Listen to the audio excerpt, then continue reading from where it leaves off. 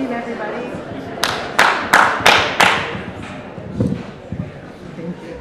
Good evening. Welcome to the Planning Commission. It's 6 o'clock, and I call this meeting to order, and we're going to start with the Pledge of Allegiance. If you join me standing and saying the Pledge of Allegiance. To the flag of the United States of America and to the republic for which it stands, one nation, under God, indivisible, with liberty and justice for all.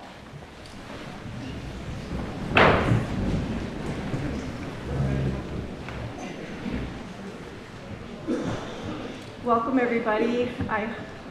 We don't typically see this many people at a meeting, so I just want to introduce myself. My name is Patty Howes. I'm the chair of the Planning Commission. We have Dave Rasmussen, Tyler Strange, Travis Chellis, and Richard Frisky, and we are the Banks Township Planning Commission. I'd like to start by reading our mission.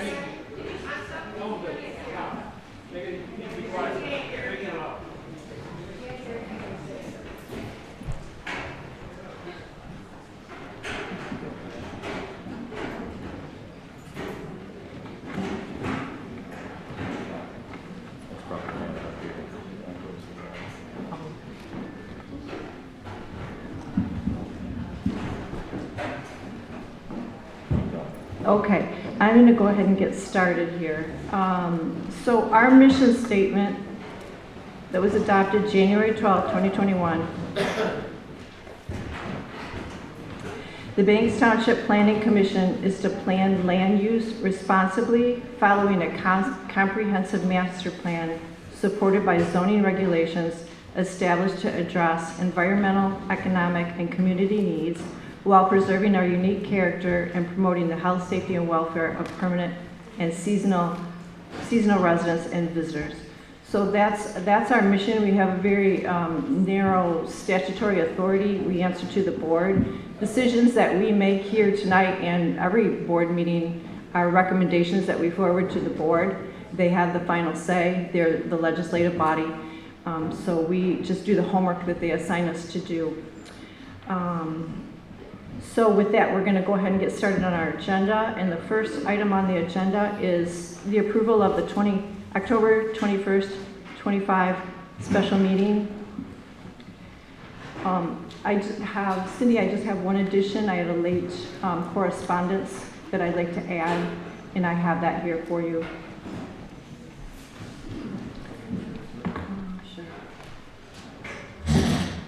Were there any other additions or corrections to the minutes? Okay, with that, I would take a motion to accept the minutes as presented. Motion by Travis, second. I'll second. Tyler, second.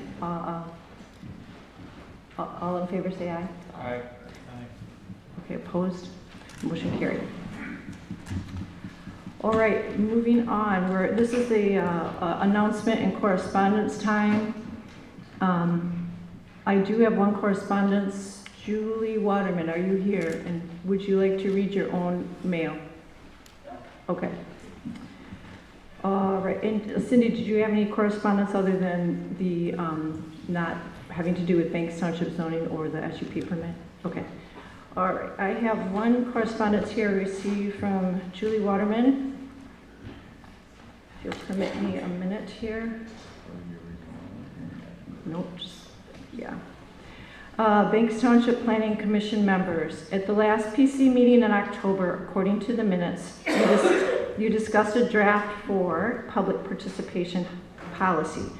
However, somewhere I missed seeing a copy of the draft you discussed, and I failed to find one now after your vote. Then a motion was made, supported, and voted to amend the bylaws of the Banks Township Planning Commission to reflect that persons who want to speak during public comments shall be limited to 3 minutes. The motion passed.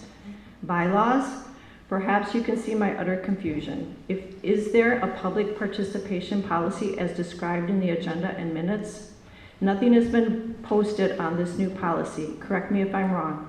Perhaps you have a policy and you have not shared it with the public yet.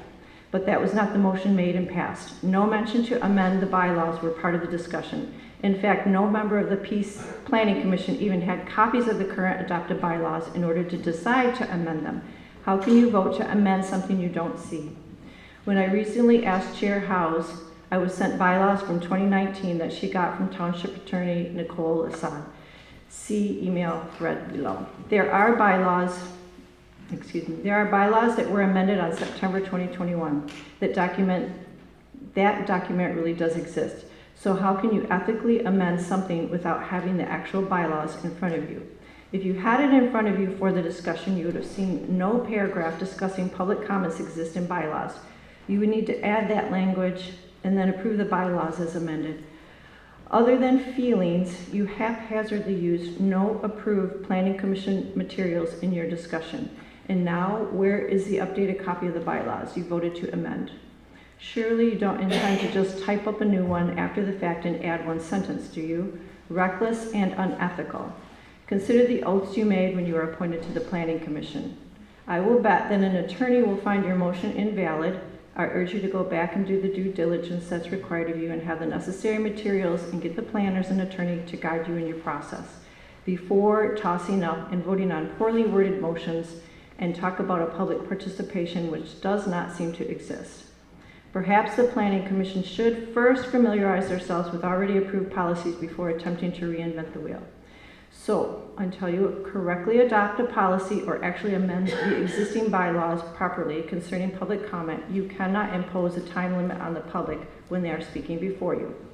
Open Act Meetings 267 of 1976, 15.263, Section 5 states, a person shall be permitted to address a meeting of public body under the rules established and recorded by the public body. The legislator or a house of the legislature may provide a rule that the right to address may be limited to the prescribed times at the hearing committee only. Absent a policy being recorded, you cannot limit the public's comments. Tonight, at any other time, until you lawfully adopt a policy or indeed amend the PC bylaws through proper procedure to do such. If you attempt to do so tonight, you will force the public to hold this township accountable for violating the Opens Meeting Act by reporting it to the Attorney General's office for review. Thank you, Julie Waterman. I just want to clarify that we are within our right. The bylaws state that we can amend at any meeting by a majority vote of the Planning Commission, and that's what happened. The Planning Commission motion is sufficient as it was discussed, established, and marked down in the minutes recorded. So the 3-minute rule currently is in effect and was adopted in compliance with the Opens Meetings Act. Okay.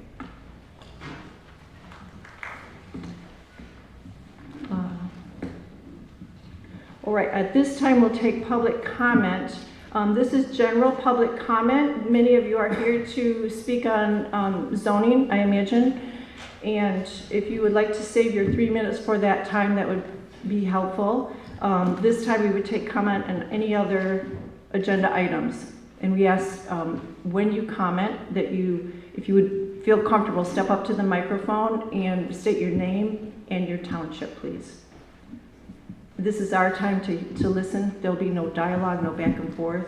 We just listen to what you have to say.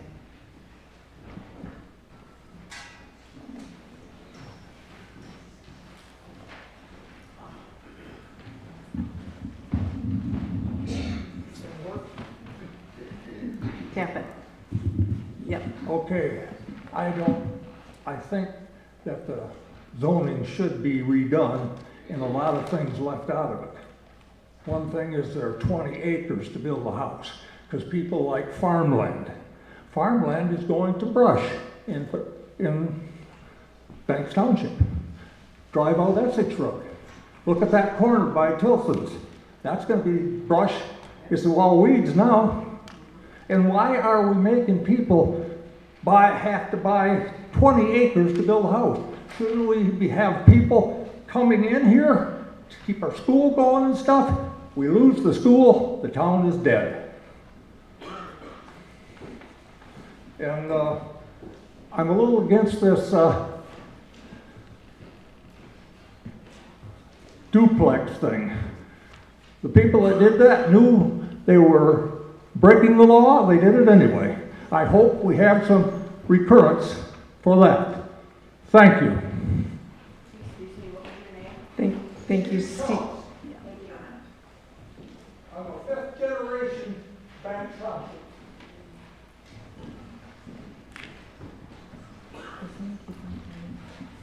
Hello, my name is Laura Reed Edwards, and I'm speaking on behalf of my husband Phil Edwards and myself. We live on Church Road, Ellsworth, Michigan. I did send a letter today. Apparently it did not get through, so I will read it. We emphatically want to state we support keeping the zoning laws that are established in our township. As we have communicated numerous times in the past years, zoning protects our community. Local zoning laws are beneficial to our rural communities in many ways. They protect our property values, protect our environment, protect our health and public safety, as well as preserving our community character. Again, we are revisiting this issue due to the financial benefit for a few individuals. In the past, it was a professional motocross track in clear violation of agricultural zoning laws.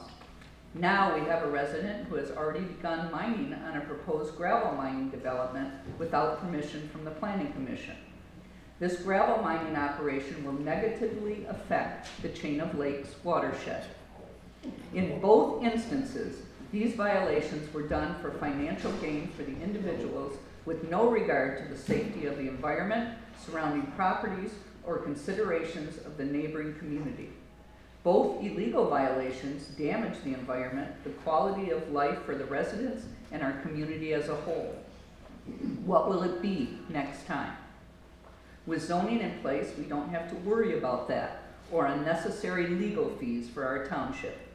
It is time for our zoning laws to be upheld and protected so we can live in the peaceful beauty that we call home. Thank you very much. Here is a copy of my letter. We did get that.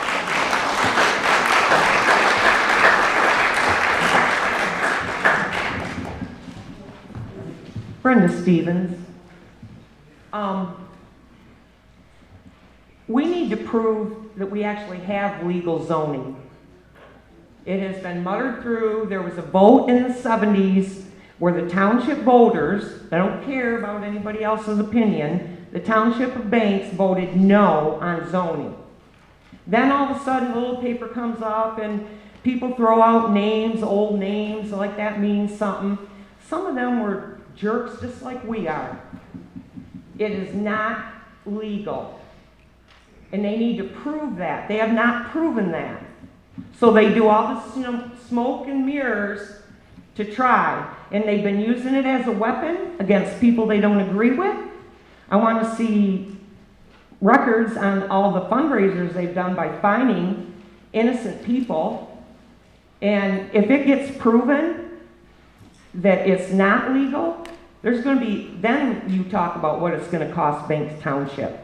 Because all the people that they fined and held up from them making money, you want economic growth, no, you cut it off at the throat because you don't like them.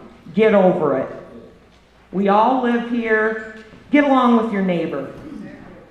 It's just ridiculous the way everyone's behaving, and all the people we're going to have to listen to tonight talk about their water. My grandpa said if you don't like tractors, cow poop, dump trucks, and gravel pits, you shouldn't live in Banks Township, because that's all we got, other than the co-op.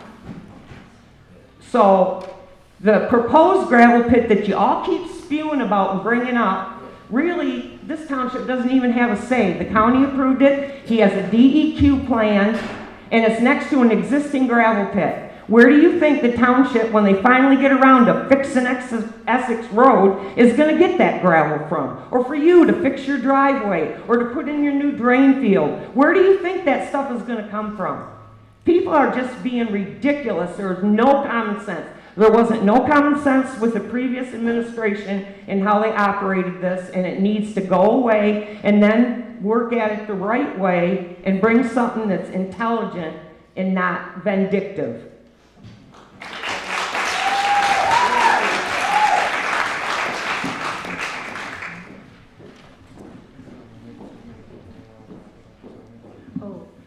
excuse me, I just want to make sure, is this about zoning? Well, yeah, we seem to be in that conversation. Okay, no, I want to limit this public comment to agenda items. If you want to speak on zoning, would you please wait till the public hearing? We'll take your comment at that time. With those previous comments about zoning. You're right, and I should have cut them off, my bad. That's my fault. Okay. It is tangentially related.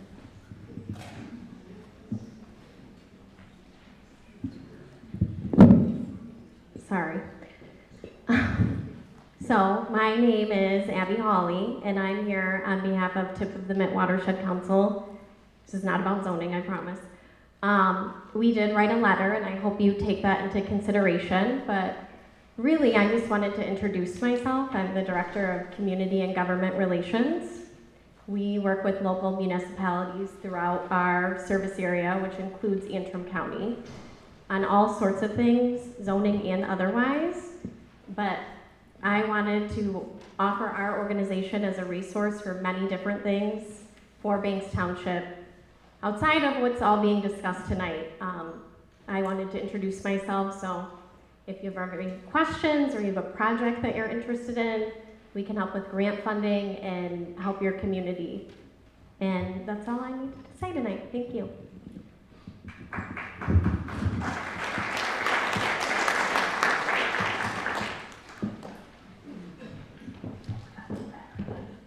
Good evening, Rob Essenberg. Mine's a little convoluted, so I hope it fits here. Rob Essenberg, Banks Township residents. Again, thank you for giving your time, talents, energy, and thoughtfulness in serving our community.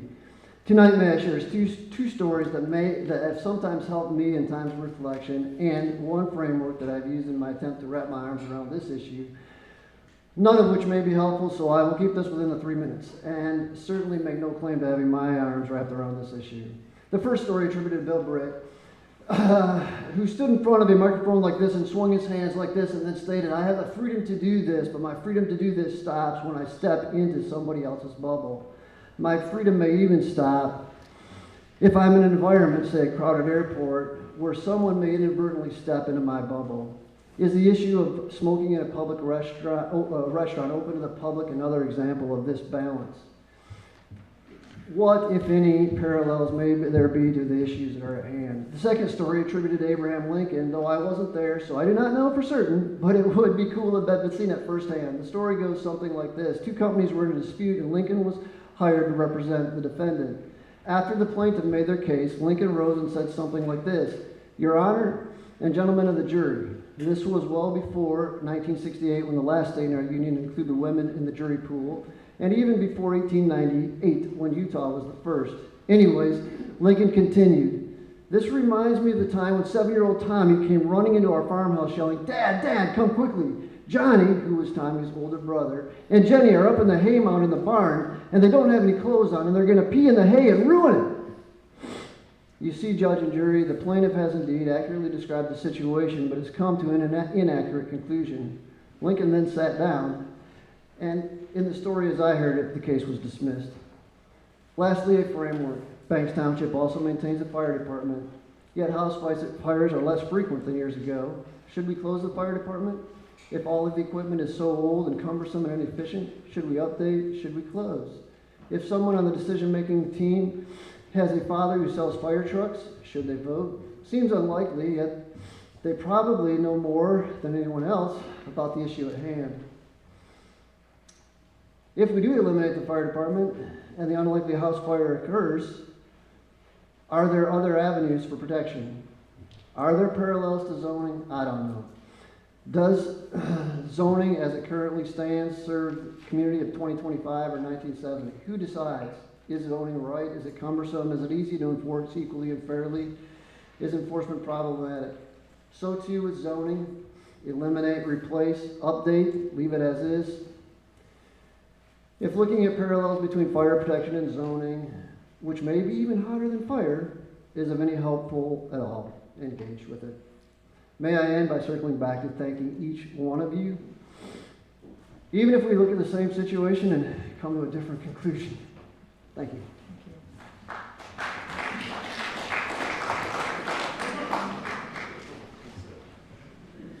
Okay, public comments on agenda items. You also have a time at the end of the meeting to make public comments. Thank you. Good evening. My name is Martha Kern Beaupre. My husband David and I own and occupy a home on North Brinkers Road in Banks Township. I'm here tonight to speak against repealing your zoning ordinance. Okay, I'm going to stop you. I'm going to ask you to have a seat right there, and I'll let you be first in line. Okay? Anybody else before we move on to the agenda? You already went, Steve. No. Okay, we're going to switch around here, and we're going to start our public hearing for rezoning and do the special use permit second. So, it is 6:21. Let the record show our public hearing is now open. I have a few things to read.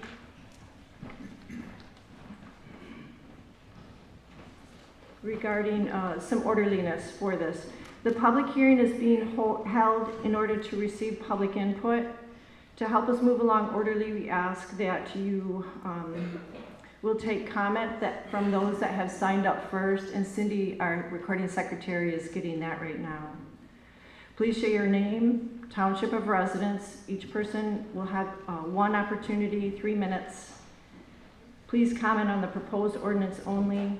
General public comment time for other items will be provided at the end of the Planning Commission meeting. This is an opportunity for you to speak, us to listen. There's not going to be any dialogue, and we ask that you be respectful. All right, so our first public hearing has to do with the repeal zoning. Most of you know on September 22nd, the Township Board voted to repeal zoning in a 3-2 decision. The next step in this process calls for a public hearing, which brings us to this moment in time. At the end of the public hearing, I'll close it, we'll deliberate, we'll make a decision, we forward that decision to the Township Board. And I am going to introduce Nicole Assad, our Township Council at this time, to give an overview and summarize. What would you like to do? You kind of have a soft voice. It will come out. Hi everybody, I'm Nicole Essed, Township Attorney. This is a public hearing for the repeal of zoning. Just like in the normal zoning amendment, we have to go through the public hearing process.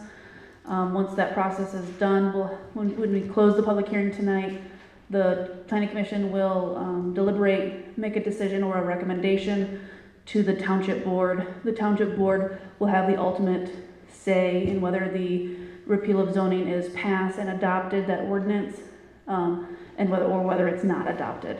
Okay, so this is kind of a information gathering, public input gathering session for the public hearing under statute that needs to happen. I believe we will be kind of bifurcating the public comment into those first that are going to be supporting the repeal, and then after everyone who wants to support has had a chance to speak, those that oppose the repeal will be able to speak, and so that way it keeps them kind of organized. That can kind of keep the minutes organized, so we know where everyone is standing and what the public is trying to tell the Planning Commission.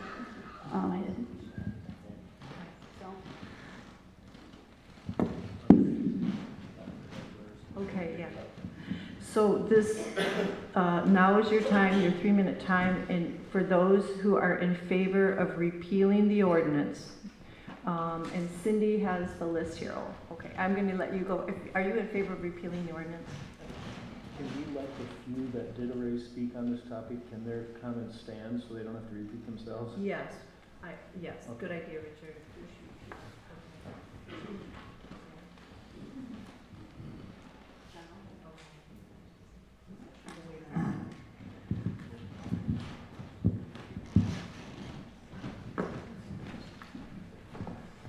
So those that are in favor of repealing zoning, I told you, are you in favor of repealing? I'm opposed to. Okay, you'll be first when we get to that section. All right, we have Ken, is that Grozier? Probably. It Yeah, Georgia. Not that back. Is Ken Grozier here? is. Yes. Would you signed up to speak, would you like to speak? Sure. Okay.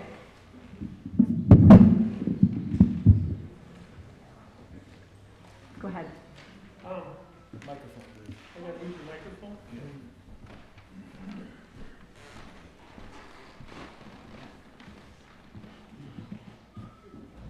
I hear a lot and see a lot on the worldwide Facebook. Can you hear me now? Step closer. Great. How about now? Yep. I hear a lot about this new gravel pit we have open. I'm sure if we had a gravel pit open that wasn't in concurrence with your guys' rules, you'd have done something about it by now, wouldn't you? Just saying, because there's a lot of people out there with misinformation on this subject. As far as zoning goes, you got us choked out so bad, you can't hardly do anything. And it's supposed to be our property if we pay our taxes, to do as we please, pretty much.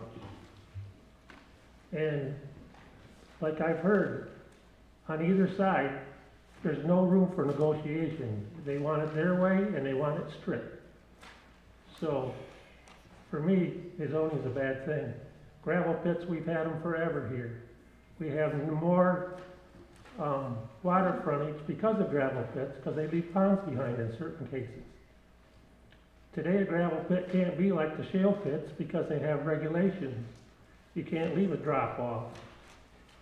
Housing, we need all the housing we can get. I don't know why we get so strict on all this stuff. It's crazy. But that's just my opinion. Thank you. Thanks, Kenny. Patricia. Next up would be Patricia Wiltsey. Ellsworth.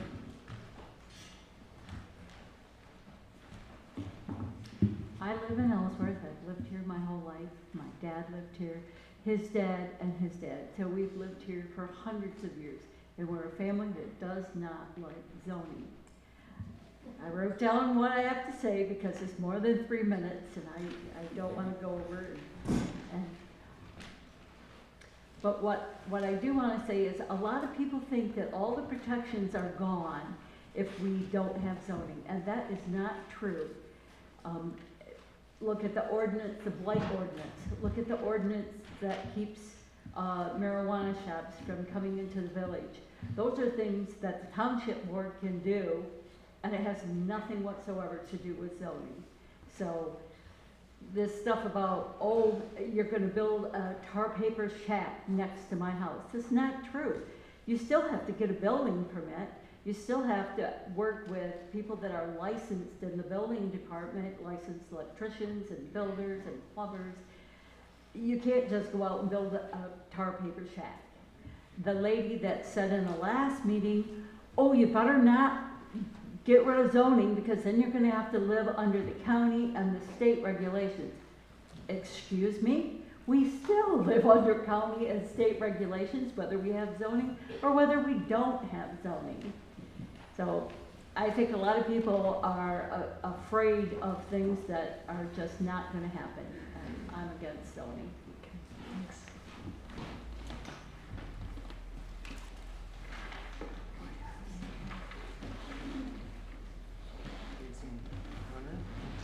Is there Jason Gunner, Jim Gunner, Jason Gunner,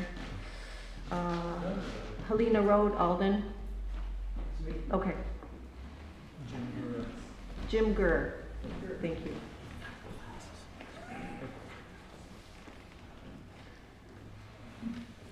Commissioners, Board of Trustees, I suspect is here. My name is Jim Gurr. My home is in Alden, where my family's been living for 150 years. half of that time, my family's had a holding in Banks Township. Many of you pass it unassumingly several times, certainly during the summer when you go to Banks Township Park. We own everything north of the road when you go down to the Township Park on the bay. Originally from my aunt and uncle, then to my father, now it's my brothers. Planning and zoning is a passion with me, it's a passion with my family.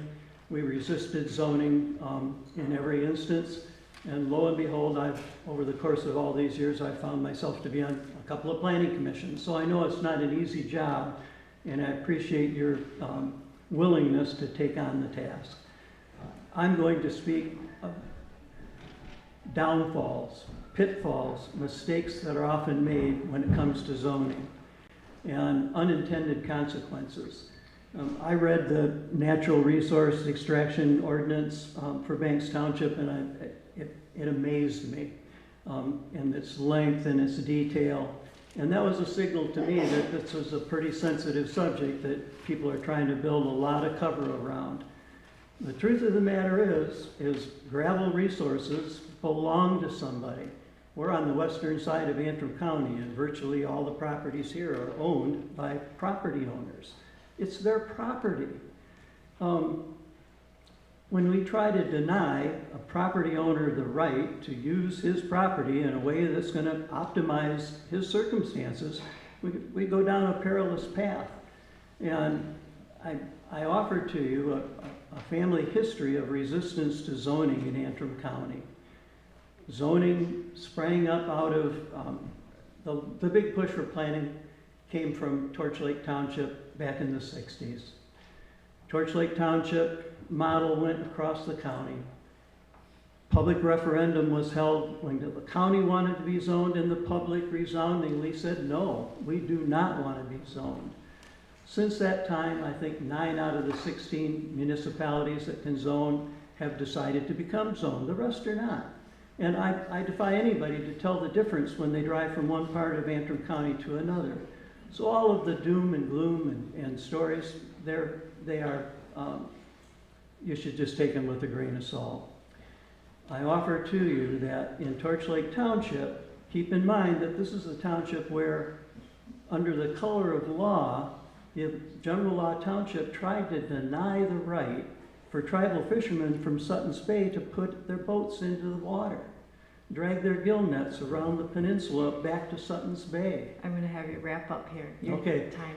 The truth of the matter is no one would have anticipated at the time what it would mean to deny that right. Consider unintended consequences. Thank you, Jim. All right, next we have Brenda Stevens, who spoke against zoning. Steve Chellis. I believe it's Ashley Potter. Is there Ashley Potter here? She just texted me, she got stage fright. Okay. Does anyone, okay, we'll let that go. Monica DeYoung.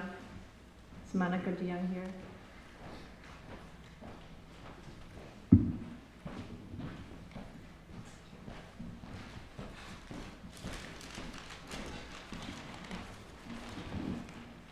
There's a lot of emotions surrounding this issue, as I'm sure you all can see.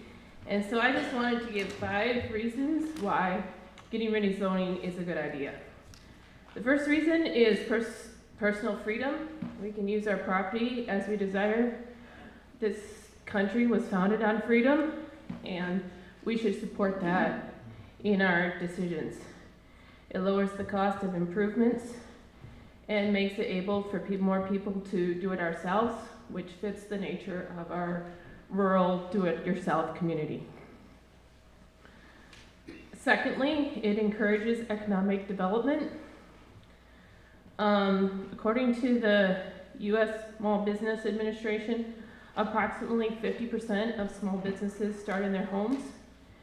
And when we create extensive permitting processes and fees, those all create barriers to entry that make it harder for small businesses to get started.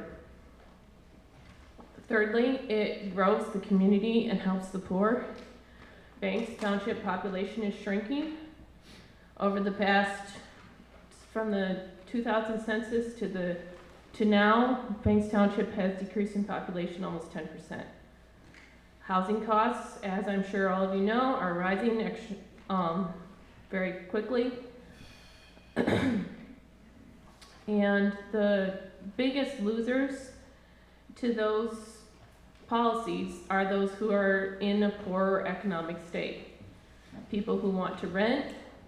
If you remove zoning and allow multi-family dwellings, that makes housing much more available to those who need to rent or need to live in a smaller location for a period of time.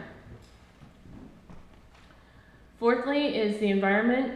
Many people are concerned about the environment here in Banks Township, and by removing zoning regulations, it makes it so that houses can be grouped closer together if property owners so desire, and then they can, people are less dependent on vehicle traffic. Businesses can develop within communities so that they can be side by side. People can walk to businesses instead of having to drive everywhere. And that helps the environment and makes it so that people can make more efficient use of the property that they have. The fifth reason is enforcement winners and losers that are created by the zoning process. Whenever government and enforcement by government officials are involved, zoning rules are not applied fairly. And often the most affected by the zoning laws are those low in income, renters, and marginalized, which have the least voice. So those who are most affected have the least voice to say what is going on. So, Thank you, Monica. Can you wrap up? yes. Okay. So just bottom line, zoning inhibits freedom, which leads to poverty. Removing zoning and allowing business to increase, property values will rise, people will be attracted to the area, and those struggling economically will have more opportunities. Thank you.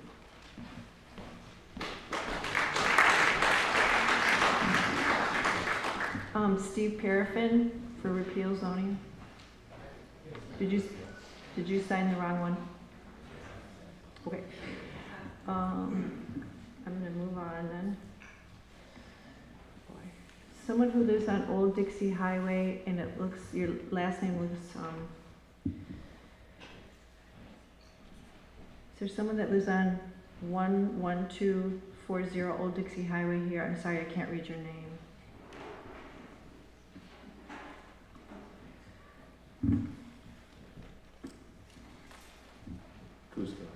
Kuska?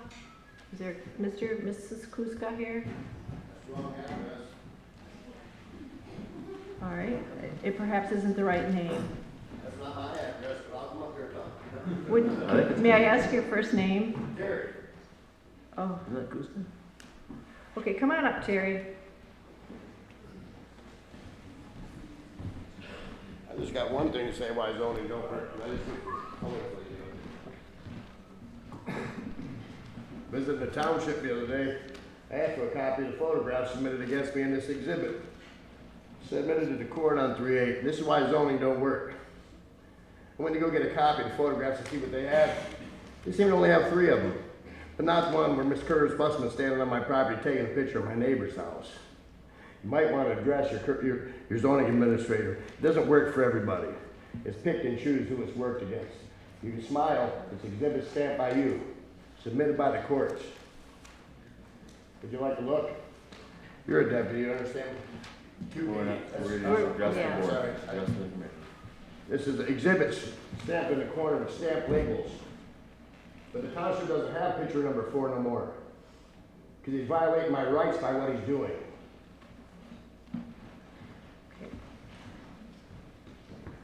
Thank you. There's someone else that lives on 6 Mile Lake. I can't begin to read your writing. 9448, I believe, 6 Mile Lake for repeal zoning. Okay, and I'm going to move on. Annie Anderson. Are you here, Ann?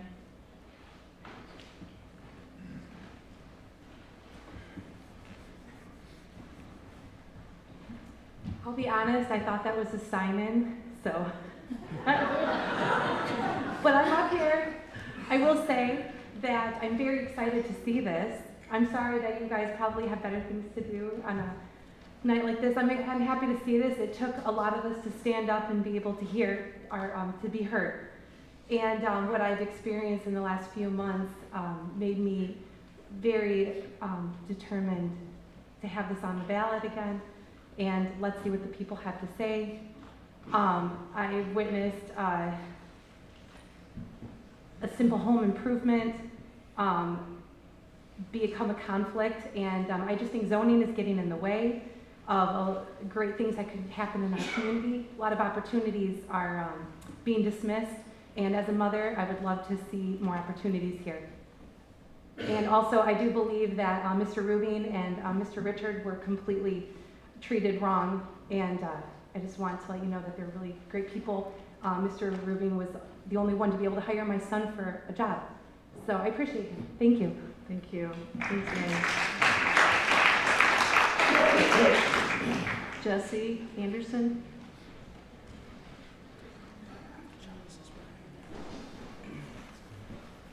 Jesse Anderson, Banks Township. I think we look at all the people here and look what got us here. We went out and got 200 signatures of people that are in our township. Not from other ones, not from other states, not from other counties, from our township themselves.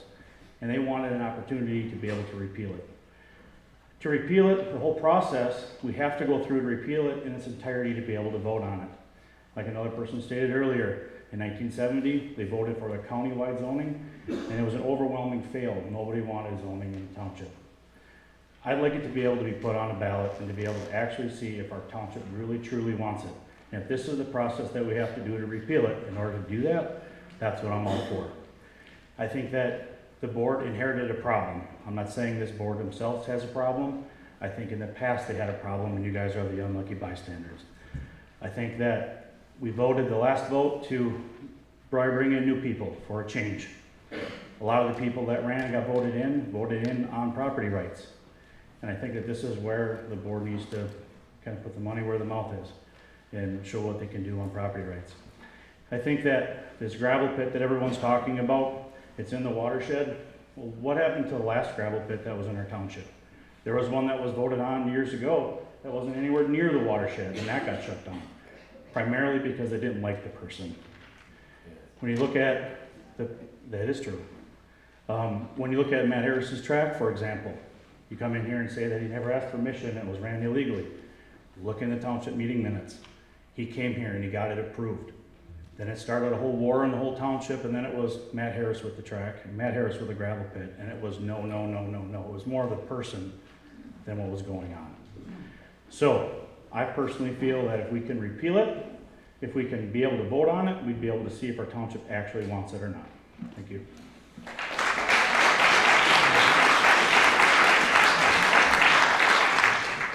Okay, the last one I have on the list, and then we'll open it up to anyone else who would like to speak against, to repeal zoning. Michelle, and Dr. Rowe, is there a Michelle?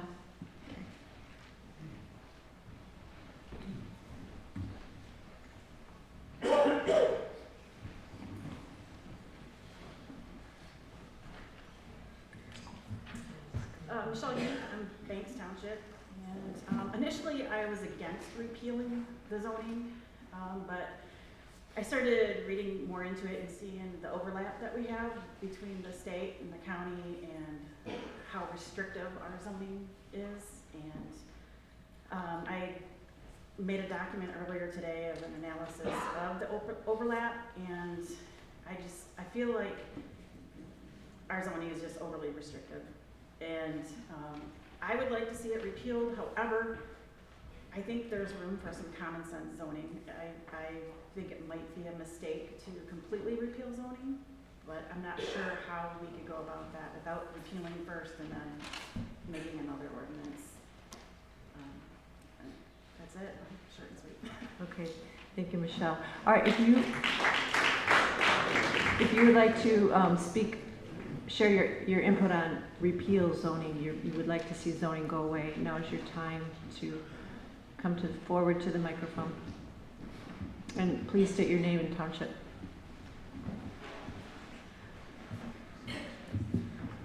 Rich Frisky. I didn't get my name on the sheet. My flapper's a little messed up right now, so. I'm third generation here in Banks Township. I really love this area. It's home, and hope that it will be for my kids too. I've got 3 children. And as many of you know, it's not real easy to make a living in a rural area like this. The opportunity for jobs that pay well are slim. Some of us have businesses, farms, and other things that we do. And between federal restrictions and state restrictions, there's already an endless myriad of rules and regulations that we have to follow to run our companies. Insane amounts of taxes are paid on our properties. And then to have, in a small little hometown type community like this, like a 90-page document further restricting how we use our property every day is ridiculous. So I'm highly in support of repealing zoning. I wholeheartedly agree with what Jesse said, spot on.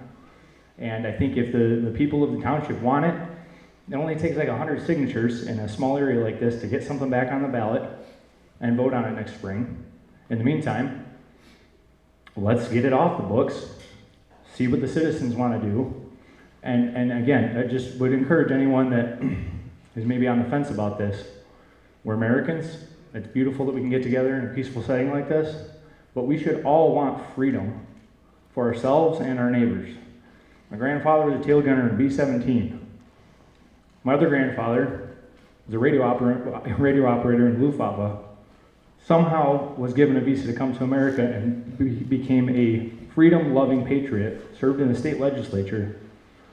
People that went through those things, and some of you in this room no doubt were part of that era, sacrificed so much for freedom on other continents. Let's not give it up here at home. Thank you.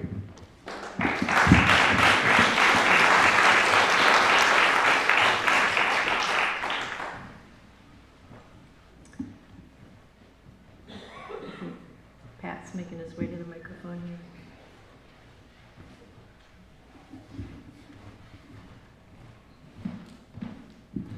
Good evening, Pat McCann, Banks Township. So I'm against zoning. It's too oppressive. The laws that we have, the rules that we now have to follow, don't allow a landowner to do anything without permission from the local government. You know, for instance, I just went through a setback issue. Setback being that there's a chunk of my property that I'm not allowed to do anything in unless I get some sort of variance from the local government. And researching these setbacks, I found out that my home is in the setback. So to do any work on a section of my house, I have to go to the local government to get permission. That's ridiculous, you guys. There needs to be a change. 93 amendments to the zoning rules. How many of them have been to loosen the laws? Probably none. So, thank you. Get rid of it. Thank you.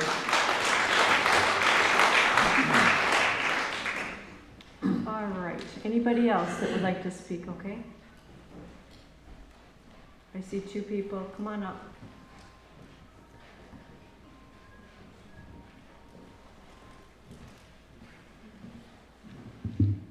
Evening all. Luke Borgling, Banks Township.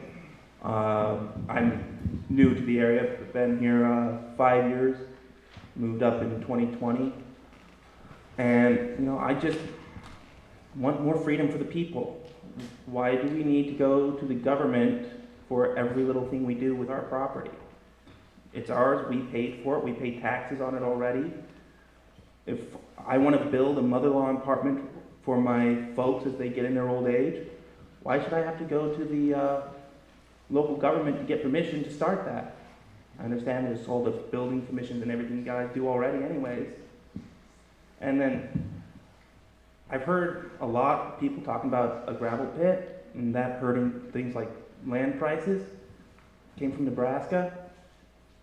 Gravel pit lowers your prices for a while, but then, at least in Nebraska, the gravel pits flood and create lakefront property, and the property value skyrockets. So that whole thing just makes very little sense to me. And When you open up, get rid of zoning, you open up what the land can be used for without having to go that extra step. Again, you're gonna, I would think, raise the value of your land, because now that piece of ground that was zoned agriculture, somebody wants to build a house on it, they're gonna bid on it. Somebody wants to build a shed for their construction company, they're gonna bid on it. You got 3 different people, farmers, construction, and home builders, all bidding on the same piece of land. Simple economics, that's gonna drive the prices up. So get rid of zoning, and you're gonna improve your property value. Thank you.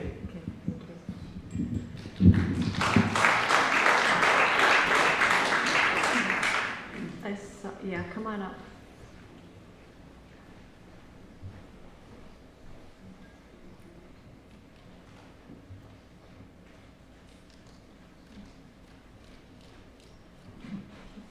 Hello, Mariah Koska. I'm just amazed. Wow, all of our neighbors. Good job, guys. Good job. I am clearly opposed to zoning. My biggest complaint is that it is complaint-based. So if your neighbor doesn't like you, him and all of his buddies can call and email and have an attorney call and email and until you get harassed. If they have nothing better to do, if they're retired, they can just keep calling and emailing and it doesn't matter, they're gonna show up. And they're, you know, it is what it is, they have to, I get it. But how many times do I have to have an inspection on my property before I say enough is enough? If he doesn't like it, have him build a fence, right? How hard is this? These are our neighbors, these are our friends, right, and family. My maiden name is Watros. My family's been here for generations too. Generations and generations. We love it here. I remember downtown Ellsworth when I was a little girl, we could go into Shook's grocery store and get penny candy, right? We could walk to the post office. We could, you know, my grandma lived right behind in that little greenhouse behind the funeral home. And I spent all of my summers here. We could walk to the beach. We had friends. It was so much bigger then. And I don't know, I guess when zoning came about, but I definitely think it's had something to do with this town. Thank you. Thank you.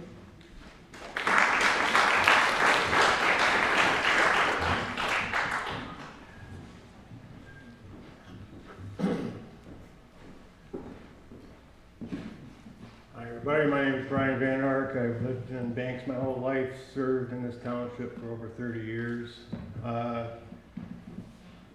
When this township started with zoning, it was just a few little documents. Now it's 90 plus pages of stuff that, until I sat down and read it, when all this started, I could not believe the silliness of the stuff that they care about now. Now I see there's an amendment in there maybe talking about swimming pools. That you gotta get a permit to get a swimming pool.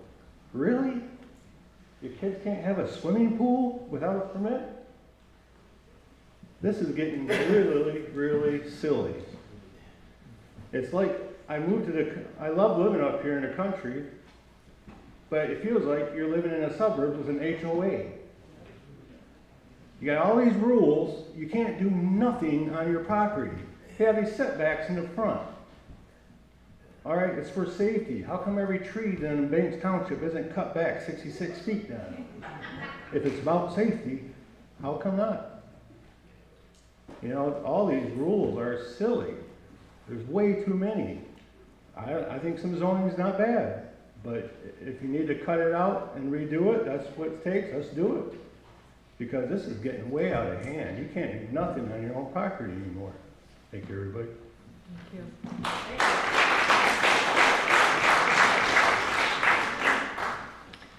All right, anybody else that would like to, that's in favor? Okay, come on up.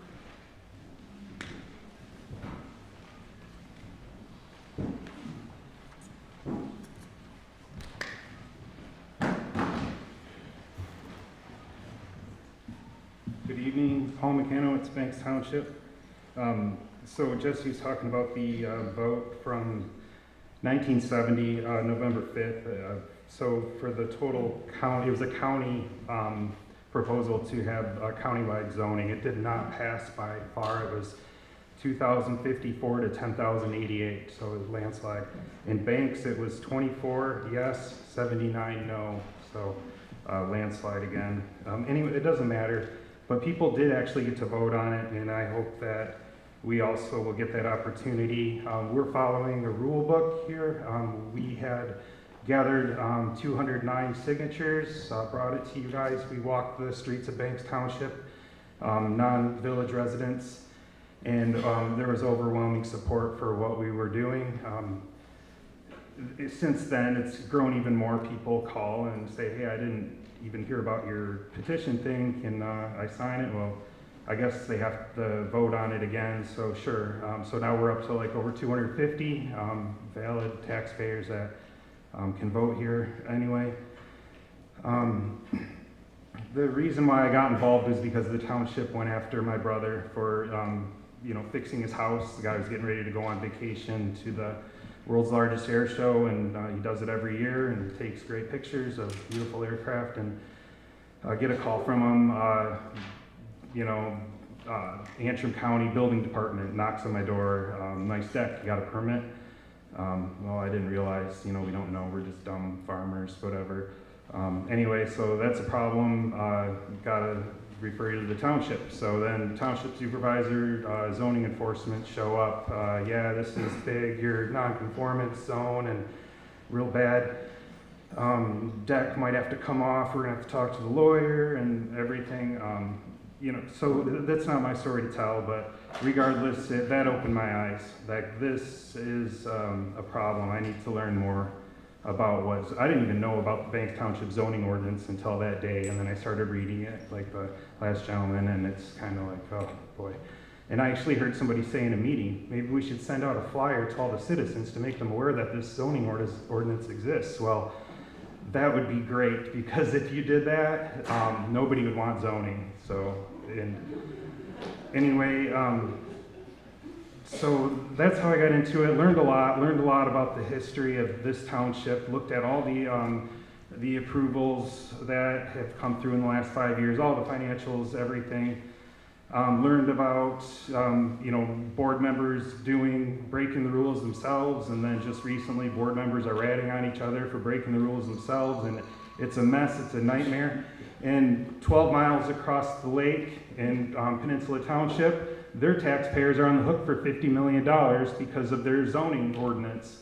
Don't believe me, read all about it, but I've been following that. If that happened to us, that would be devastating. Thank you, Trav. Yep. Thank you. Okay.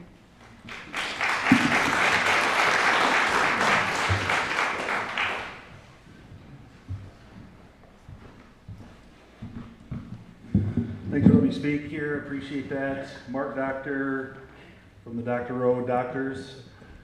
I live in Caledonia, down in Grand Rapids, but this Banks Township has been my home more than anything my whole life, from working at Friskies when I was a teenager to owning a home in the city of Village of Ellsworth. I have a farm in Banks Township. Let's start over with a new, get rid of the old, make some common sense. And there's room for both, but it definitely appears that the old needs to go. Thank you.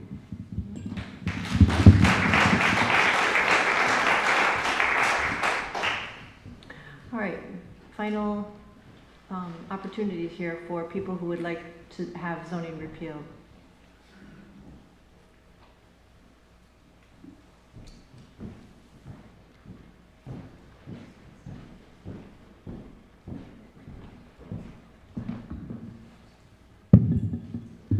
My name is Dalton Koska. I live in Banks Township. I am 20 years old, and I'd just like to state to all of my friends and neighbors here, well, hopefully neighbors at least, this issue with Banks Township has been ongoing, and I believe that there's something to be said with everybody here today and how far this has come. There's a reason that the residents of Banks Township feel so strongly about removing zoning, That's because those of us that live here have felt its tyrannical, issues with it. I didn't come up here with a note, so I'm sort of freehanding here, so. I'd like to finish it with,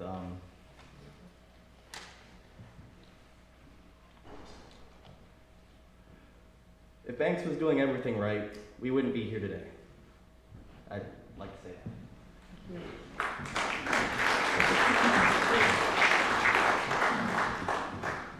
All right, last call. Anybody else?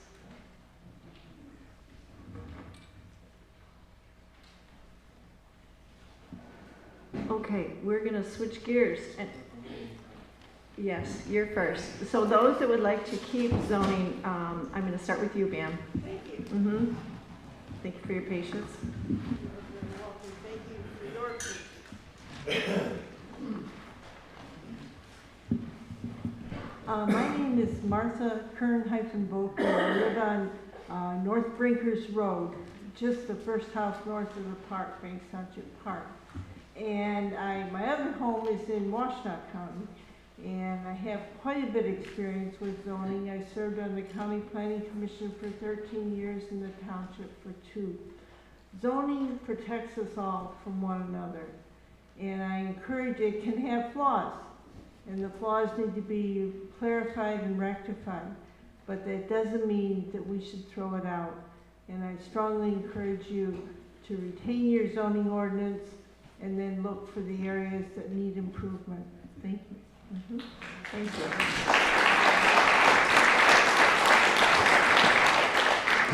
Dave Draper, and then Hannah York, you're on deck. Dave Draper. Good evening. I'm the new guy here, along with my wife. We've only been here 34 years. So, but I want to say that we moved here for one primary reason. That was the freedom to have the property that we have and develop a lifestyle in a smaller community, which I have found in my life at least, is a more structured, harmonious way of living your life. I like to think that's what we've tried to do. We brought a little bit different perspective, or at least I do, in that I come from the business world downstate. I've had as many as 1,200 employees working for me at one time. That was enough. We did establish a business over in Atwood, and we currently provide 27 families employment. So without being a farmer, which I am part-time, we think we contribute to the area, and we offer well-paid jobs to a number of people who live locally. I do see the problems with housing, particularly with young people trying to get them to work and have a place to live and build a family. And I will say that I have not read the full document of all the zoning laws, but I think common sense zoning is essential. And I do think that the old adage of it's not the plan that fails, it's those who fail to plan that have the problem. We don't want to get ourselves into that situation. Abolishing the zoning laws, carte blanche, to me, is an extremely risky situation. Revising the zoning laws, doing a study, a plan to make them more equitable and more common sense to all of those who live here is a path forward. Thank you. Thank you.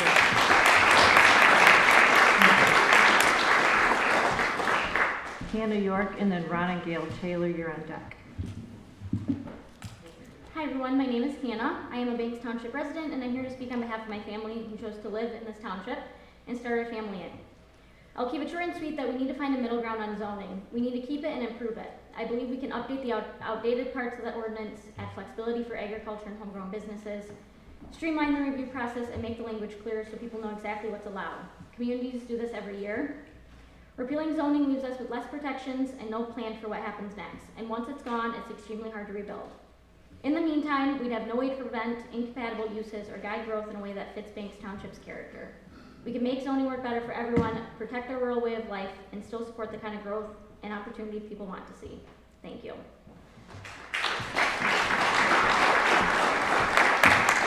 Ronnie Gail Taylor. And then Kathy Russell, you're on deck, followed by Robert Russell. I thought it was the sign-up sheet too, but I'm just an old English teacher and I'm not from here. My husband is, and I just know that no man or woman is an island. And so freedom for all of us is important, not just one or two people who happen to speak the loudest, have the most money, have the whatever. No man is an island. We all have to work together. So, thank you very much. Thank you. Excuse me, could I ask you, are you Gail? Gail Taylor? Yes. Okay, yeah, Gail Taylor. Kathy Russell, followed by Robert Russell. Kathy Russell, I've lived in Banks Township my whole life. I thought an example of a zoned property or a zoned township versus an unzoned township. An unzoned township would probably be the best way to address this issue. I work in Central Lake, and it came very apparent the Dollar Generals are moving in all over. And Dollar General in Ellsworth, in a zoned community, is out by the ballpark. It's not in a residential area. It benefits the ballparks. It benefits the recycle. In Central Lake Township, because they have no zoning, it butts up to a older person's house that didn't have a say in where Dollar General went. That lady is elderly, Mrs. Price. She has to put up with Dollar General trucks coming in and out, delivering their product to the Dollar General, which is very busy in our area. She doesn't have a say. She has a beautiful lot that now is not worth probably half of what it was before Dollar General went in. This needs to be thought about very, very carefully. Thank you.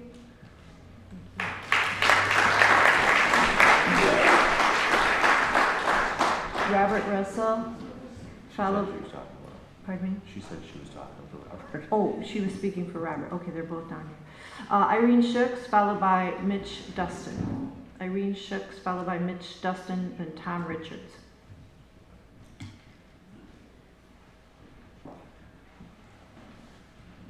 I worked with the Planning Commission for many, many years. I know how hard and how much research all the members of the Planning Commission did for the zoning ordinance. I saw the need for it, and I just want to thank them for what I learned along the way, and I thank you for your dedication, because the check that you get for being at these meetings does not pay for what you have to do. You give a service to this community, and I thank you for that. Thank you.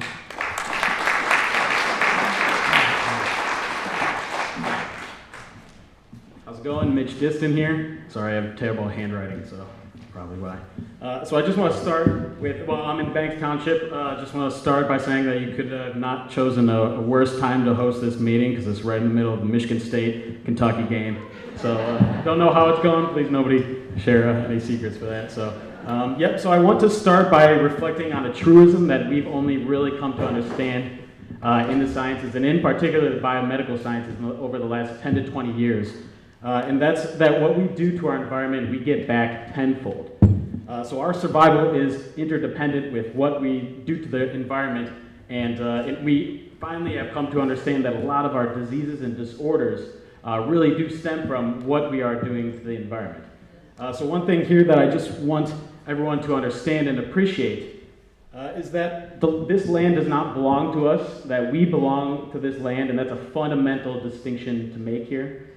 So the reason how we know this is that there are actually hunter-gathering communities alive today who don't have any incidences of cancer because they live close to the nature. They don't pollute their waterways. They don't destroy their nature.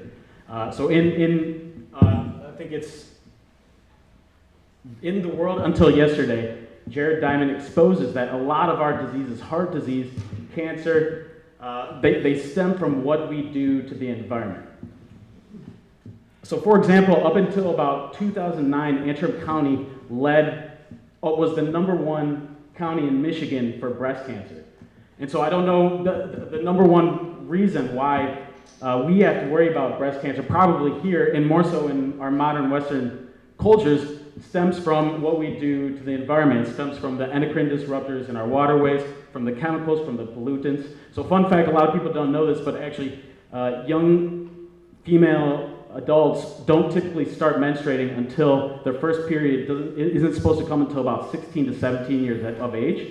Whereas in our culture, it happens about 2 to 3 years earlier because of all this stuff in our foods and our waterways. So this is why we have to watch out. Because the more ovulatory cycles that we have in our lifetime, that contributes to the hormonal fluctuations, then that increases our risk for breast cancer later on. So these things are all interconnected. And funnily enough, who has the lowest rates of cancer in all of our society here? It's the Amish, because they live close to the land, they don't pollute their waterways. So I just want to end here by saying that I've been studying this for about 15 to 20 years professionally. I'm here in the community, whether you like me or want me here or not. I can be a tremendous resource. I want to help this community. I have no agenda. I really just want to build a healthier community here. So I want to end here with a Bible verse from 1 Timothy 6:10, that for the love of money is the root of all kinds of evil, and some people craving money have wandered from the true faith and pierced themselves with many sorrows. So I'd like to thank Mr. Rubin for the Bible he lent me here. Thanks, Mitch. Tom Richards.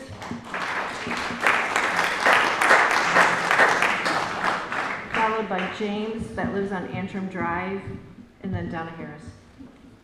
Thank you. I'm Tom Richards. When we bought property for our retirement home in Banks Township, it was something we never would have done if we thought the township might be considering what we're discussing tonight. Some questions for the Planning Commission and our Township Board. Is our entire zoning ordinance really broken, or just a few elements of it? Wouldn't we be better off amending the problem sections rather than having no rules whatsoever? Does the character of Banks Township matter to just a few of us? What will your next door neighbor be able to build right at the edge of your shared lot line or at the very edge of the road right away? Could they build a mobile home park, a shooting range, an industrial-sized pole building, a scrap metal salvage yard, a liquor store, a cell phone tower, or acres of towering wind turbines, an adult entertainment nightclub, a cannabis store? What would prevent any of those things without zoning? If we trash all zoning regulations, what will keep your next door neighbor from doing any of these things? Who would be interested in owning property in our township if they knew that any or all of these things could happen on the property right next door? How could these things impact our quality of life? What about the value of your property? You know, those values that the township depends upon for property tax revenues that support our community fire, police, and other services. What will be the impact to school funding? When some people aren't allowed to do exactly what they want, are we going to totally cave in and open ourselves up to the predictable chaos of throwing out all the rules? Are we going to work on making sure that the rules are reasonable, appropriate, and fair? Who do you think your neighbors, the voters, will forget? Do you think your neighbors will forget who it was that pushed for and enabled this kind of radical backward step? Can we expect anything other than ugly neighbor against neighbor free-for-all of all property conflicts? When township residents inevitably realize how zoning repeal has harmed them, have you thought about the amount of work and expense it'll take just to put the genie back in the bottle? Do you think we can spend some time to see about some reasonable changes in our code rather than blowing it up? Don't you owe it to the people that you represent to consider their needs, not just your own? Have we thought this through? Thank you, Tom.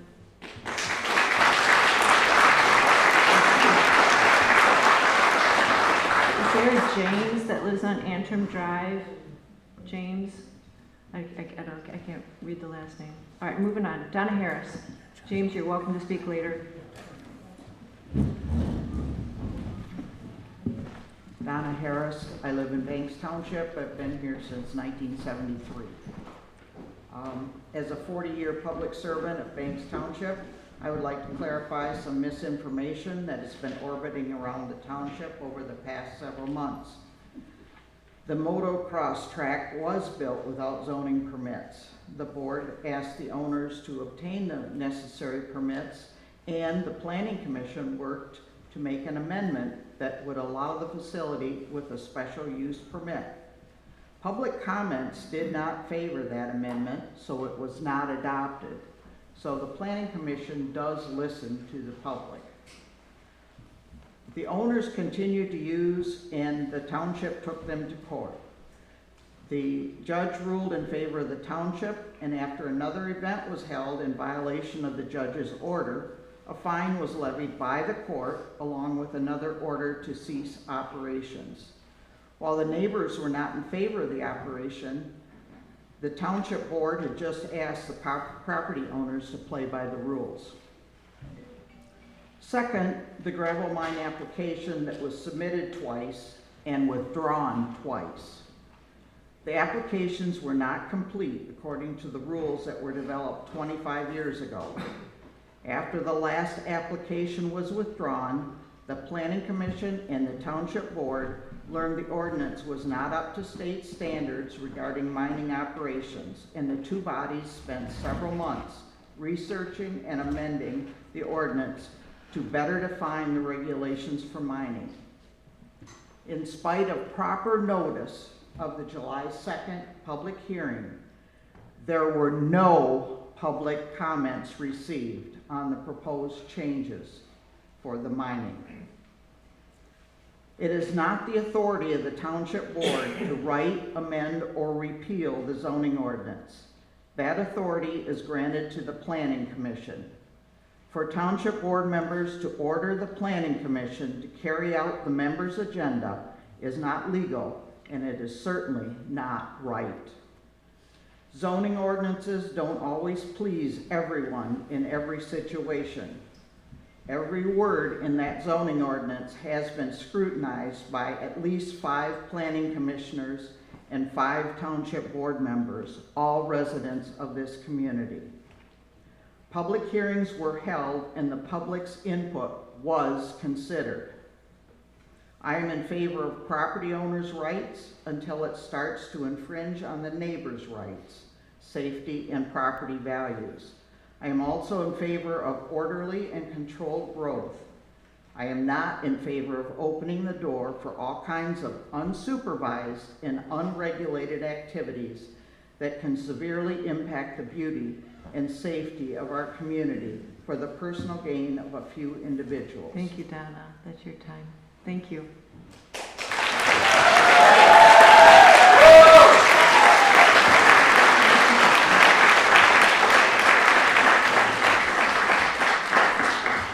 Okay, Dave Dennis, followed by Tony England, followed by Peter Rock. Is there a Dave Dennis here?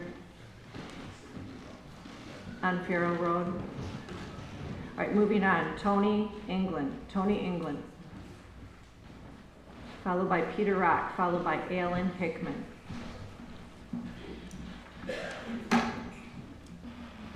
Yeah, thank you very much. And I understand that maybe some of the zoning is needs to be cleaned up. But I lived in an area down in Texas where there was no zoning. In Texas, you know, everybody's free to do whatever they have. And what we found was the people with the money abused everybody else. And in a community of homes, we had a feedlot built next to it, which essentially made the living there almost impossible. So I'm not so afraid of, you know, my neighbor putting in a swimming pool or something. I'm very much afraid of someone with enough money changing the whole environment that we live in, which we moved up here to achieve. Anyway, thank you. Thank you.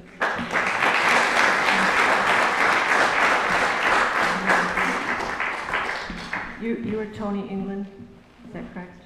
And you, oh, Peter Rock. Peter Rock. Peter Rock, Banks Township. I give up my 3 minutes for the benefit of the township. All right, Alan Hickman.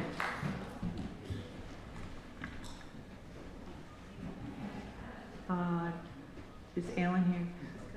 Okay.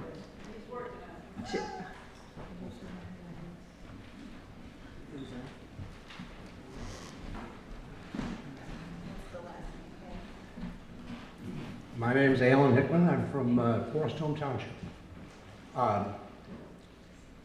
One can argue about the pros and cons of zoning. Personally, I'm pro zoning.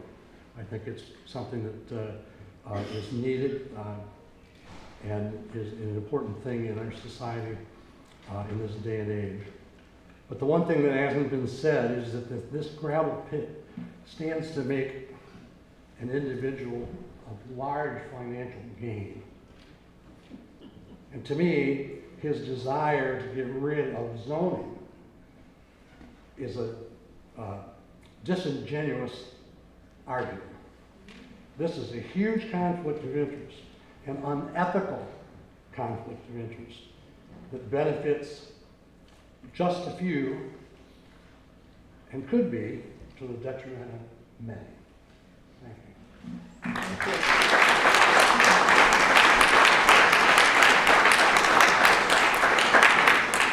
Okay, last name, someone who lives on Lakeshore Drive, I can't read your writing. First name starts with a J, last name starts with a C.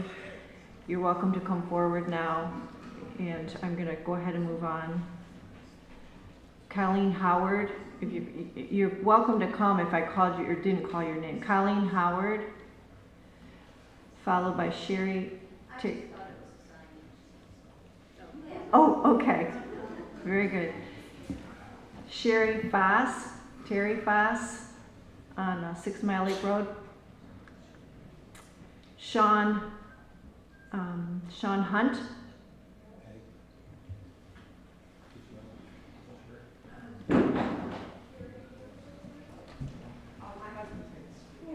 Okay, come on up, and just again state your name and address. Probably next on the list. Okay. Good evening. My name is Tim Foss. I'm a resident of South Arm Township, so I am one of your neighbors. And zoning does affect us. Zoning that you do here in Banks Township will affect all the surrounding communities as well. So I'm here to speak on behalf of an alternative that I think you've heard from a few other individuals already tonight, that rather than repealing the entire ordinance, to look at the ordinance. If there are things that are not supportive of the township board or planning commission's goals, then to make the necessary amendments to the ordinance and not simply just repeal it. I say that with over 35 years of experience in municipal government, in dealing with ordinances, dealing with issues involving zoning, planning, public works, parks, myriad of issues. So I would say don't repeal the ordinance, but instead make an amendment. Thank you. Thank you.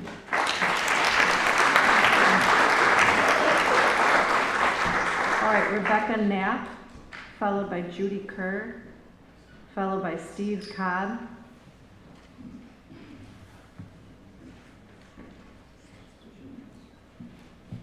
Good evening.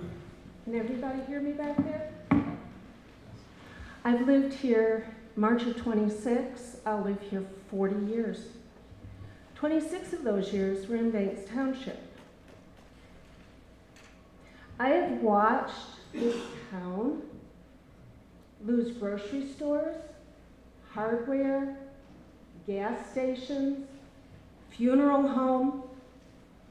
Nobody wants to put a business in where there's no zoning. You want education? You want good jobs? Do we depend on somebody to come from the Metro Detroit area and give us good paying jobs? Yes, we do, because he did it right. 8 or 9 years ago, Mr. Rubing, we found out. You're addressing the commission, not Yeah, we the can't public. address the Whatever. public. I live in South Arm Township now. 8 or 9 years ago, we suddenly found out that Mr. Rubing was trying to do a deal with Elmer's. He had property abutting the current Hersha pit. You can't legally do that. It's in 2 different counties. But he was trying to be hush-hush about it. We let our South Arm Township Board know. They went out and put the kibosh on it. They wrote letters, said, no, you cannot do that. They consulted their attorneys, you cannot do that. So 2 more times, I understand, that Mr. Rubing has tried to do this again. He has an active pit that he is mining right now without any zoning. No application of zoning whatsoever. He does what he pleases. He's a man with a lot of money, a lot of property. Those are the people who do what they want to do. Has anybody been by the Hersha pit lately? I'm half a mile from there. I listen to that all day long. It's ruining my watershed. It's ruining the property values. Do you know how many houses sold? Just get out of here. When they rev that up, we will live with the consequences. We will live with the consequences of this for decades. And you are trying to push this through, Mr. Frisky, so that you and Mr. Rubing can profit. You may no off longer it. address anyone on the board individually. This is a public comment for everyone, but this This is was not a a public comment. Time.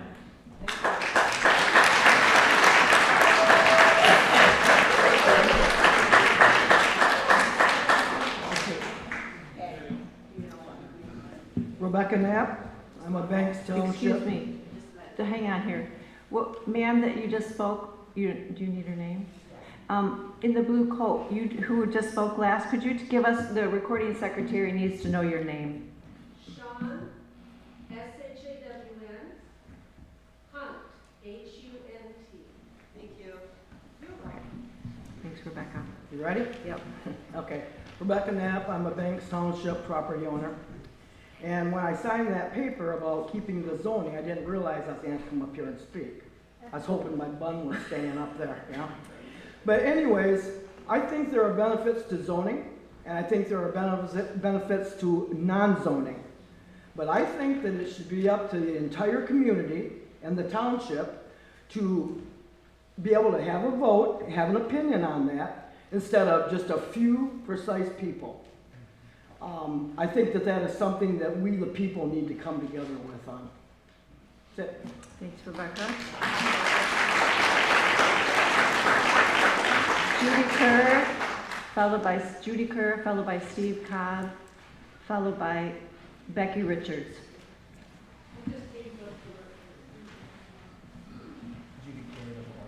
Okay, very good.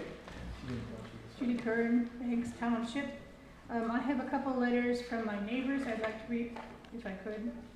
Sure. I'm sorry, can you back up? What's your name? Judy Kern. Oh, I thought it was Judy Kerr. Your sister, no. Okay, go ahead, Oh, okay. forgive me. This is from Sarah Rosso. I have recently learned Banks Township Board voted to repeal all zoning ordinances in Banks Township. I stand strongly against this plan and am firmly in support of maintaining current zoning ordinances.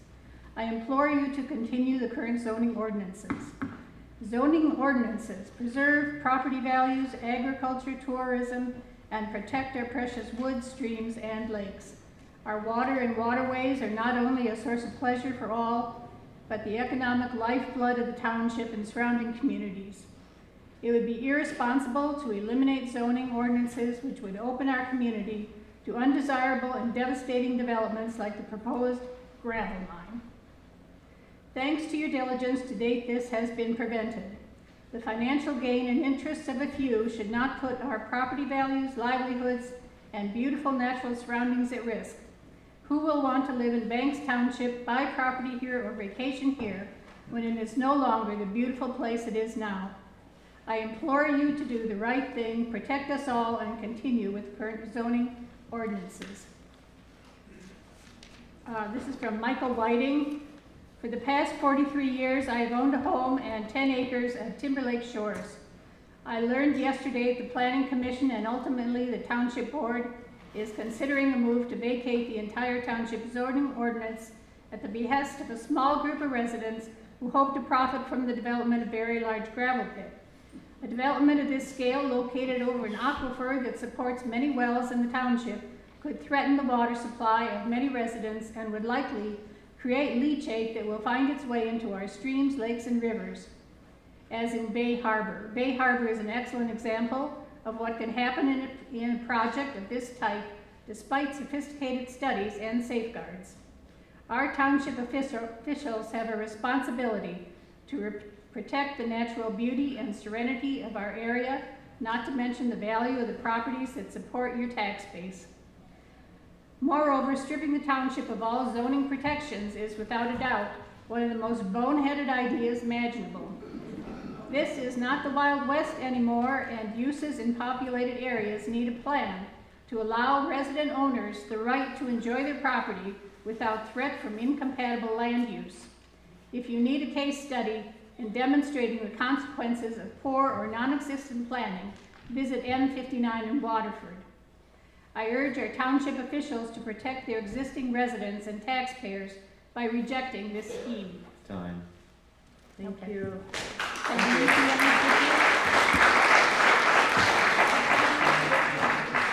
Pardon me? I'm sorry, can I leave these with you? Oh, certainly. Mm-hmm. Thank you. You bet. Steve Cobb? Hi.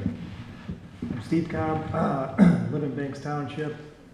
We lived here just a few years, so I didn't really understand the issue, but I understand there's a petition to get this repealed, and in my experience, I have to live with a lot of federal and state regulations myself in my job, and I understand that rules are hard to follow, but I also understand that if you have common sense in place and you have good zoning laws, that it is good for the community and it's good for growth. So I would encourage the Planning Commission to stop and think before we take the next step to make a recommendation to the board that we put some adjustments into the zoning ordinances that will help everybody. Typically in a situation like this where there's strong feelings on both sides, usually the middle ground is the best way, and I think a middle ground can be had here if the Planning Commission can make some adjustments to the zoning ordinance. I think that is probably the best route for this community. I know it'll help the community with growth, and not necessarily that we need to grow exponentially, but good growth is what is necessary here. So I would encourage the Planning Commission to make adjustments. Don't repeal this. This will take us back 100 years, and nobody wants that. So please think this through very carefully before you make a recommendation, and take the public opinion on both sides into account, but let's find a middle ground on this, please. Thank you. Thank you.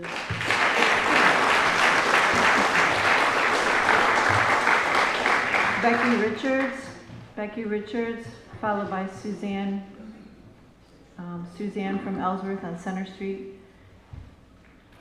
I'm Becky Richards. I'm going to pass. Okay, very good. So much has been said. Okay.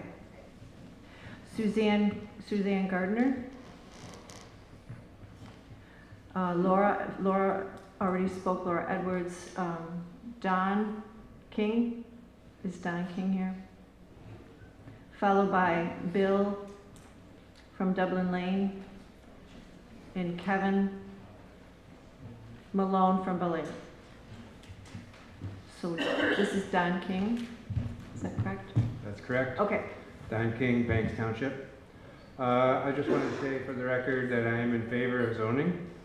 In as much as no system is perfect, I would like to see the administrators of the Banks Township take the effort to fix those problems that exist and find ways to administer the program equally. So we moved here, I've only been here 5 years, we moved into an area with an HOA. There are some good and some bad points about an HOA, but an HOA gives you some predictability about what's going to go on in your area. The township can have similar guidance and predictability by having good zoning, and I would just like to see some amendments and corrections. Fix it. Don't just throw it all away. Thank you.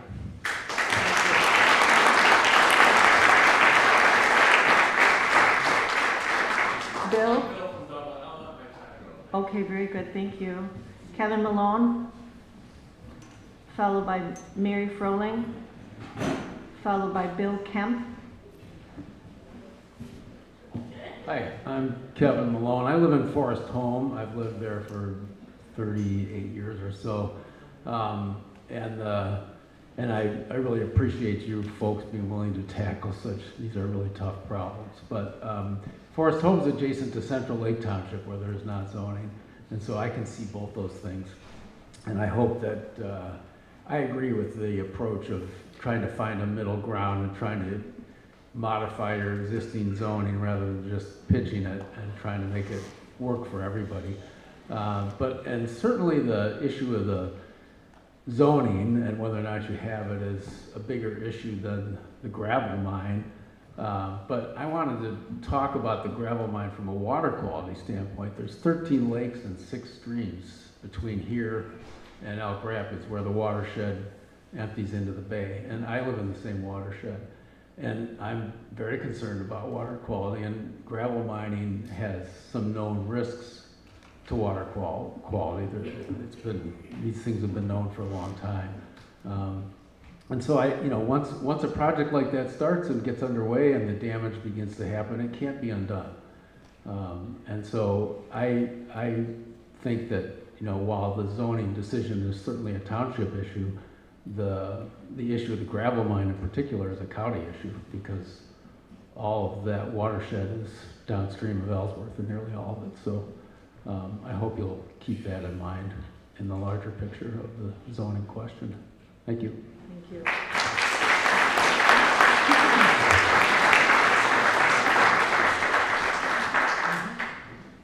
Mary Froling, followed by Bill Kemp,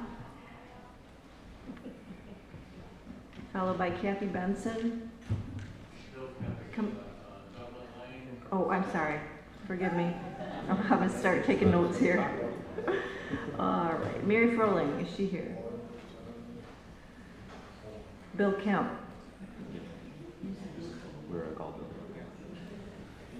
Kathy Benson.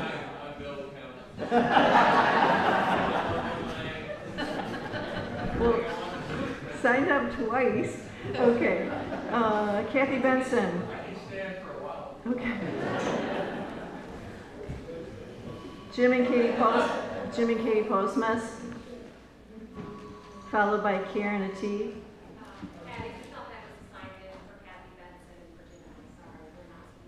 Okay. Martha. Last name starts with a B. I'm a different Martha. I'm Martha Kernvold. Okay, David from Brinkers Road in Ellsworth. That's my husband. David, do you want to speak? He says no. Very good. Keith Ati.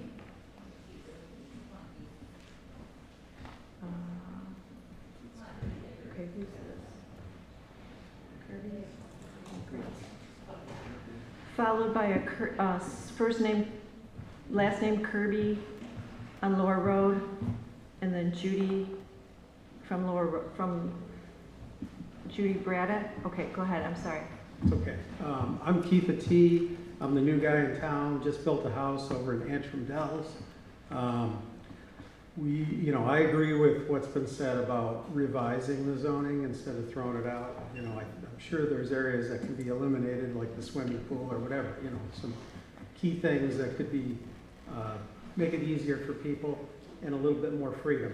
I'm in favor of freedom, but to a point.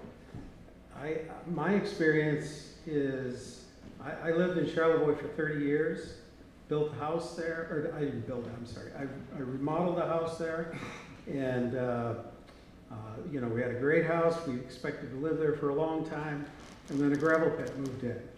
And they started using an easement through my property that was for another gravel pit that was basically done. And what happened was, I started to fight it, paid a lot of money, thousands of dollars. And then I found out that it was going to cost me about $60K, even though I was in the right, or felt I was in the right. And so, they were abusing the property. They drove fast. We tried to talk about a speed limit. They didn't abide by it. The drivers didn't abide by it. And my point is that, it degraded the whole community. And I speak of that in particular because, I had to sell my house and move away. And I moved here to try to avoid that happening again. So I'm hoping that, we can maintain some control. But I sold my house, and I probably lost 25% from what it was valued at. So anyways, that's what I have to say. Thank you.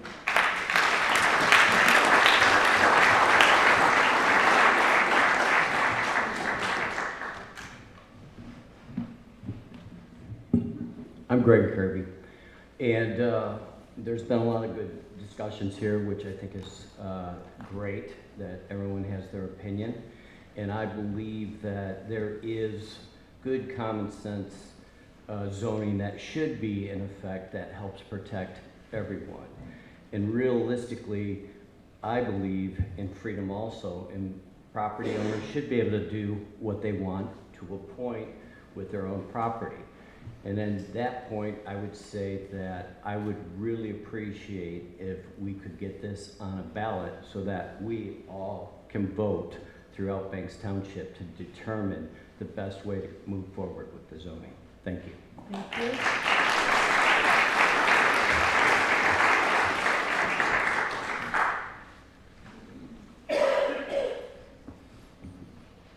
Good evening, I'm Judy Brackey. I'm happy to be here and thank you for being here. I can't say anything else or add to anything else that you haven't heard this evening.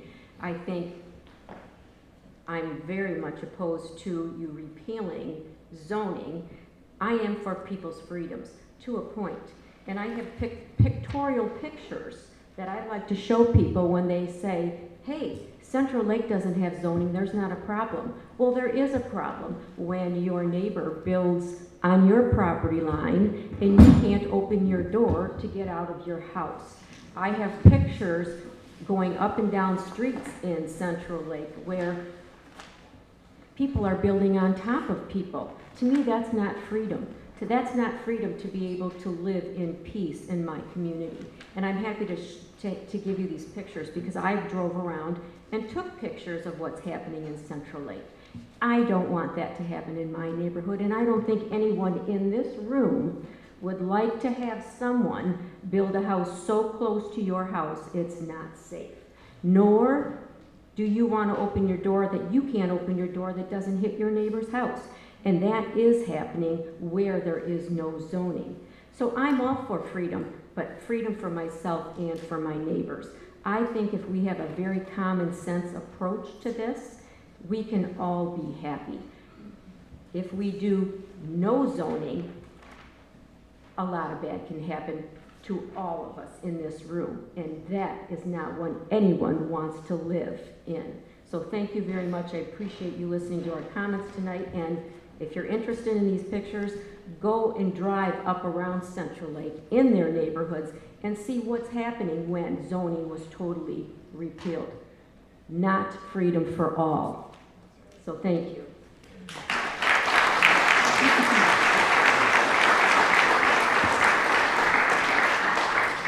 All right, that's all the people that signed up. Is there anyone else that would like to speak in favor of keeping zoning? Come on forward, please. Just state your name. Wait, I'll let Steve go first if he wants to. Chair, Commissioners, thank you. I've been in your shoes and understand the choices you guys have to make, and I appreciate what you're doing. Can't hear you. Sure, no problem. I'm a tall guy, so. Chair and Commissioners, thank you for what you do. I appreciate it. I've been in your shoes, and you know, you are on the hot spot in front of a lot of people here. So appreciate you putting yourself in that position. I'm a Banks Township resident. I'm also a real estate broker here in the area. I work with buyers, sellers, and our neighbors here locally. I'm here to ask you to recommend against repealing our zoning ordinance and pursue targeted fixes instead, just like we've heard. Why take a bulldozer to something that actually requires pruning? I think we're overstepping what we need to do and maybe being a little irresponsible in our approach. Zoning is a community basic rule of road.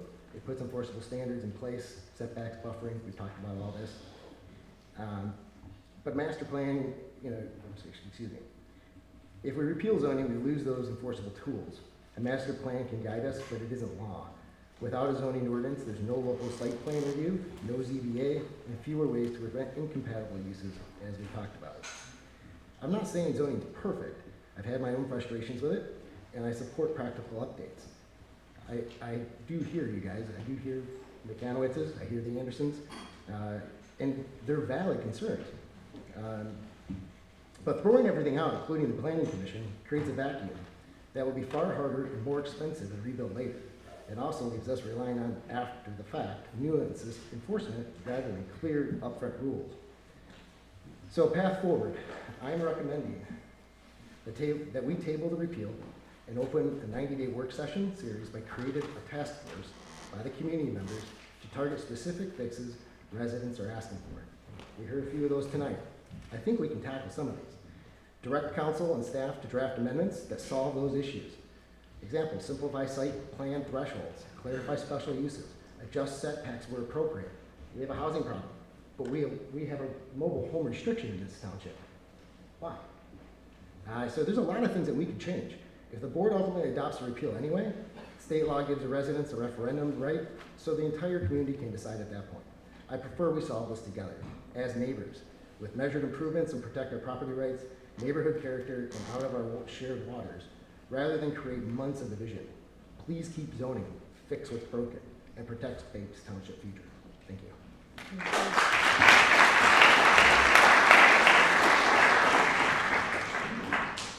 All right, anybody else? Yeah, come on up. If anybody cares, it's, I think, a 17-point lead for the Spartans over Kentucky right now, so just saying. I don't know if I need this. My name is Joe Fisher. I live in Elk Rapids, but I consider Banks Township part of my neighborhood. And I feel that way because of the watershed primarily. I served a few years on the Harbor Commission in Elk Rapids. I boated in the Great Lakes. I boat on Torch and Elk, and we are really lucky to have the water quality that we have. Now, I agree with most of the comments that have been made here tonight, both ways, but you know, all this freedom stuff drives me crazy. I spent 35 months on active duty, and I think I was really concerned about this. The freedom to come in here and voice your opinion respectfully, and I commend this committee tonight and the crowd because I haven't witnessed what I witnessed back in COVID with the health department at some of those public meetings. I mean, I commend all of you for your behavior. But the bottom line is that if we don't have zoning, you can't throw the baby out with the bathwater. Anybody my age has heard that expression any number of times. You need to work on it maybe. You need to do things to make it more workable. I have partners that deal with a lot of development, and I hear them complain constantly about the government. overreach. It's tough. You know what? Democracy is tough, and it requires effort and hard work.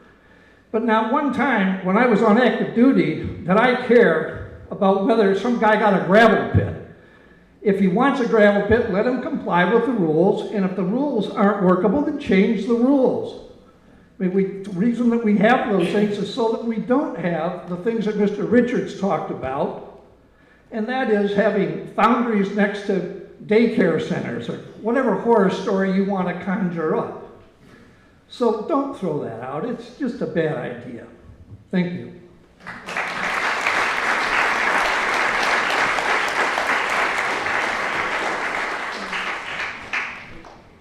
I'm going to have you come have a seat up here. Come on up front. I'll have him go first and then you go next. Thank you.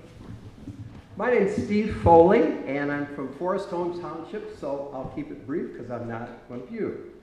But I was attracted to see. Can you address the commission, not the crowd? You're talking to us, not them. Like that? Yep. Okay. I was attracted to come up here because I have over the years gotten a good vibe out of Ellsworth. Not only in the general tone of this place, but the specific features like the clothing exchange up here, the preschool, the restaurant that's taken over by a church for the common good.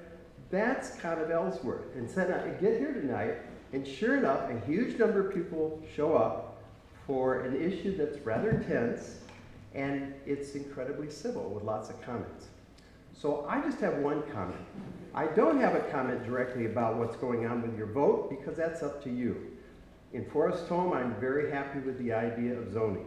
But the thing that concerns me, and I've talked to other people in this township, is just about procedure and this thing called conflict of interest.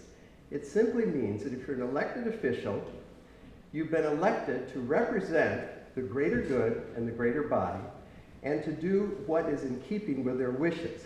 And one way to have clarity about that is to not have a personal interest or a personal stake or the likelihood of a personal benefit of the outcome. When you weigh in on things to which you have a personal advantage, it is okay and even natural for the community to suspect and even be concerned about some of your motives. So I think, and we have a system that says that if that is you and you're serving on a board, you can recuse yourself. But, so I just want to say, and I'm relieved about this issue in the sense that what I've heard tonight is it's going to go for a public vote. So good, Banks will decide what Banks wants, and I really like that. But I would advise you guys and the citizens here to be really mindful of conflict of interest and be heavily on guard for that in the future. Thank you very much. Thank you.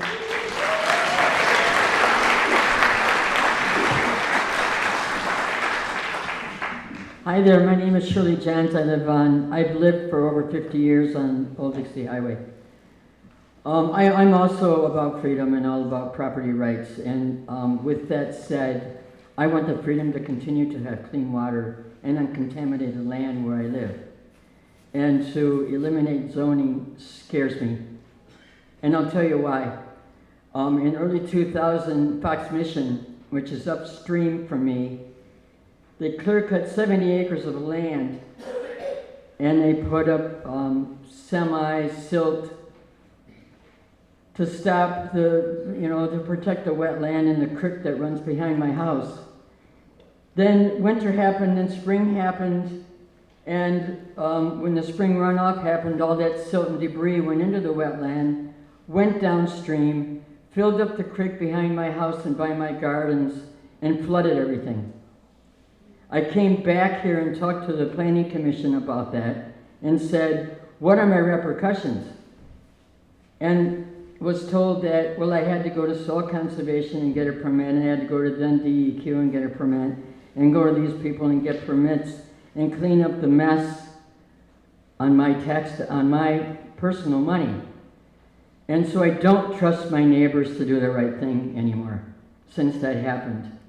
All of us who live near that creek experienced that. And to this day, when it rains a lot, the creek still floods my garden and my backyard because I don't have them thousands of dollars to spend to get the necessary permits and have the creek dredged. So I just wanted to bring that up, that I really support keeping zoning, because I don't trust people anymore that they're going to do the right thing. And also, if this zoning change is all about one person making millions of dollars at the expense of the watershed, potentially being contaminated like Penn Dixie did up in Bay Shore, that really is, like the gentleman before me said, it's a conflict of interest. And you know, there's a law, the Michigan, I have to look it up because it's numbers. The Michigan Compiled Law 15.483 says that public officials who have a conflict are not supposed to vote when it's a conflict. And I really support you taking this all to the membership of the Banks Township instead of the 5 of you making a decision that's going to affect all of our lives. So I thank you for the opportunity to speak my heart. Thank you.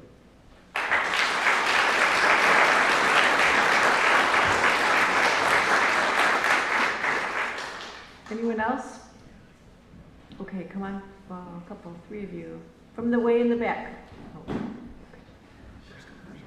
First come, first serve. Greetings, everyone. My name is Patty James. I'm a Banks Township resident, and while I wish I could say I was a lifer, I have now finished 3 years as this being my beautiful new home.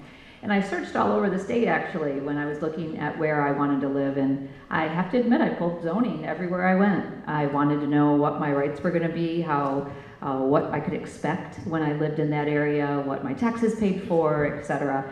And when I picked this beautiful area to live, this whole meeting became very interesting to me. And so I have a few notes that I've been making in the comments today. But first of all, I'm really happy to have the biggest gathering of anywhere I've met anybody yet. And I'm happy to say what a beautiful place this is, but more importantly, what a beautiful place that everyone's sharing their opinions. Because ultimately, we will all be better because we have differing views. And ultimately, we will get to that good decision in the middle, I hope. In the search, zoning's common, it's expected. Like many things we have, though, our own experience and perspective alters how we feel about things, right? And this impacts me too. So I have to share, I care about this because I've been dealing with the township on the zoning issue. I have a 900 square foot home that I'm trying to put a small addition on, and I had to learn about all of the different issues in all the permits, and Curtis has taken many calls for me so I could learn because I didn't really understand. And when I heard this was happening, I actually went, this is awesome. I'm not going to have to do that. I can build what I want to build. I can do what I want to do. I can have exactly what I want. But my real reaction was, what? That can't happen. I'm supposed to have to go through these things. I'm supposed to live in a community where my neighbor is protected and I'm protected, where I'm doing the right thing because the rules you all establish are the right rules for us to live by, to create a beautiful community, to create strong economic impact, to protect our natural resources, right, to protect each other. I don't want to be a neighbor to a neighbor that I haven't done something that will protect them and preserve what we're all trying to create here. And I intentionally built or picked an area that would do what we're doing here tonight, voice lots of opinions, but I'll offer something. I actually do visitor behavior research for a living. I'm a professor. And part of me feels like all of these zoning ordinances that people are saying, some are bad, some are not, why don't we get individual opinions from our residents about how they feel about all of them, instead of throwing them all away, figure out what is working for the most, what is not working, bring some research and data to the table, and then reestablish a better way. To eliminate them all is frightening as a resident. And I'm someone who's having to deal with this right now. So thanks for your time, thanks for your work.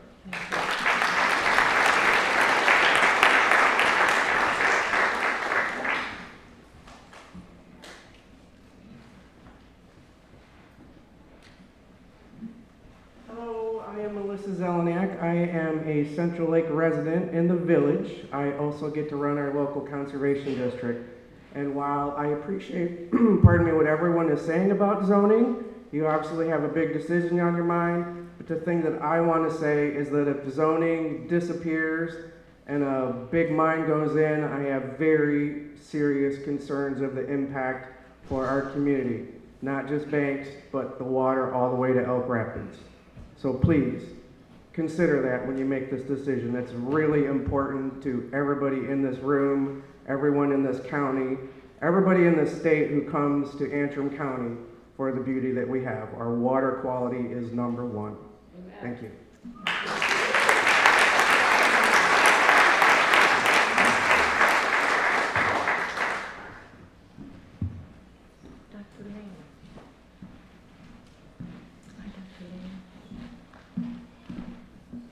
Hi, I'm Mark Lame. I live in Banks Township. I really hadn't planned on doing this, but I totally agree with Donna. I see both sides. I came here with one, well, obviously on this side, against it. I can see some of the other opinions on the other side, and they want freedom.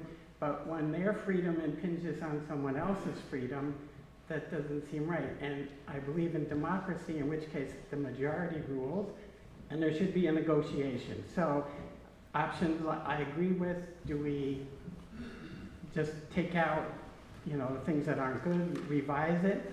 But what I would say is that if you remove it, it creates this void. And if it is a democracy, and if you have a vote, you can't get rid of this and then have a vote later. If you have this in place and this is the standard for a while, have a vote. If the majority says we don't want it, then great, it goes away. But I agree with everyone here. I think there's more damage to it. You can't depend on the good nature and common sense of your neighbors.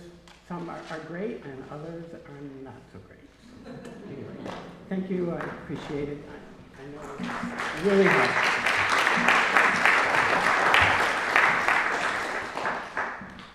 Anyone? Come on forward.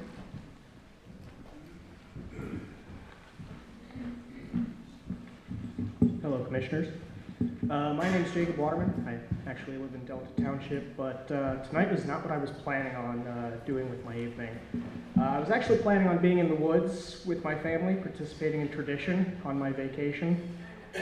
Instead, I find myself here, not a resident nor a voter, fighting to protect the residents and water of the land I was raised. On my path to Eagle Scout, I participated in several projects in Banks Township to help clean up the waterways, including the boat launch just off of 6 Mile Lake Road. But I'm not here to lecture. I'm here to remind this body of the consequences of repealing zoning. To keep this brief, I will highlight 3 main points. 1, the natural world is the collective commons of all mankind, not just the voters of Banks Township. As a student in Michigan's elementary schools, we were taught the water cycle. Properties are not isolated parcels of land. What you do here flows down the entire chain of lakes to Lake Michigan and one day to the Atlantic. What you do on your land impacts everyone. 2, zoning gives communities the control to prevent overly progressive industries from exploiting them. One such industry is the artificial intelligence industry. Without zoning, you strip away control from your community to stop an AI data center from being parked next to a river, driving up your energy costs, and drinking your water. 3, if enforcement and fair treatment under the law are not what is being done, why is that not the focus of the community's discussion? The Constitution was written on parchment, not stone, because our founding fathers were smart enough to know that the times would change and gave us a process to amend.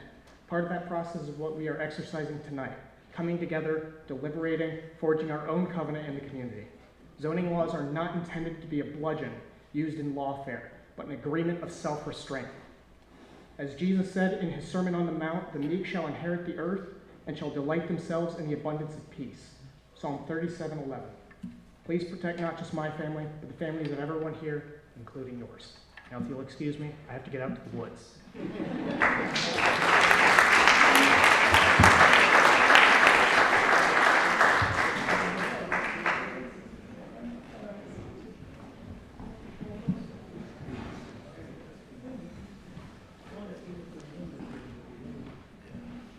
Adam Klopp, Echo Township. We must prioritize our water quality. We cannot afford to gamble with our water quality.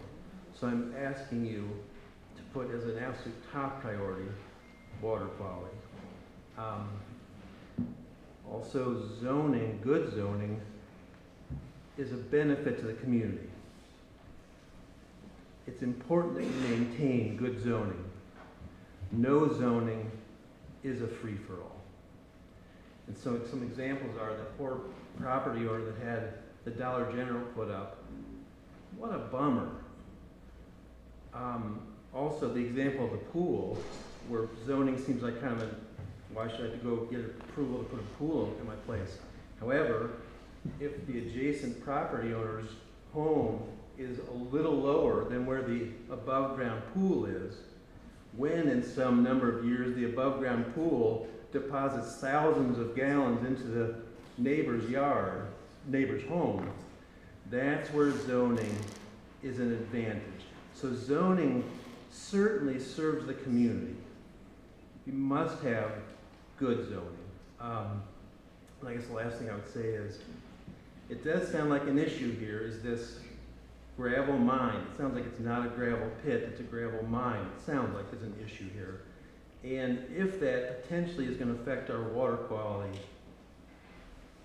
I'm not sure that we can gamble with that. And I'd also ask us to think about, do we want the trucks and the damage to the roads?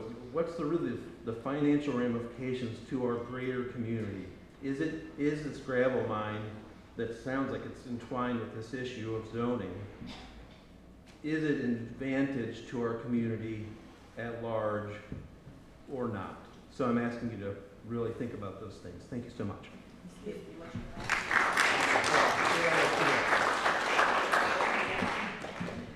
All right, anybody else? Okay, come on forward.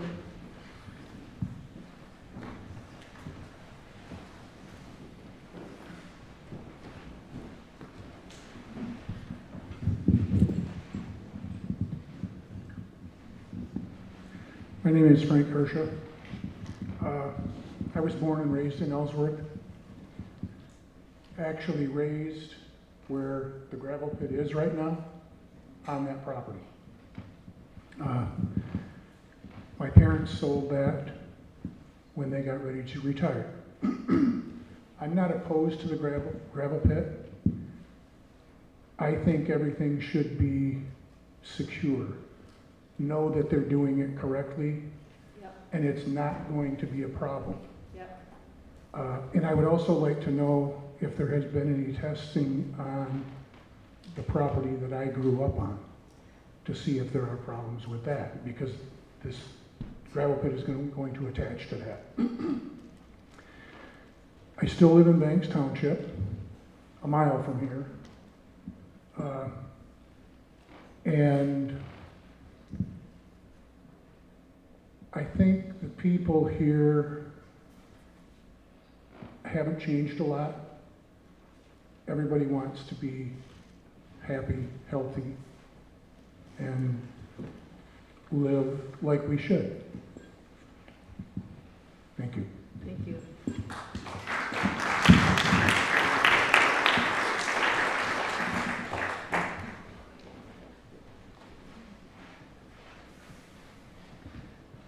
Last call.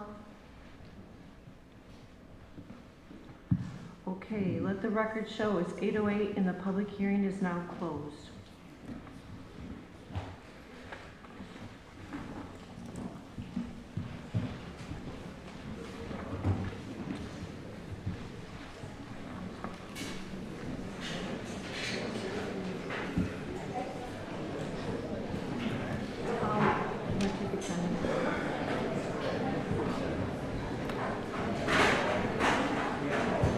We'll take a 10-minute break.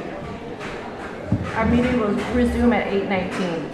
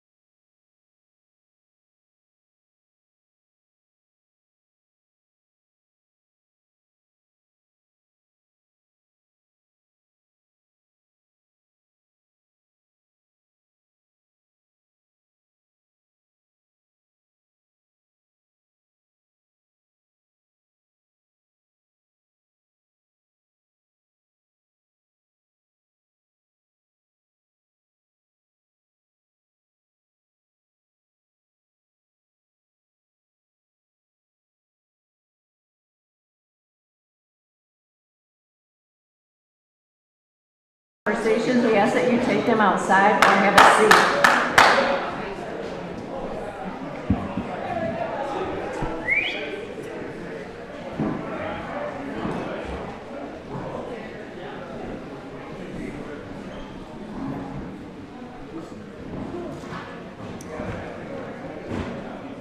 Okay, it's 8:19. Recess is over, and now is the time that we deliberate on repeal zoning. For the record, we did have, we received 24 letters. 23 were in favor of keeping zoning. We had one letter that wanted us to repeal zoning, so those will become part of the public record as well.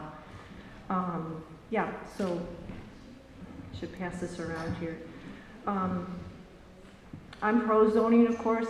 This is an open conversation for the planning commissioners now. A lot of good things were said. I don't have a lot to add to that. A couple of things I was listening for that I didn't hear. If we don't have zoning, then we're put in a reactionary position, and I don't think we want to be in that position. Another thing that I didn't hear, if we don't have zoning, it compromises funding. People who own foundations want to know that their money isn't being spent indiscriminately. They want to know there's a long-term plan.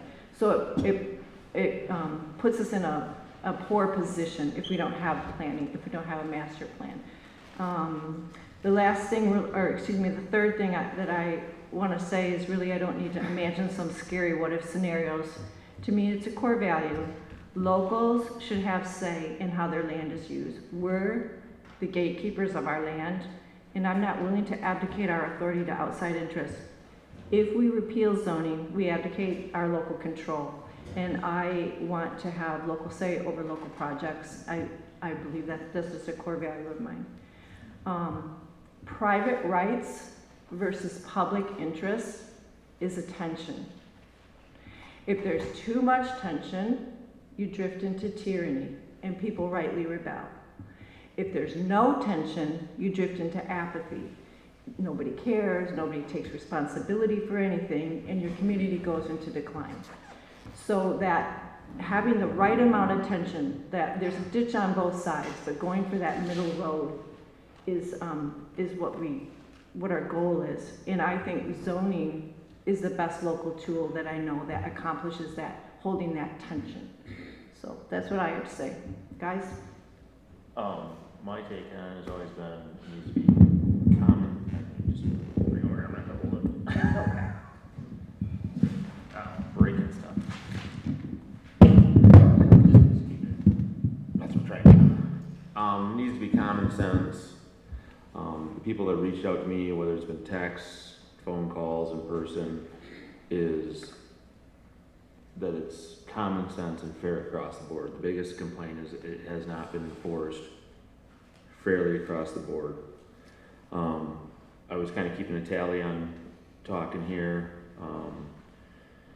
for for and against. It's really, the majority I heard is it needs to be revisited. It needs to be reviewed. There needs to be some modifications. Again, I brought up in another meeting about some ordinances. We're comparing ourselves to downstate with 3 times the population and half the square acreage. I went through the whole master plan on this zoning. I really don't think our zoning supports our master plan because it's too restrictive. A couple instances we had when, like Dave on the Board of Appeal, where the ZBA couldn't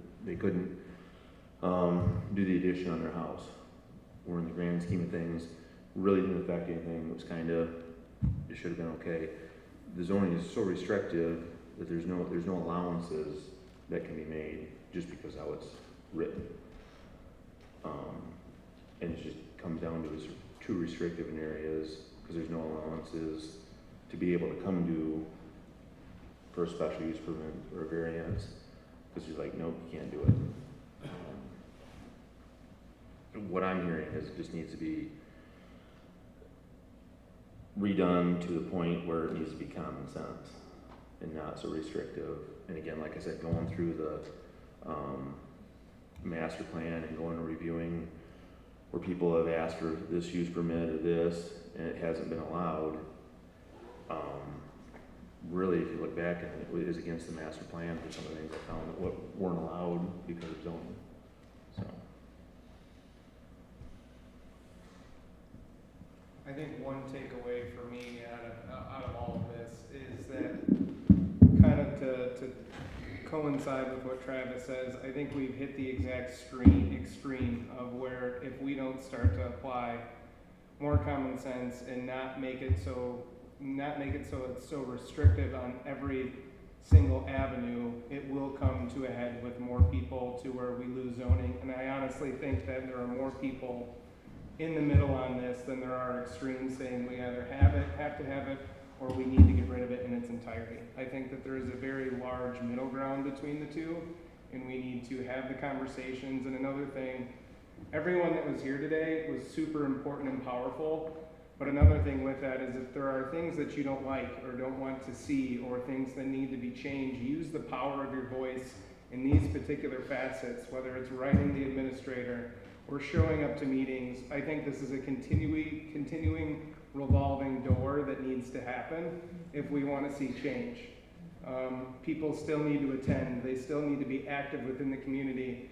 The survey that we put out for the master plan, I want to say we had sub 75 responses to that, and that's kind of where we are judging where to go with the master plan.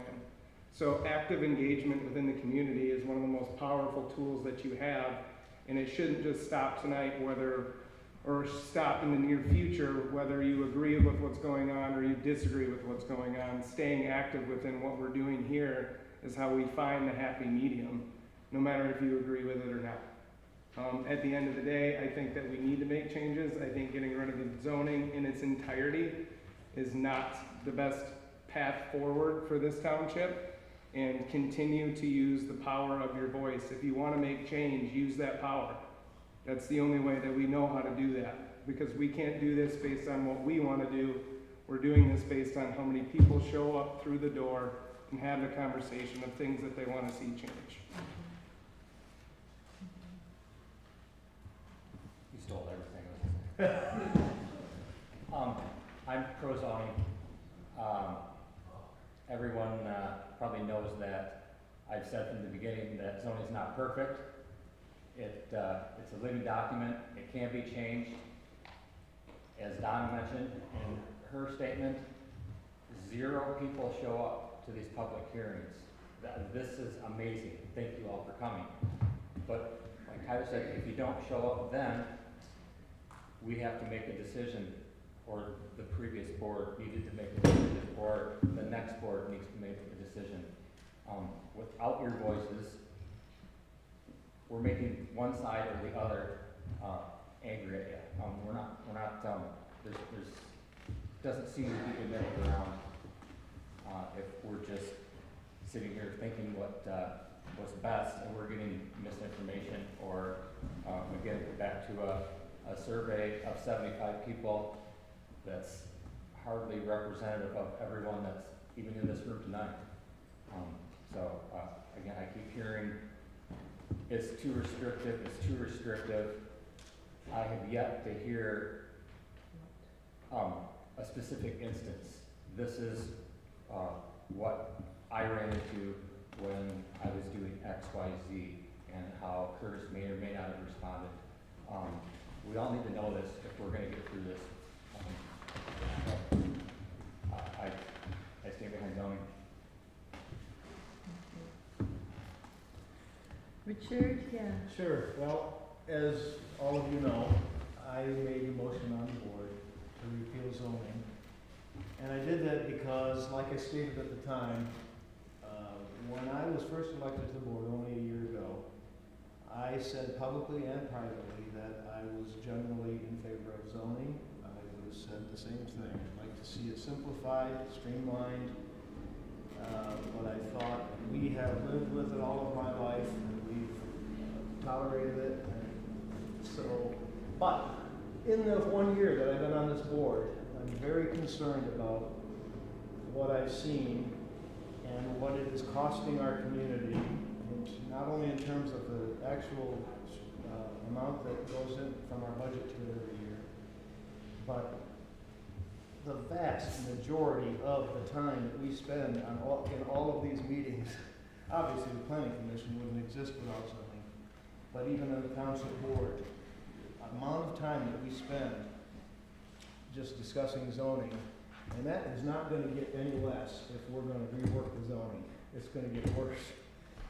But the bottom line is, I made that motion because, as I understand it, it is the best, if not the only way, to give the people a chance to vote on this. I'm not comfortable with the fact that all my life I believed that zoning was voted in the 70s. Turns out, we've now found out that, no, the people never did vote on it. If they ever did, it was the countywide vote, and we've heard about that tonight. So a township board, 50 years ago, enacted zoning.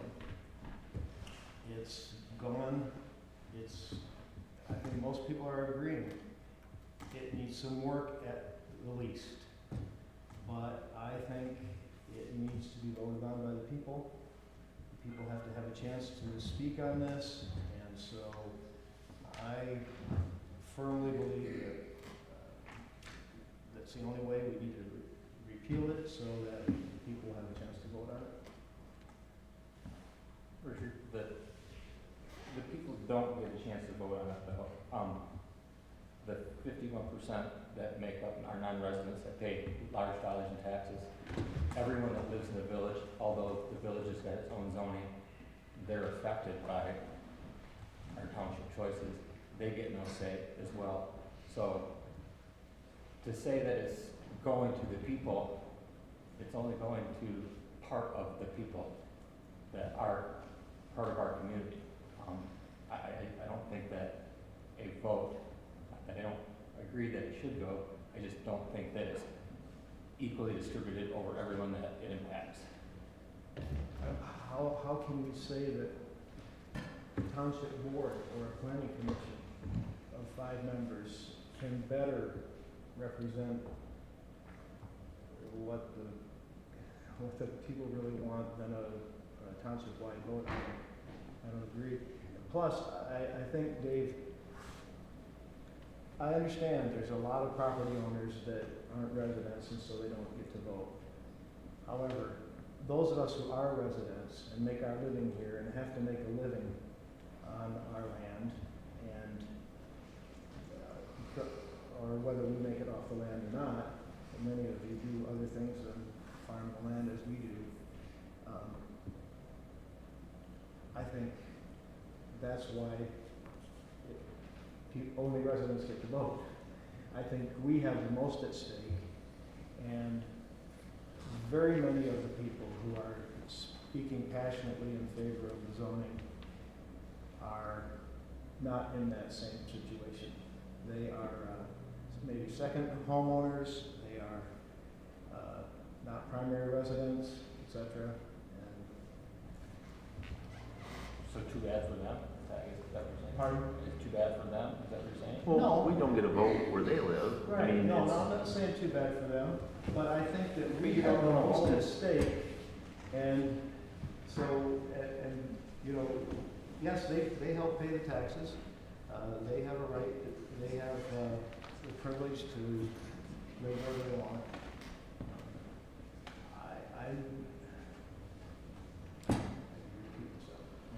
I'm glad you brought up what you did. I'm a builder, Tyler's a builder.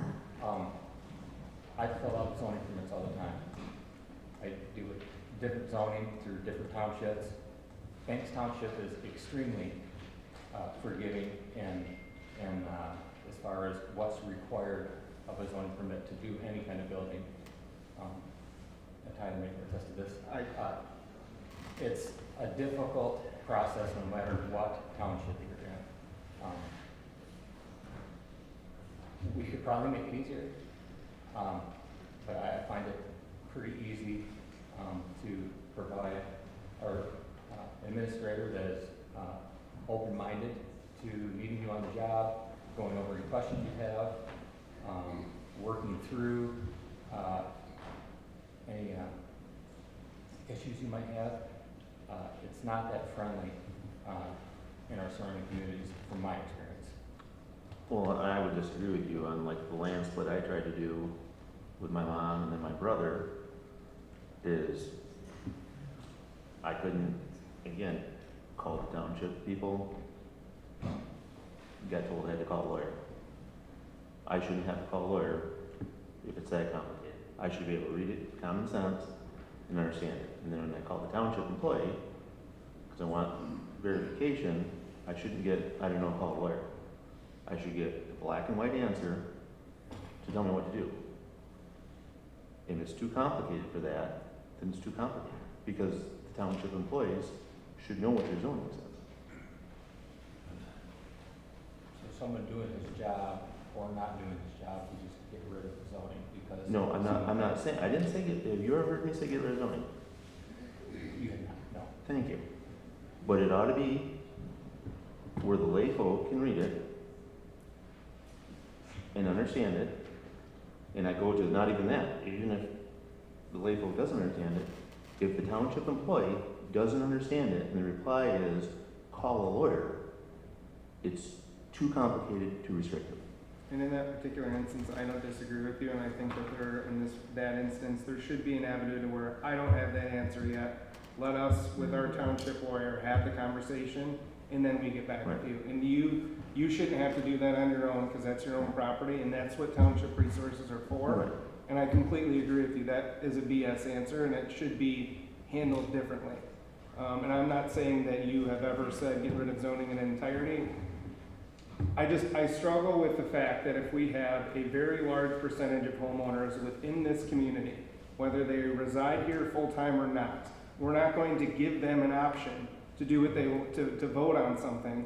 How is that fair and equal to everyone just because they have the opportunity to own a second home? Because it's no different than when I was a part of a deer camp up in the UP. I don't get a vote because I pay into this deer camp in the UP and go there. I don't get a vote in that township of what they do in their township just because I am part of a deer camp up there.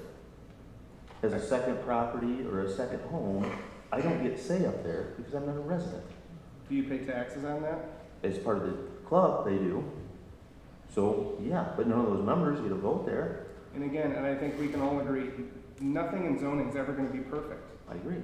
And I think our goal here is people who either are elected or voluntarily come here is we try to make it as close to perfect as we can, but it is human error to we're never going to be perfect. It's never going to suit her as much as it's going to do him, and everyone's never going to agree on this. But if you go back and look through the ordinances that were established before our time, Absolutely. It was, if you look as the ordinance is, and again, I got an inside track on some of the paperwork and going through this stuff, and it was complaint based.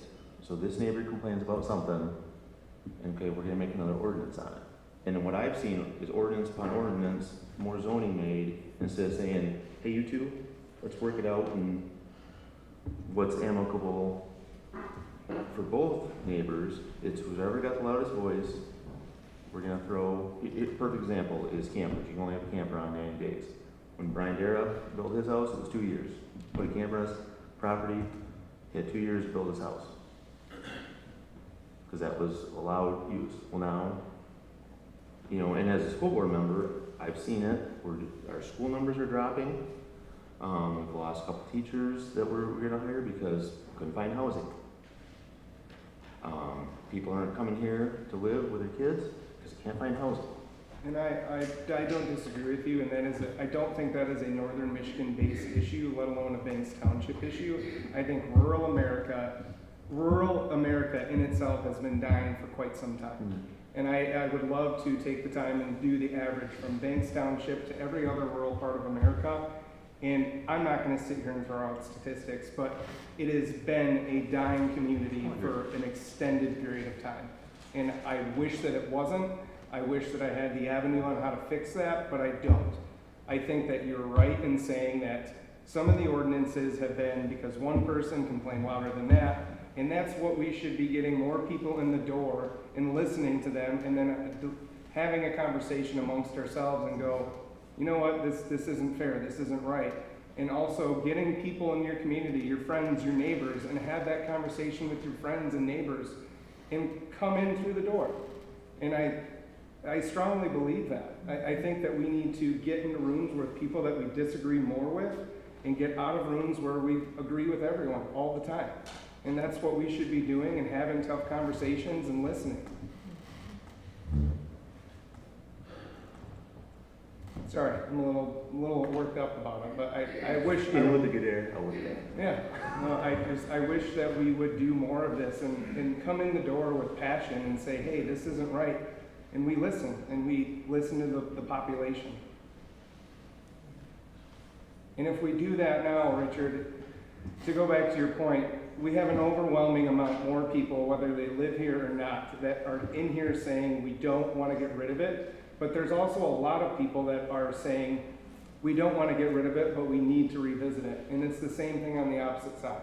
And I think the most common ground we have here is that we need to look at what we have and reevaluate it and work forward. And we, as a planning commission, have failed that with one instance here where we've kicked the can down the road probably way too much, and now we didn't do that particular family the justice and service that they deserve, and now we've pushed them away from realistically what would have and could be a common ground. And we need to evaluate as a planning commission, how do we create action quicker and better?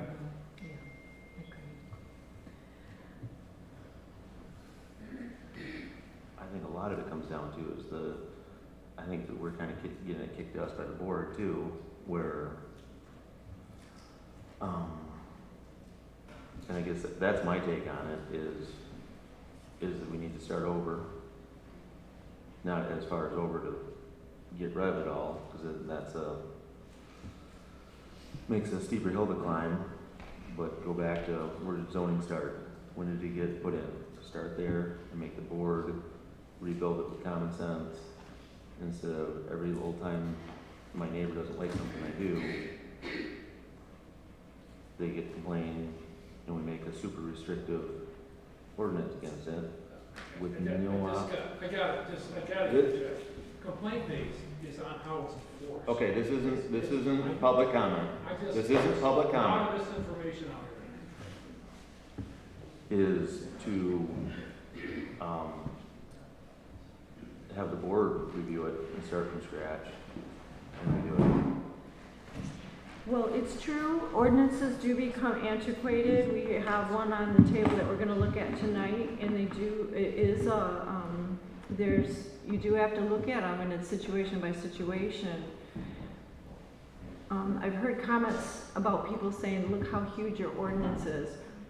It's permissive, not prohibitive. If it's not in the ordinance, then it's prohibited. So we have all the ways that you can use your land are enumerated in our ordinances.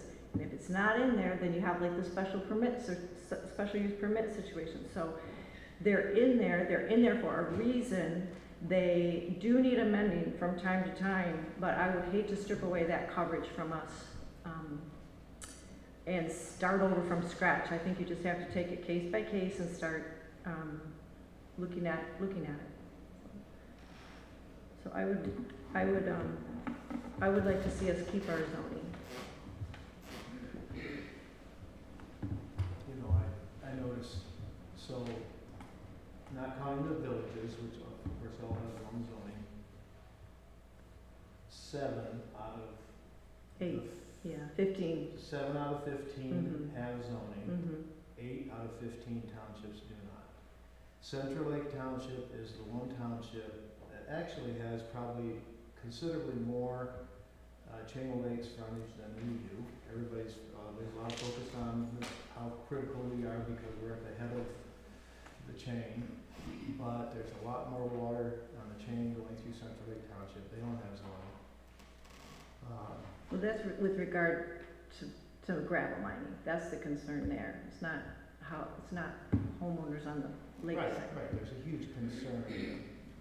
And I agree completely that shouldn't become just all about the gravel mine. And as far as the conflict of interest, I think that's not a valid argument.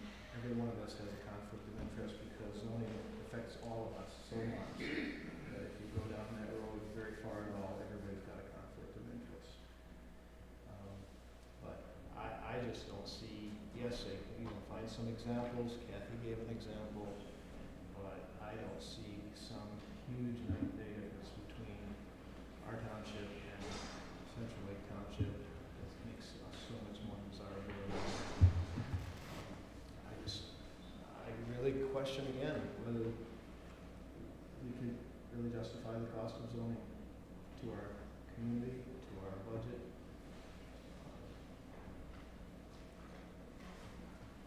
You know, Dave, you mentioned specific examples. You know, we've had a migrant housing camp on the same property for 40 years, right at our farm.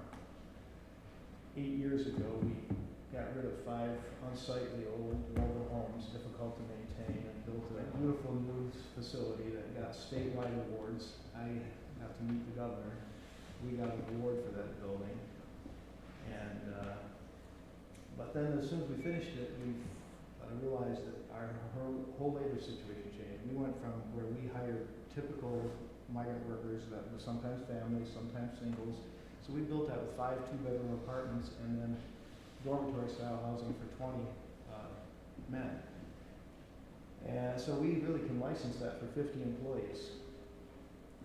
But we never did. In fact, we never had more than 16 in there because the same year we finished it, we switched to the H-2A guest worker program, where now we only get single men who come seasonally from Mexico. And it's really so much more efficient from a housing standpoint that we didn't need yearly that much room. So after it sit there vacant for a few years, and we never had more than 16 guys all in the basement, my energetic young kids had starting to take more responsibility in the business, had a bright idea to put those apartments on Airbnb. They were doing quite well with that. But now, just this summer, as a result of all this controversy, somebody got mad, found out about it, and reported us to Curtis, and we didn't know we were doing anything wrong because there are no restrictions on short-term rentals in our township. So we didn't think we were doing anything wrong. Lo and behold, now we've got multiple issues. The building inspector was immediately there. We've got issues with the building department now, and we've had to pull down our listing. We've kind of done that voluntarily as a good faith effort because of my position on these boards and so forth. But it's a temporary thing. So You being on the board? we weren't bothering it. I'm sorry? You being on the board or the rental? Yeah, probably both. No, I'm committed to finishing my term. Let me assure you. But, you know, we not hurting a thing. And now it's just the hoops we're going to have to jump through if we're able to resolve this. It's just, there's a personal example. And you can correct me if I'm wrong, but the master plan was all for agritourism. The zoning allowed for agritourism for Airbnb style, but you had multiple apartments under one roof, correct? Mm-hmm. So that was the issue. So it's all under one roof. So we have that's not allowed use because we allow we want ag tourism. We're pushing for ag left and right. We want to keep everything ag. Ag tourism is a big thing, but we can't have it under one roof.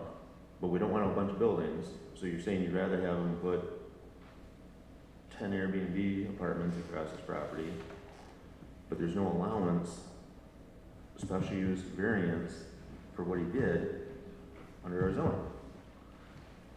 It's just, this is what it is.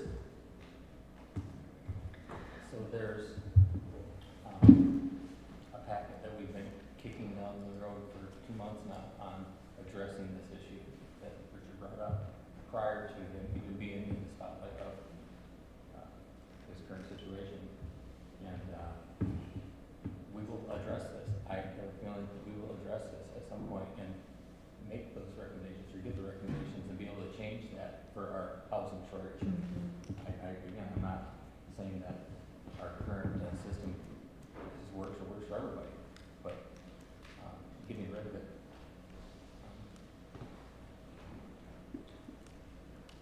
starting over, where do you start over with? We started with a boilerplate ordinance and tailored it to our community. I mean, that's kind of how it's worked. I don't think it got tailored to community. Again, I brought this up with the, not to harp back on mining, because this isn't, I think this really got kicked off with the setbacks with the deck thing. But again, like I brought up before, all the comparables that we used were downstate communities with a lot more population, a lot less square miles. So we didn't do a comparable. We didn't use comparables to the surrounding communities. I mean, that's how usually when you do things where you are comparable. What's your comparable? What do you compare it to? We didn't compare it to it. We looked for the most restrictive zoning ordinance for that particular thing, and that's what got used. For good reason. Well, that's an opinion. Could be. It's an opinion of a lot of people that there's a lot of environmental protections in that ordinance that permits, our current zoning permits that, or anyone can apply for that sand and gravel charge. It does not prohibit anyone. There's requirements that they have to go through. If you don't like to go through those requirements, you rescind or you pull your permit like it's been done over and over again until what end? Not that I want to stop the conversation from going, but I do think we at some point need to circle back into what our decision or how we're going to move forward within our repealing of zoning and what we as a planning commission want to do. Yeah, what is actually the proper thing for us to do? Because obviously, something goes back to the board, and the board is going to. Yeah, so. So do you make a motion? Yeah, Try to come to. we make a motion to make a recommendation, correct? Yes. Okay. Yep, so the planning commission would make a motion to recommend to the township board to either adopt or not adopt the zoning ordinance repeal, or the ordinance to repeal the zoning, basically. You can add to that, if you don't want to adopt the ordinance to repeal zoning, you can add to that motion to, you want to amend the zoning ordinance to be less restrictive, you know, what you want the township board to kind of go forward with. You can just leave it at that. So the main question tonight is whether you guys want to recommend to the township board to adopt or not to adopt the ordinance to repeal zoning. That's the main question. Okay. The amendment was to put it to a vote then, or? Yeah, so we need a motion to adopt or not adopt. So I would make a motion that we not adopt the motion to repeal. I want to keep zoning, is that clear? So your motion is to recommend to the township board to not adopt the ordinance to repeal zoning. Correct. Period. Correct. Okay. Cindy, did you get that? No. Nicole, can you say that one more time? The motion to recommend to the township board to not adopt the ordinance to repeal zoning. Is there support for that? No support. Can we add to that? Because I feel like that is something that we should do, and based on what we've heard tonight, to do some sort of special survey and offer them the ability or give them the insight that we heard tonight, and that we need to make certain areas within our ordinances less restrictive to find a better balance. And I guess if we're not to that point, then sorry, maybe I shouldn't have said that. I like your idea. I'm on board with that. I just don't know. Pick one. We've got 90. Which one are you going to? What are you going to? Which one are you going to make less restrictive? I like that we offer guidance, but I'm not sure that solves anything. Okay. I'm all aboard about amending antiquated ordinances. I'm all on board with that. And we can do that when it gets kicked back to us. Right. We can start tackling that. We can tackle that when this gets resolved. Okay. Begin sorting through, picking through.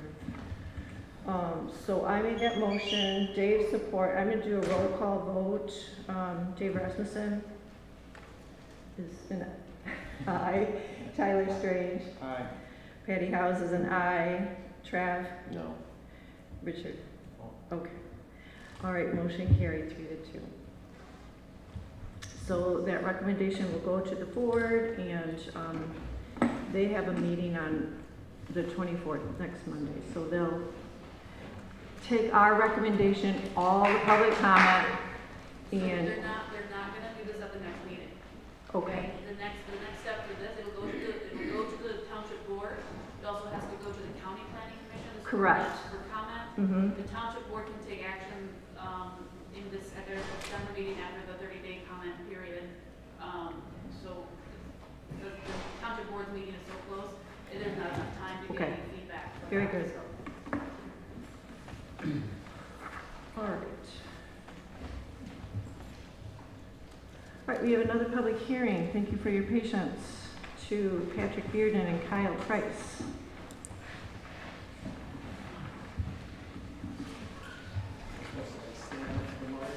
Just, no, not yet. I'll cue you. All right, so let the record show, let the minutes show, 8:55. Our public hearing is now opened. And this public hearing is a special use permit for a self-storage unit. And same kind of rules. This is a public hearing held in order to receive public input. I don't know if it will have time for you, public comment. Same thing, 3 minutes. You'll have the ability to comment in general at the end of our meeting. And yeah. All right, I'm going to kick this off to Ruben.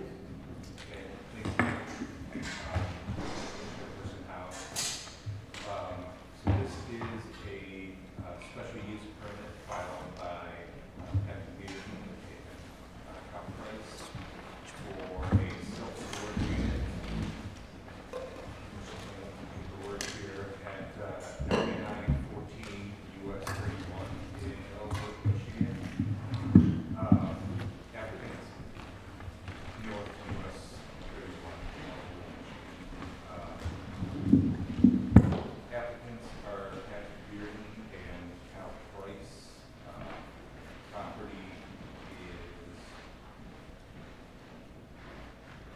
parcel number 050101800600.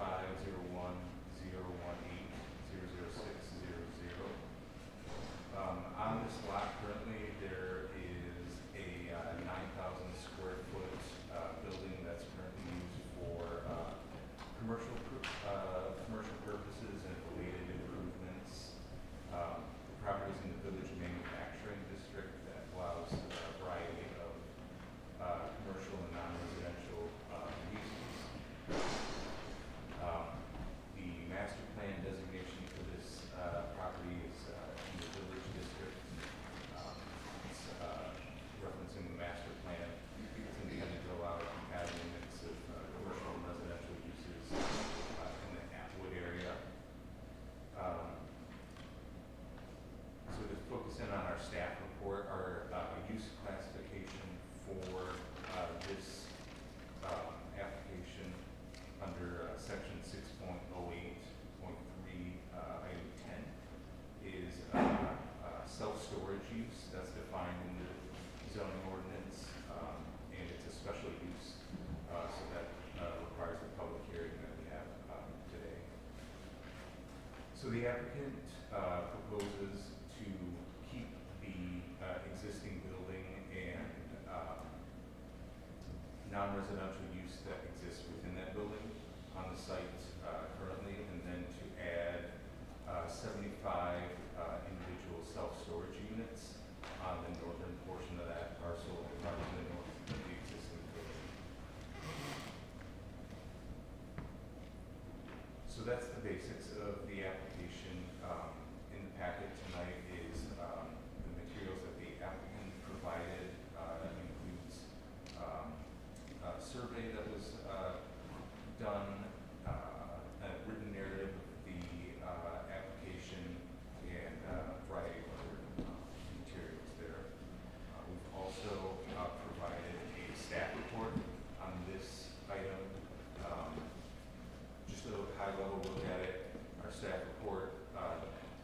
singles out all the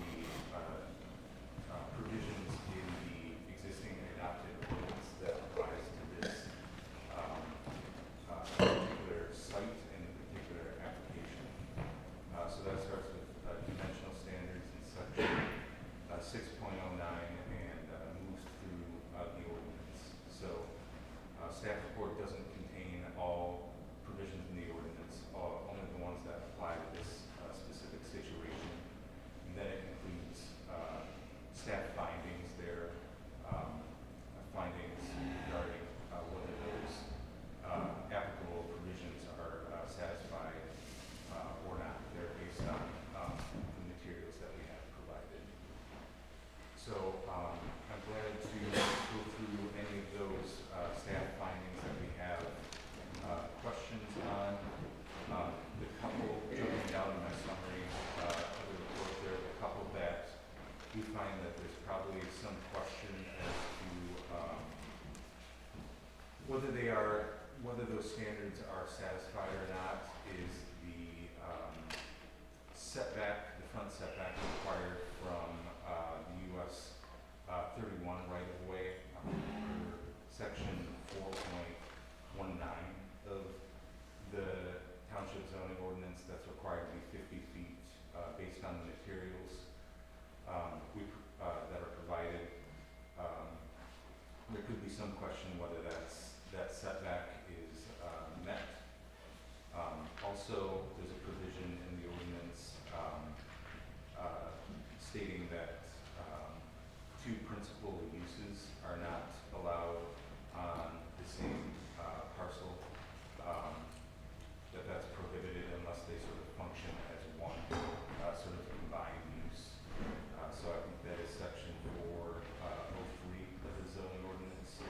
So I think we need to encourage the planning commission to consider whether those standards are satisfied or not, or whether there's some additional documentation that should be provided to demonstrate that. Other considerations are listed out in the summary section of the staff report, including landscaping and screening, stormwater and soil erosion review, snow storage, signage and lighting, and hours of operation. Our finding there is that those are not kind of prohibitive to the consideration as it stands now, and so those first two items regarding the setbacks and the two principal uses, I think, are discussion items. So I think with that, I'll pause there and see if there's questions. And back to you all. Questions? So the setback thing, Curtis, do you have some enlightenment for us on that? Well, I'm confused. Allow me to be confused. I've done this for about 4 years now, but I can still get confused. Because you want to talk about cleaning this stuff, I guess this is my chance to talk a little bit, right? You want to clean this up, you want to make it better, you want to make it more common sense? Okay, well, why do we have a situation right here, in this situation, that says the development along the highway corridor property, regardless of zoning district, shall have a minimum front yard setback of 50 feet. And yet, when I look at the village, or the setbacks on the chart of regulations, it's 20 feet. So, which is it? How do we determine that? I mean, that's, Atwood is it's all village, right? And I'm seeing here it's 50 feet, and there's 20 feet. So what do I tell this gentleman when he's trying to lay out the design of his building? Okay, so now I'm thinking, well now, Pat, when I told you earlier today, the front of that brick building is because, I didn't tell the rest of you, but the setbacks, the right-of-way, the highway right-of-way, US 31, MDOT, is not consistent. On US 31 in Atwood, in front of that piece of property, there is a 50-foot right-of-way on the east side of the road and a 75-foot right-of-way on the west side of this.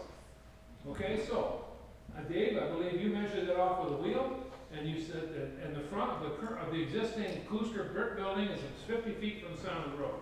So that's basically the county right-of-way, or the MDOT right-of-way.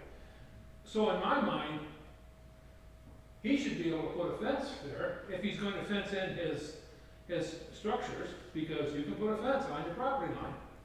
And we've already established that the right-of-way is your front line. So he should have to be 20 feet back from that. Well, now I'm saying, well, maybe he needs to be 50 feet back from that. So how do I enforce that? How do I enforce that? Do I call the attorney every time and say, well, oh, what is it, flip a coin? What's it gonna be? I believe the requirement under the zoning ordinance is 50 feet for a front setback for the US 31 corridor. So anything in that 31 corridor is 50 feet for the setback. But the village, if you look at what's laid out in the village on the map, and you go to the chart, it's a 20-foot setback. So, I don't care. They may need that extra 30 feet for just drives, you know, for people to come around the buildings. The problem is trying to communicate this to people when they're trying to lay out what they want to do, when they want to build what they want to build, right? And know, well, where are my lines? What do I got to do? It gets complicated. And then we come to meetings like this, and it's like, oh no, that's not right. Now you got to be another 30 feet back, and they've redrawn their plan a couple times. What they want to do should be allowed.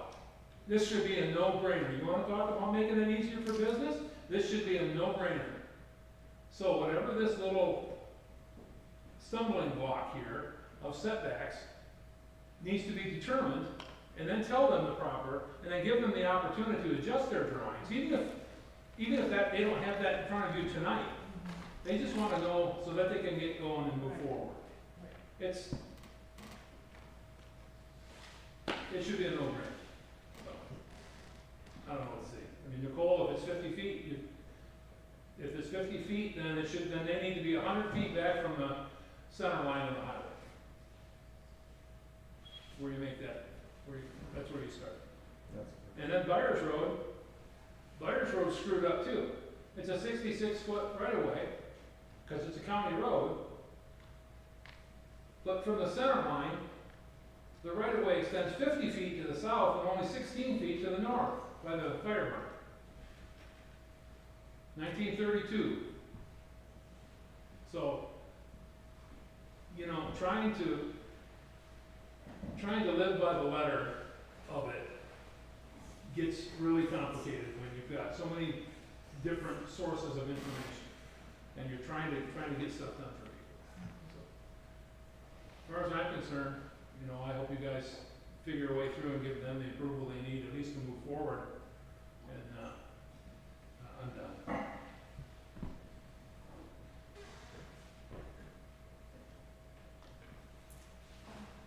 Do we move forward with the presentation by the applicant's attorney or other agent to follow along with the public hearing? Yeah, okay, go ahead, guys. Anything you have to, we read through all this, our stuff, we read through your stuff, and questions, is there anything you'd like to say before we ask you questions? No, ask away. Yeah. Okay. The only two I had, no sign, no lights, I don't care. Is there gonna be a sign, and is there gonna be lights? Yes, as soon as we get approval, we're gonna get engineered drawings, but we didn't wanna put more time and effort into that, but we're gonna, pay much more attention to those details and have, but we want the consent that the property can be used as we are designing it before we move forward. That's basically what we're looking for today. Okay. I think, yeah, some of the things that were pointed out, I think the driveway width being wider is a bonus. I would consider that lawful non-conforming, that helps trucks. I would vote to approve this. It contributes to local economy, local business. It's compatible with adjacent land uses. It's low intensity. I would waive the second principal thing and just call it a combined use on that one single property. Okay, Patty? Yes. I'm just gonna, right there. So I'm trying to do some findings of fact, so we have a decision form. So under the general findings of fact, you want the commission to find that the proposed self-storage use is compatible with the existing commercial use.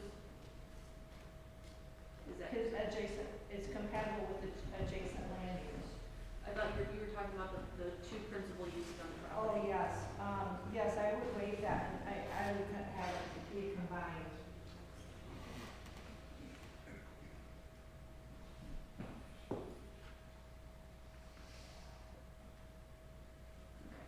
So I have the commission finds that the proposed self-storage use is compatible with the existing commercial use and is a combined use. Yes, that's what I intend. And then we can go next to the next general finding of factors of light. The signs, you don't have to do findings for that because they have to get a sign permit no matter what. If they don't have it ready today, then they have to go back through and get a sign permit.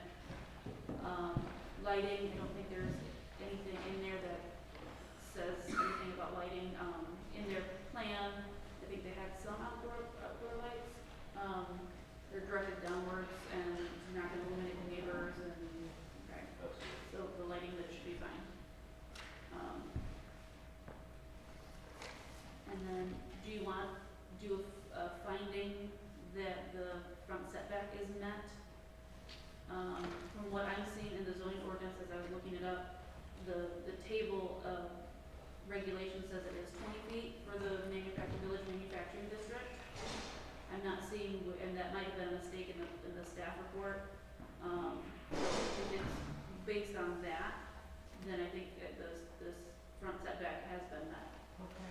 But that's fine. up to Actually, you. no, I have a provision here. It's section 4.91. It says,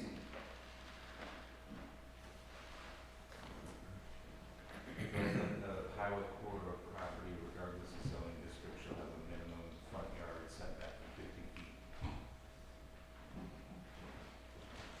It isn't in the district standards setback, but it's in a different portion of the zoning ordinance. It's in section what? 4.19.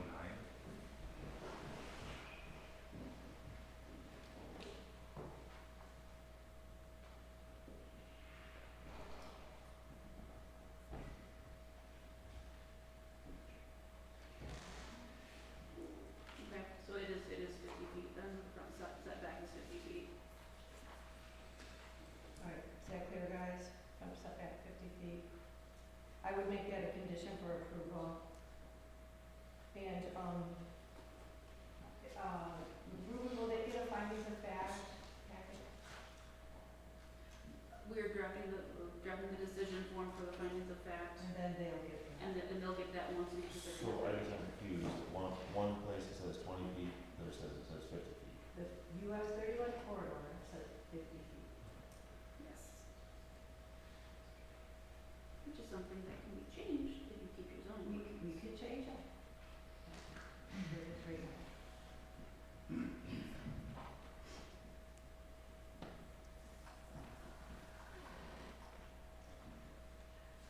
And so with that, it says applicant provide a revised legible scale or certification. And I would just ask for a certification. They don't need to come up with another drawing. Does that make sense? And certification, what does that mean? Have Curtis go out and measure? I think that could work. Sometimes written documentation. You need a drawing. I mean, the survey they gave us is hardly legible. The setback is already in question. Would you propose that they provide a revised legible scale survey, David? Yes, including any MDOT requirements on that egress Yeah. entrance, especially if they're combining. You've got one business, two driveways. Three, actually. I know because I went through this right across the street and I put a driveway in, and I was told that you only have two driveways, or one driveway, one property. And that came out, they gave me all sorts of information, even offered funding to try to fix the problem, and I haven't seen them in 10 years, 15 years, with any of the money to help correct any of the curbing. I was told I can't have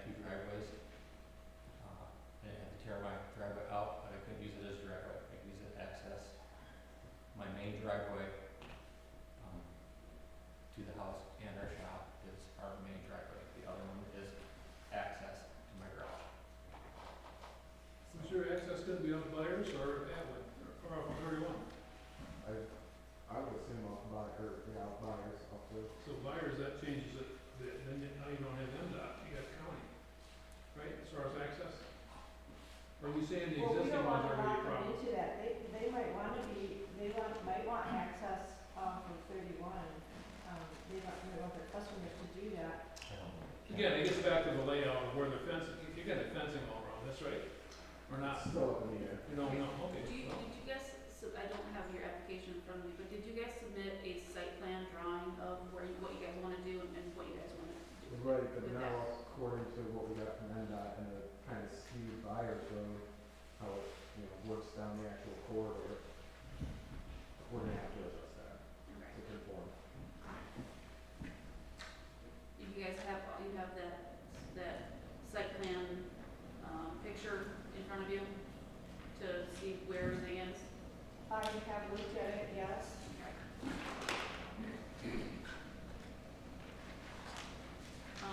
One other thing, we're still in the presentation by the applicant, right? We haven't taken public comment.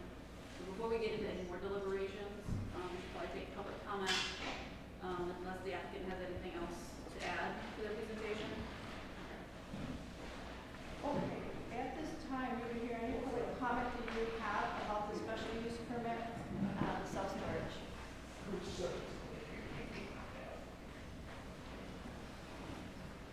I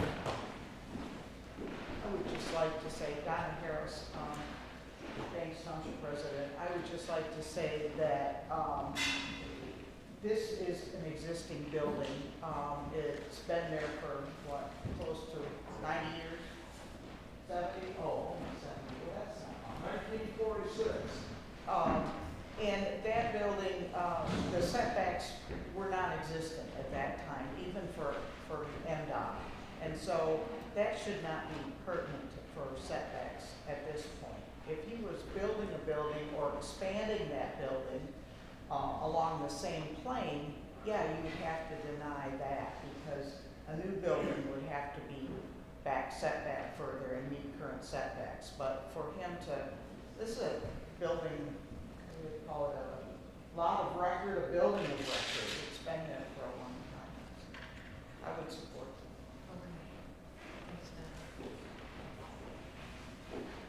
Any other public comment?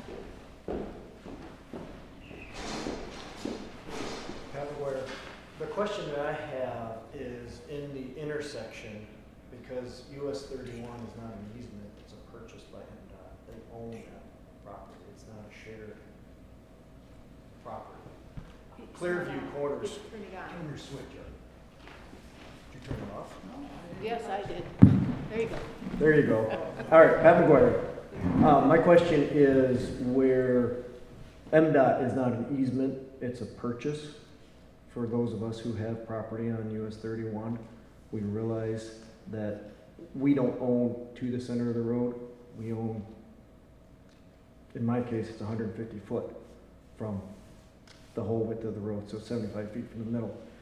But the intersection is my question, because typically MDOT has owned the corners of the intersections. They call them clear views. So that would be my question in this property, is that intersection, is that corner part of the property, or does MDOT own that? Let's see it. Curtis, do you have a quick answer to that? Well, when you're talking about Clearview, so if you get down to, like, you get down by Brown Road, obviously, the property angles off on both sides so that you can, they have clear view of everything. Obviously, that's not shown in this section of the highway. There's Coasters parked equipment there for years, nobody made them move it. What's that? Coasters parked equipment there for years, nobody made them move any of their loaders. That's just, so that's from 1932, it's their setbacks.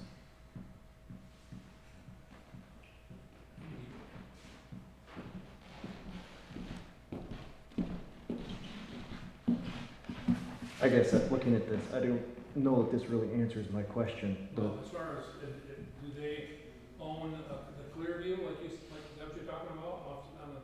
Yeah, what I'm looking for would be the survey of the property. Okay, that, I don't have to say. but I can show you this.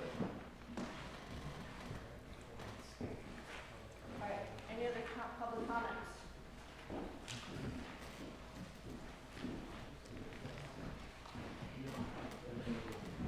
Dave Draper. I own the business south of the Bearden property. It was originally Klooster property, all one unit. We bought our section 20-something years ago now. Went through the rezoning. Problem that I have is the same problem that Pat has, in that it's unclear about the setback. In the survey that I have of our property, it shows 65 feet from the center line to my property, which puts it about 10 feet in front of the building, running right through my driveway, my forward driveway. We have an entrance to the south of the building onto that driveway. We share the entrance that is on the Bearden property to the north. We have to traverse across the corner of his property. That is essentially a prescribed easement, but it isn't officially recorded as such. But it's always been used from the time that building was put in there. Both buildings existed as access to the drive. It's difficult, and my concern, and I mentioned it to Pat tonight, that we have a lot of truck traffic come in and out of our building every day. That's the only access they have. They cannot come in our south driveway, make the turn because there's an island there with trees on it and a building, negotiate between that, park cars to get down to our loading and unloading area. So we have to use that access. I'm concerned about the additional traffic that is going to be generated by having the storage unit if that entrance to the storage units were not restricted to the Bias Road or to the north of the building that exists there. So this whole thing dating back again to when the state set up the right-of-way is confusing, but as Don has also mentioned, it's effectively grandfathered. We all know the buildings are there. The purchases were made knowing that. We abide by that. In some instances, it's more of a problem than others. But how do you deal with that property? You can't do anything on it, including technically put a sign on it, because they have the right of way for sign placement. So I think until we resolve that, we need to do some more homework.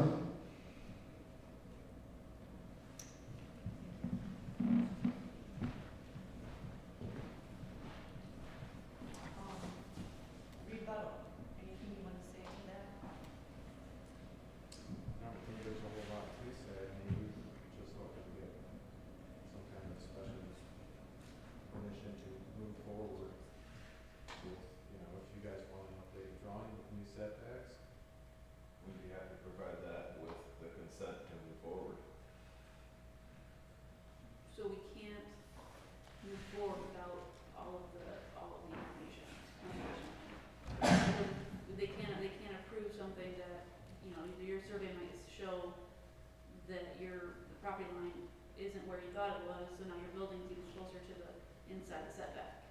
So unless you're going to move your buildings, I see on your application that you have the property line marked at the edge of, I think, the pavement or something, and you have 30 feet to the new storage in the building, right? And so even right now, that would have to be moved back 20 more feet to the north to meet the 50-foot setback.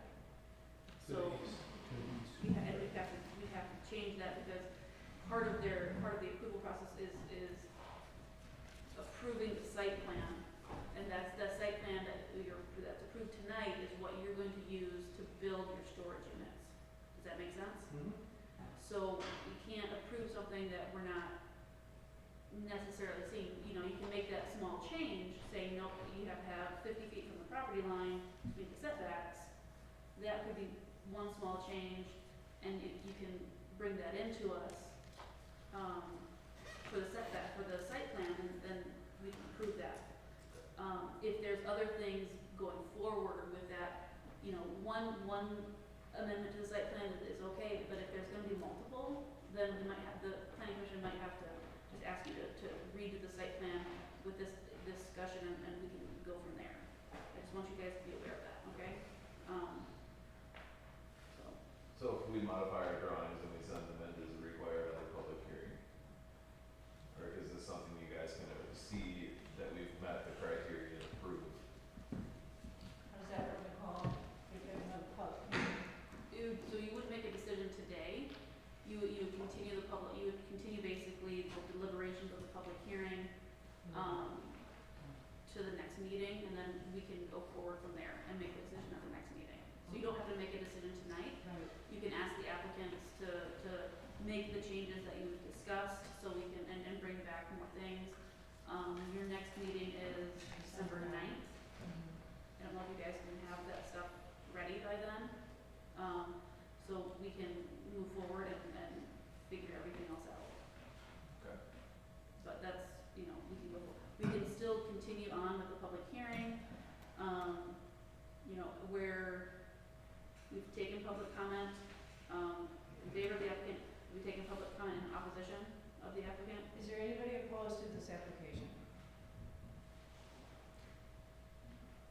I would be opposed until I can make sure that I have access to my property for my commercial traffic. Very good, fair enough. Okay. And was there another one? Same? So we have if there's any more public comment, then we can close the public comment section of the public hearing and move on to the resolution. Okay, 9:26, let the record show, public hearing is closed.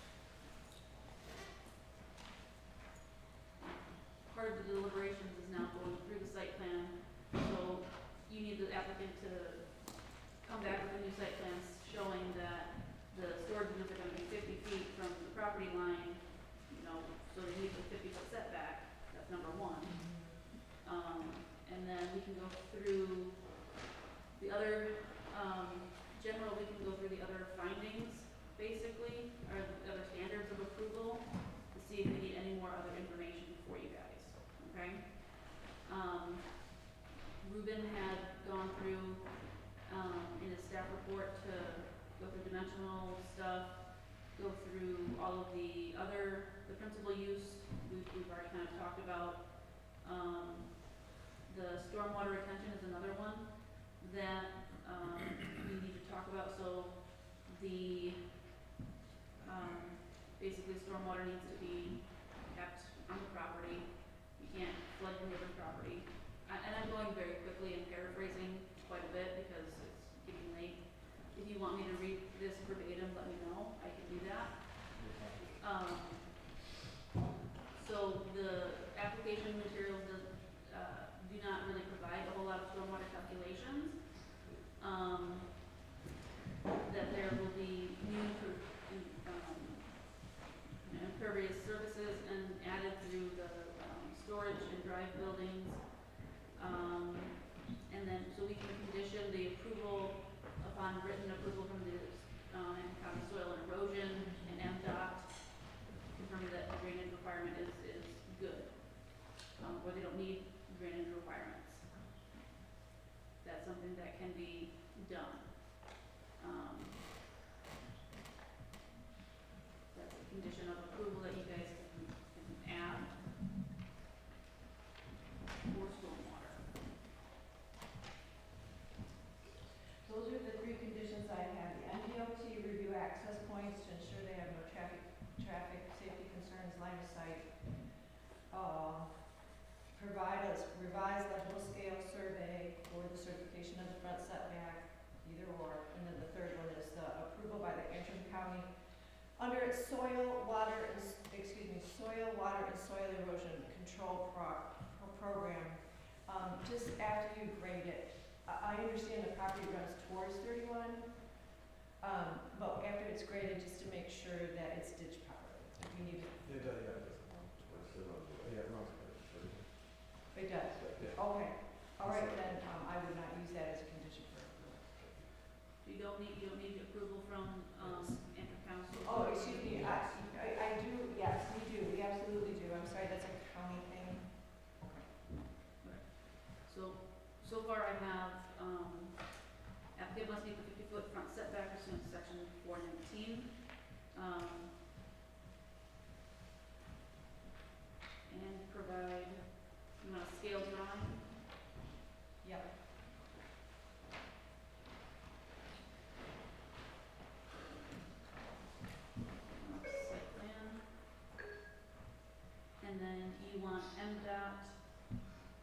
to, Review access points, okay, whatever they want, whatever they choose to use. Can I make a comment? Yes, Dave. I don't think everybody understands, because this property is contiguous, two pieces, there is a stormwater drain system on our property, on both properties. It funnels off onto my property currently. There are storm well checkpoints, et cetera. I think that needs to be included on the site plan, so you know what you're approving, because it's gonna affect me if there's an adverse spillage or something of that nature. Yeah, I went through a long, expensive environmental study when I bought my property, and we had to do a cleanup. So I'm not doing this against Pat, I'm trying to protect my investment. I don't wanna get entangled in anything in the future. Sure. It just makes it worse. Understood.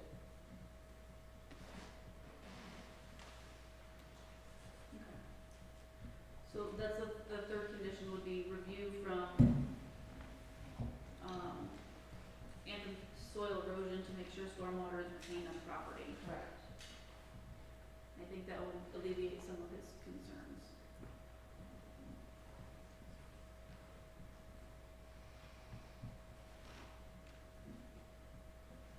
Yeah, and I want to give you one correction, your side setback on Byers is not 5 feet from the property line, because it's village manufacturing.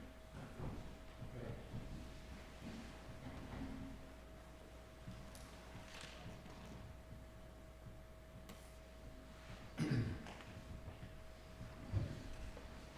I would comment that you guys might want to maintain flexibility in your planning, because you probably have plenty of time before anything actually happens. We chose to table a discussion about eliminating front setbacks because of the overall zoning discussion. But depending on how that goes, we would probably bring that back up. So there is a possibility that front setbacks could still be eliminated. The idea of the motion was that they would be eliminated wherever road right-of-ways exist, so that you could be up to the road right-of-way.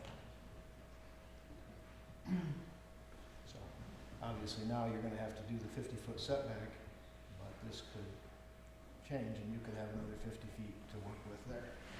Richard, do you know when that's gonna get discussed again? Well, It's based upon the board's, based upon what the board does with our recommendation tonight. They take our recommendation, and I guess they aren't gonna look at that until December meeting. And when's your December meeting? Second Tuesday or third Tuesday? Third Tuesday of December.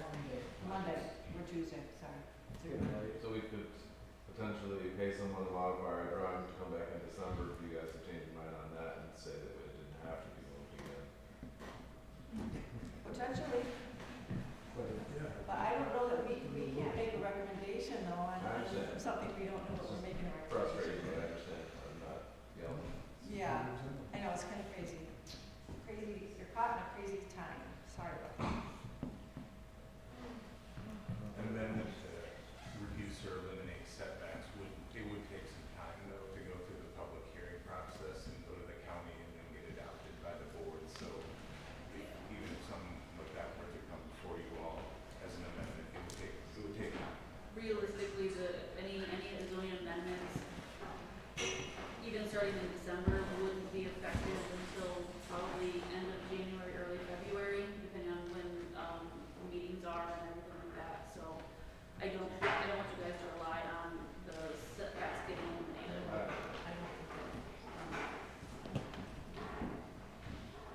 So, and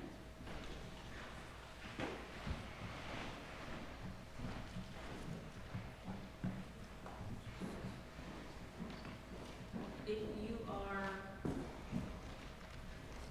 you guys want to continue with the deliberations, do you want them to come back with the kind of revised site plan? What do you guys want to do? We can go through Article 7, the site plan review, those standards right now. and go through all of that. The Article 7 site plan review, and then there's, some standards in Article 8 are the basically the approval criteria for that if they're met, then you need to approve the site plan. One of those is that obviously the site plan and the special use comply with the rest of the zoning ordinances, which is why we're talking about setbacks, which is why we're talking about soil, water, storm water, and stuff like that as well. So we still have those, but we also have those conditions on approval. So do you guys want to continue with Article 7, site plan review? What did you guys? I think it'd be beneficial to, these guys are maybe coming back with more information, if there's anything that they need to know. Yeah. So the first standard under Article 7 is the sewage disposal and water systems meet the applicable health and sanitary codes and ordinances. I have the commission, and this is coming from Ruben's staff report, that the commission finds that self-storage units will not require new water or sanitary service connections, and the commission finds that the existing commercial structure is already served with by on-site well and septic, and no additional restrooms or utilities demands are proposed. Okay. Those two findings would support that standard. Based on your review of the application materials and public comment, do you have anything to add to this, for these findings? For that particular one? For this? No, Yeah. I don't. Okay, do you have anything that would not support the standard? No. Okay. So, I am now going to ask if it is the consensus of the commission that this standard has been met. Yes. Okay.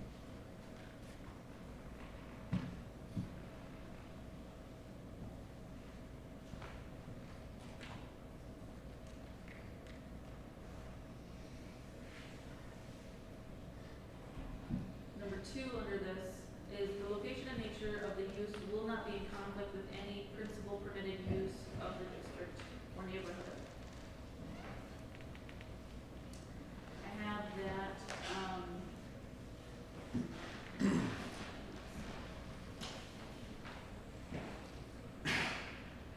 the commission finds that the self-storage is a listed special land use within the village manufacturing district.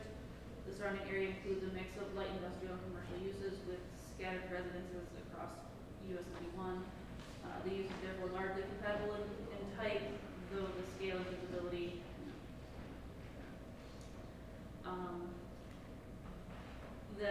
therefore is largely compatible in type with the surrounding uses.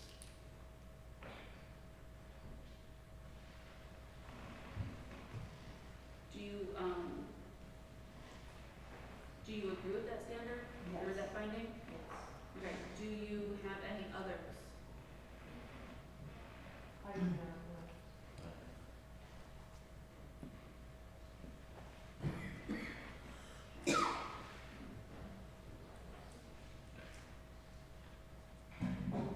Now, my next question is if you don't have any others, do you have anything that would not support this standard? No. Okay. Is it the consensus of the commission that the standard has been met? Yes.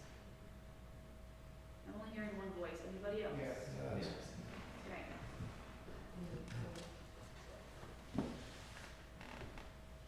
Number 3, the use will not create any major traffic problem or hazard. You are finding that MDOT needs to review the access points. Yep. Yes.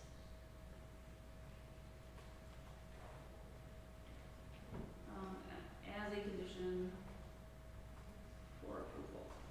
Okay.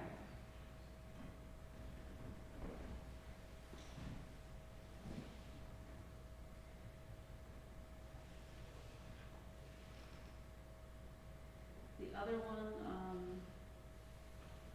would be that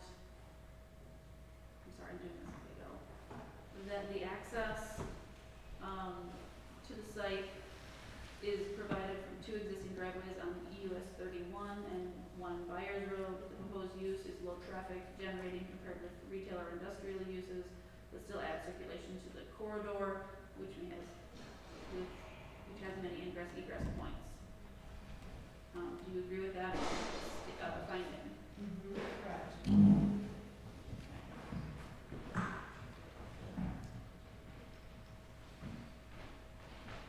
Is it the consensus of the commission that the standard will be met once MDOT has reviewed?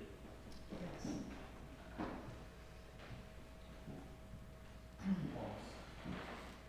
MDOT has reviewed and What's has that approved. going to do? Yeah.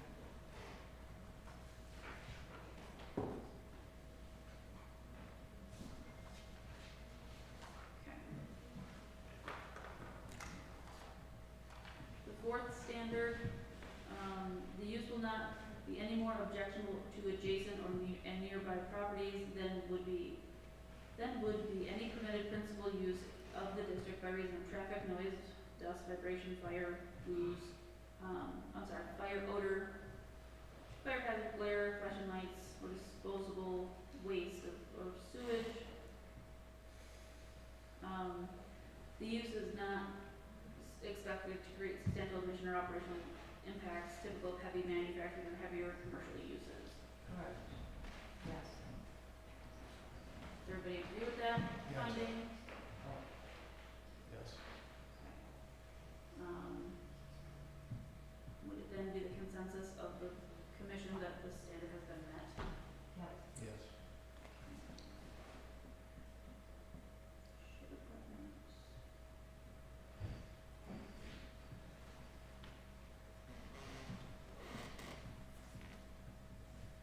Okay.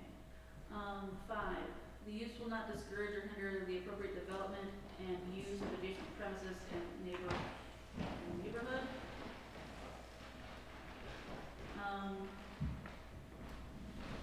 So the master plan identifies the site as a village mixed use, emphasizing small scale commercial uses.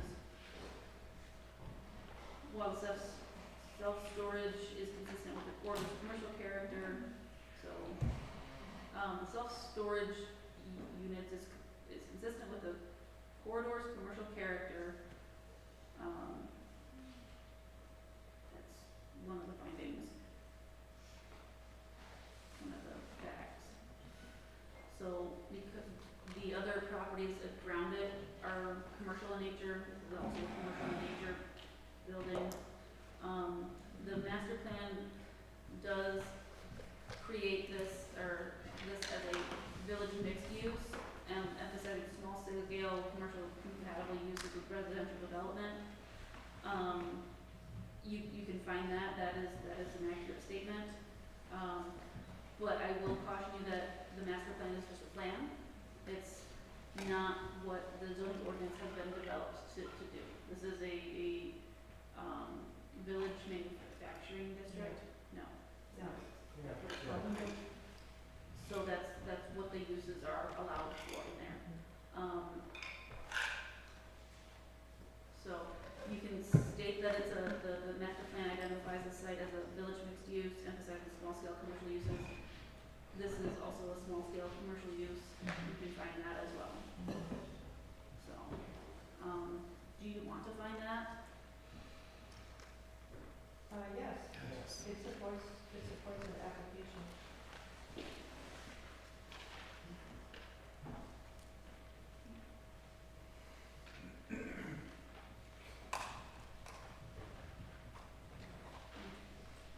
So I have three findings under the standard. The commission finds that the self-storage use is consistent with the corridor's commercial character. The commission finds that the 2019 master plan identifies the site as a village mixed use, emphasizing small-scale commercial uses compatible with residential development. And the commission finds that this use is a small-scale commercial use. Those are 3. Are you guys in agreement with those? Yeah. Add more? Delete some? And then, is it the consensus of the board that, consensus of the board that the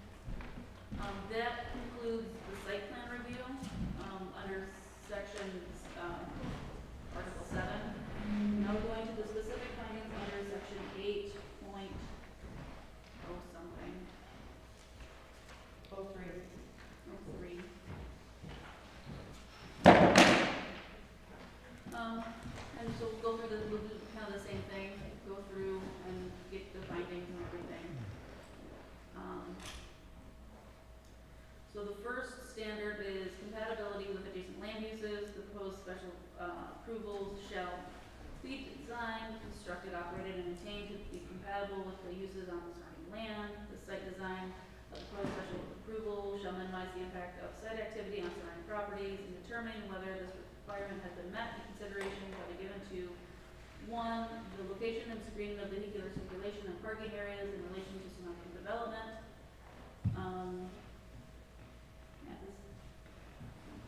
The staff finding is the site is bordered by commercial and light industrial uses on the north, south, by US, to the north and south, and by US 31 to the west. Across US 31 are single family dwellings on large rural lots. That's one finding. The proposed self-storage use is generally compatible with nearby non-residential uses but may appear visually obstructive, obtrusive from the highway corridor by the homes. When you go through that area of town, the self-storage units are going to look like the rest of the commercial area in that area. So I would say that the finding, I mean, I don't know what you guys want to do as a finding, the location and screening of vehicular circulation and parking areas in relation to surrounding developments. I would state that the property is surrounded, bordered by commercial and light industrial uses on to the north and south and by US 31 to the west. And that the vehicular circulation and parking areas are not, I mean, from what they're proposing, I don't think it's going to hinder any neighboring properties. So.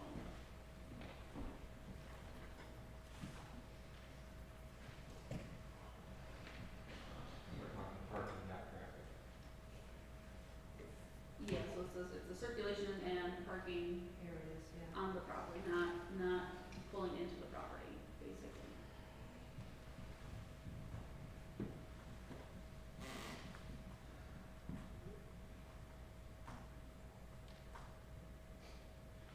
So I wrote that the commission finds that the vehicular circulation and parking on the property will not hinder neighboring properties.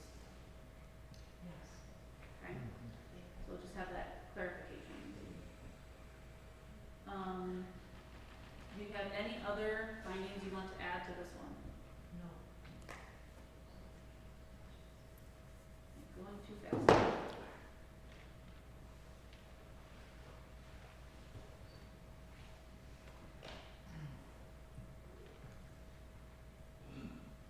Okay, so is it the consensus of the board that this standard has been met? Yes. Yes. Number 2, location and screening of outdoor storage, outdoor activity, or work areas and mechanical equipment in relation to surrounding development. There is no outdoor storage or outdoor activity or work areas proposed on this application. Correct.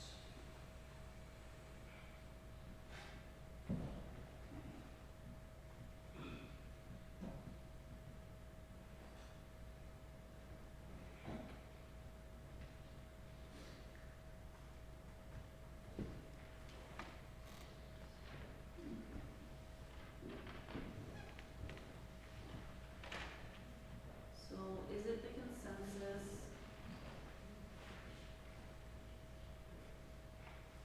So it's gonna be kind of a weird one, but is it the consensus of the board that this standard is not applicable?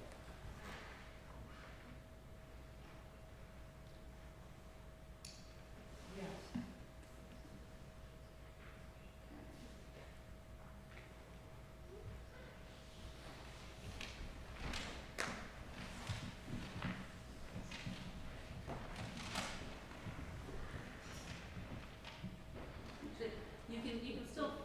The consensus of the board can still be that it was met instead of not applicable. So what would you rather do?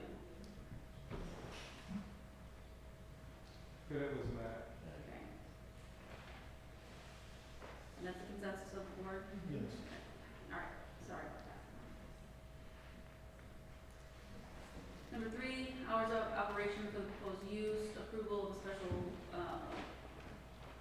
special approval request may be conditioned on operation within specified hours of operation. They did not specify hours of operation in their application, I don't believe. I think it's 24-hour. Okay. Yeah, that's. It was 24 hours in the application, okay. Okay. Was it directly specified anywhere in the application? I didn't see that. I just do know. I was under the impression it was 24. I read that somewhere. Well, we can also find that because the applicants just stated that it was gonna be 24 hours, so. Okay. So the commission finds the application, that the applicants stated that the hours of operation, are 24 hours a day. Correct. Okay, this is basically, do you want to condition it to be different than that? No. Okay. You guys doing this duty? Are you? I don't think it's necessary for this, just so I can be honest. Everything's under lock and key. And it's lit and low-key, visible.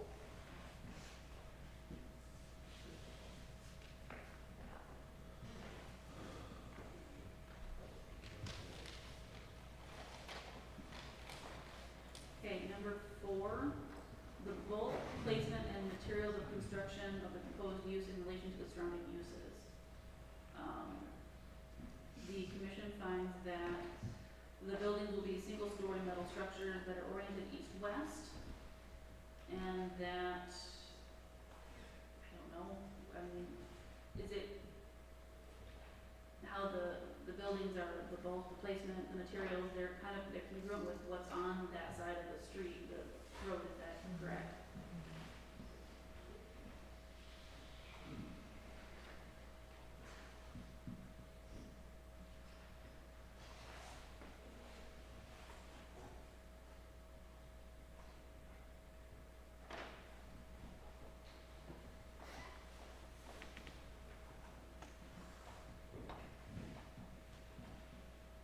The east side of 31, west side? East side, thank you.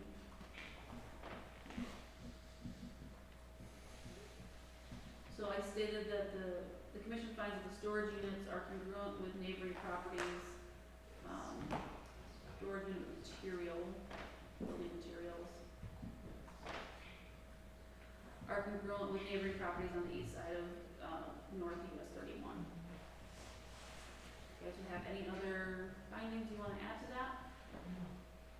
Okay. What's the consensus of the board? We don't approve condition, yes, we're all awake.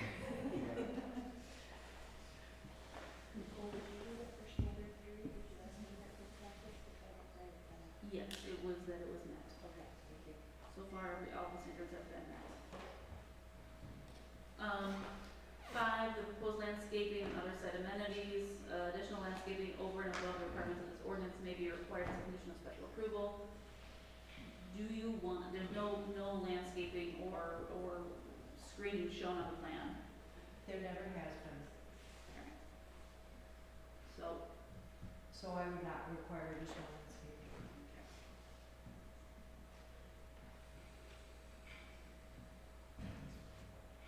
So is it the consensus of the board that this has been met? Yes. I'm sorry, I have to repeat asking you guys all of the questions, but. All right, we're on to B, public services. The proposed special approval shall be located so as to be adequately served by essential public facilities and services, such as highways, streets, emergency services, drainage systems, water and sewer facilities, and schools, unless the proposal contains an acceptable plan for providing necessary services or evidence that such services will not be available or will be available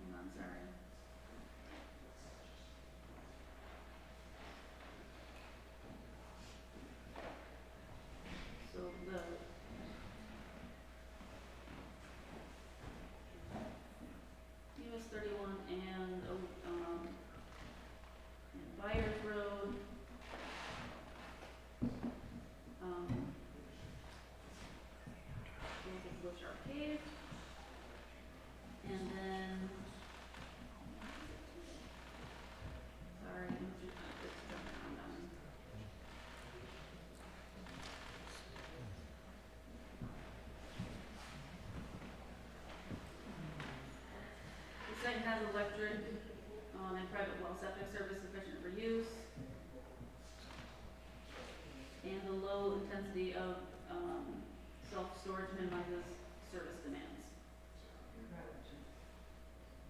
Okay, do you guys have any other besides those three?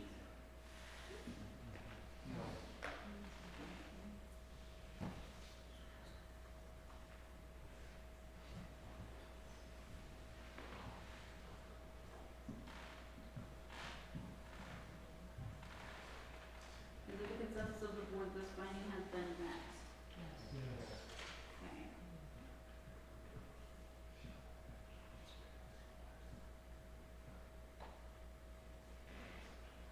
C, impact of traffic. The location of the proposed special approval within the zoning district shall minimize the impact of the traffic generated by the proposed use.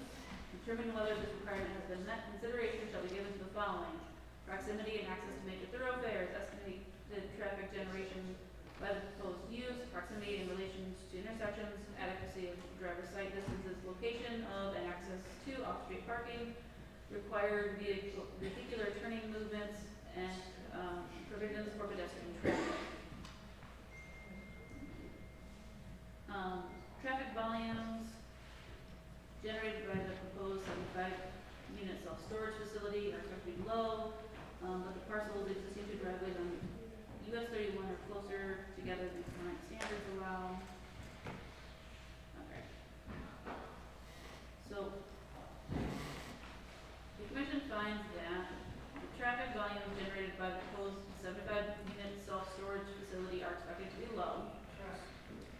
And finds that, MDOT approval of access is a condition of approval. Okay, anything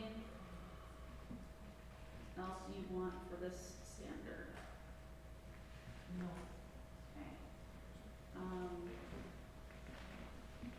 Is it the consensus of the commission that this standard will be met once MDOT approves the access points? Yes.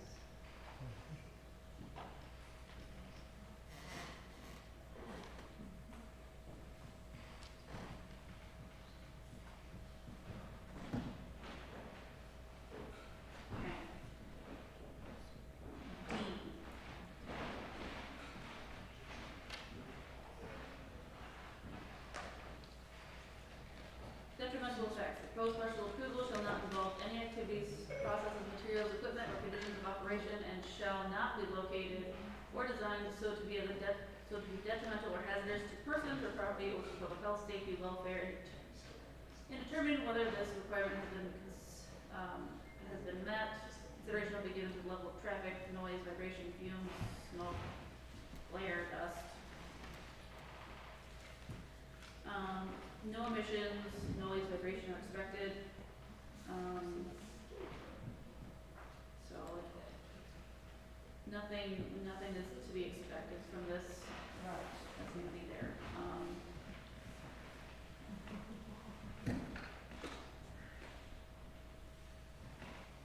So, and then, you guys have anything else you want to add to this? To that one? To this one? No. Okay.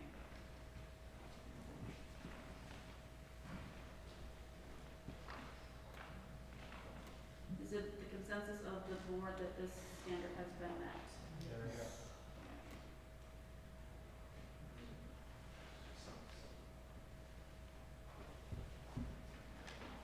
E, economic well-being of the community. The proposed special approval shall not be detrimental to the economic well-being of those who will use the land or residence, businesses, landowners, or community.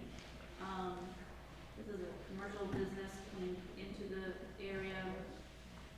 The use contributes to local business activity and to the service gap in the local area. So that's what you guys can find. That supports the standard. Sure. Do you have anything else you want to add to this? No. Any? You sure? Nothing? Nothing at all? I know I'm talking a lot, but you guys can talk too.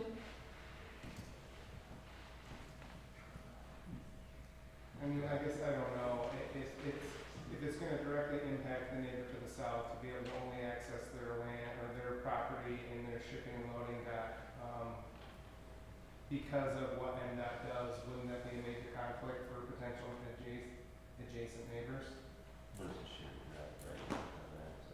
what happens if NDOT says you can't use the secondary, entrance that you have there, and now you So create?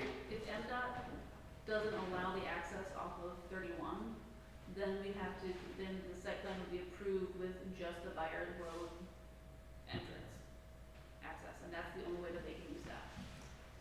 So that would fix that problem. Okay. Yeah. If MDOT does not approve the access points on 31, then they would have to use the Byers Road entrance and basically fence off the other. Now, the commercial building that we're not dealing with tonight, would still have access to one of those, probably the east that way. Okay. One, but the one closest to the storage unit would have to be blocked off with a fence or something. Okay. So. F. Compatibility with natural environment, proposed special approval shall be compatible with the natural environment and conserve the natural resources and energy.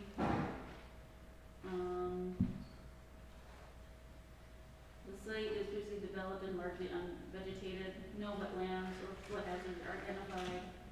And then we do have stormwater as a review.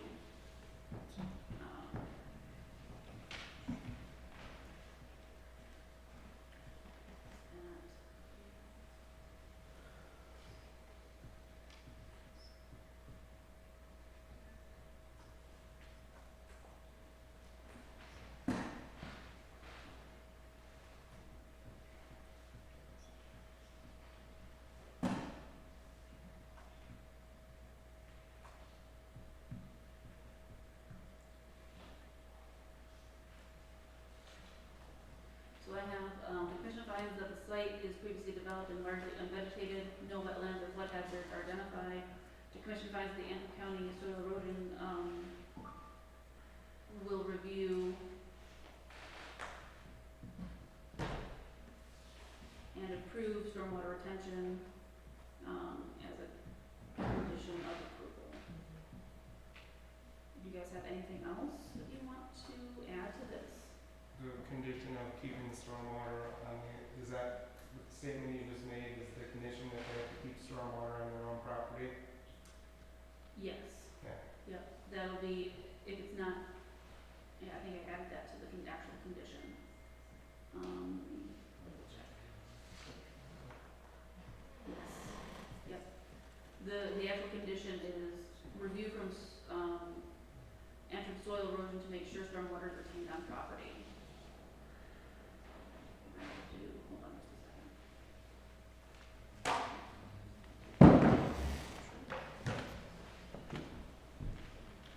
So I'd like to maybe reword that the stormwater stays on property and or flows where it flows now and doesn't cause having impact, right? Because he says something about the storm sewer runs from one property to the other and terminates somewhere, wherever that may be.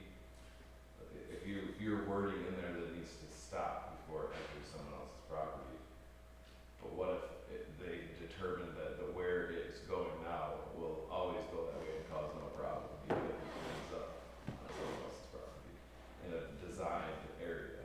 There are ways to mitigate where stormwater goes and stays within your own property to make sure that you're not directly affecting an adjacent property. I understand that, but if it's already designed, if that property was a whole and it's designed to go from here to here to here and it ends here on someone else's property, and it will continue to do that for eternity and not be a problem. I see where you're trying to go with that. I disagree, and that's where you're gonna need to get in a conversation with NDOT. So So technically, under section 4.15, stormwater retention, stormwater drainage in excess of natural conditions shall be retained on site. That's what we're talking about. That's Okay. in the zoning ordinance, okay? Fair enough.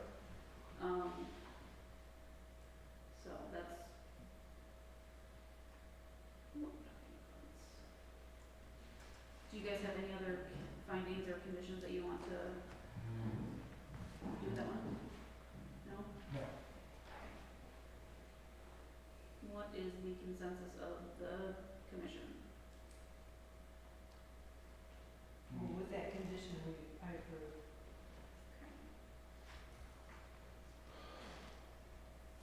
Alright, so, we went through all of the conditions for approval. We have 3 conditions right now. I'm going to add another one, which is just standard all applicable, state, federal, and local permits. Shall be attained prior to construction. So that means building permits, stormwater permits, anything you need like that, you know, for that. And then, I think, do you have any other conditions for approval that you guys wanna talk about? I do not.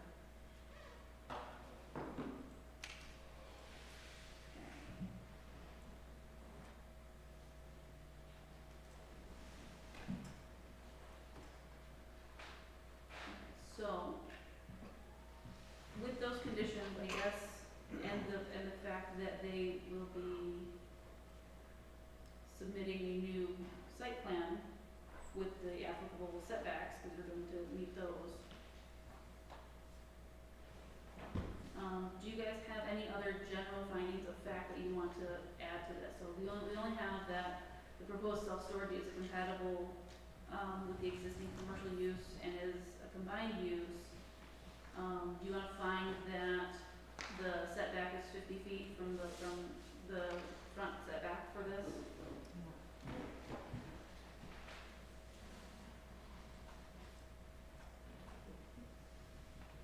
It's 50 feet. And that applicants will submit a revised site plan showing that 50 feet. Okay? So that's, right.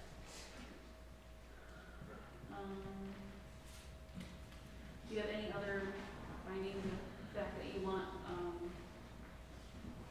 to add to the general findings of fact, or just, are you good with those 2? No.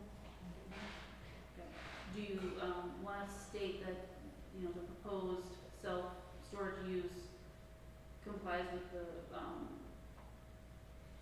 general regulations of the zoning ordinance, or do you just want to state those 2, because those were the only really questions that we had for that? You can leave it like it is and have the consensus that, you know, will you adopt those 2 findings? It's up to you. Leave it as is. Leave it as is. Okay.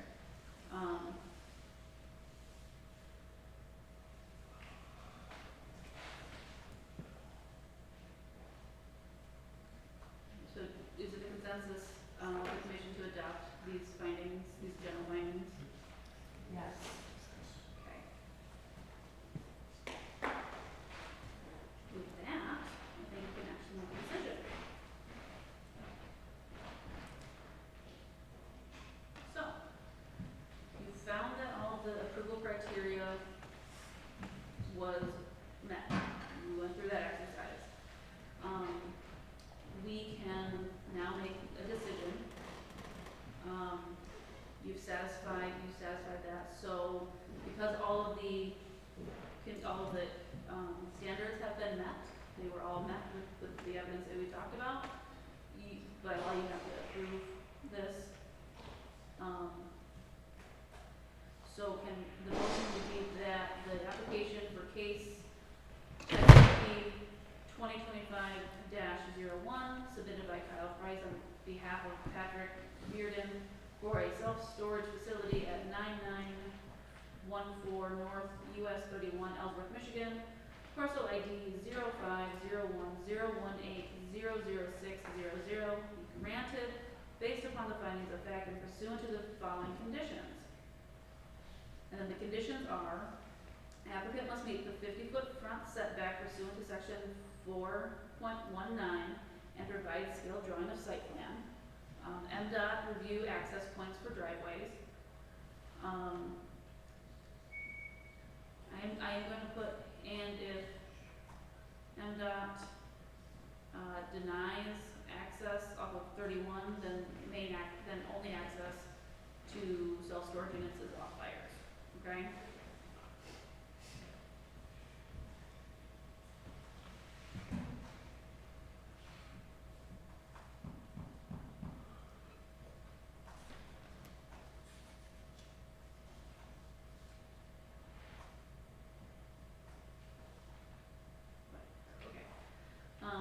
The third condition would be review and approval from soil erosion to make sure stormwater is retained on property. Fourth is applicable state, federal, and all applicable state, federal, and local permits shall be obtained prior to construction. Okay? And you guys don't have any other conditions? Okay. So I just need. Yeah, I make that motion. Okay, and we need a second. Support by Travis, all in favor? Hold on. We're doing a roll call vote. Oh, roll call vote. David? Yes. Tyler? Yes. Patty, yes. Yes. Yes.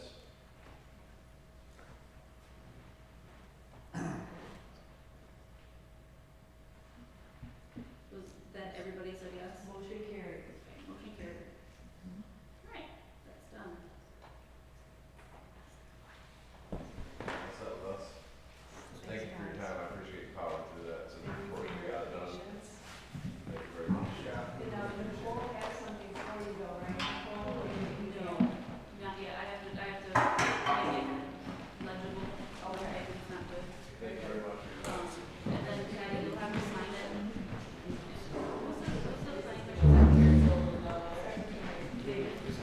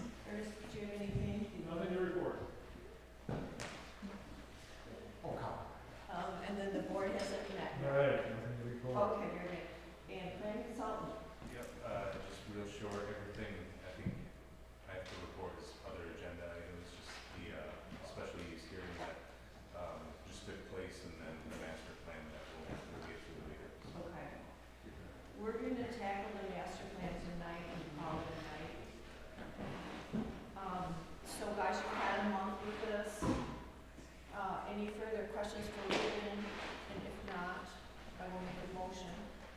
Any further discussion, questions for Ruben? Okay, I would move to recommend the Banks Township Board review the draft master plan and pass a resolution to authorize a 63-day review. Support? I'll support. All in favor? Aye. Motion carried. I'm sorry that Harris, as we sat through all this, we'll take public comment and then we're gonna resume our unfinished business at the next December 9th meeting. So public comment. So, Patty? Yes. A point of order. Yes. You can table the review draft two-family dwelling zoning, you table that to the next meeting. So you Yes. can make a motion to table that right now, Okay. and then we can go on to the public comment and we can finish the meeting. Okay. So I would make a motion that we table the review draft two-family dwelling until our December 9th meeting. Support by Trav, all in favor? I have a question about that. As I read this, I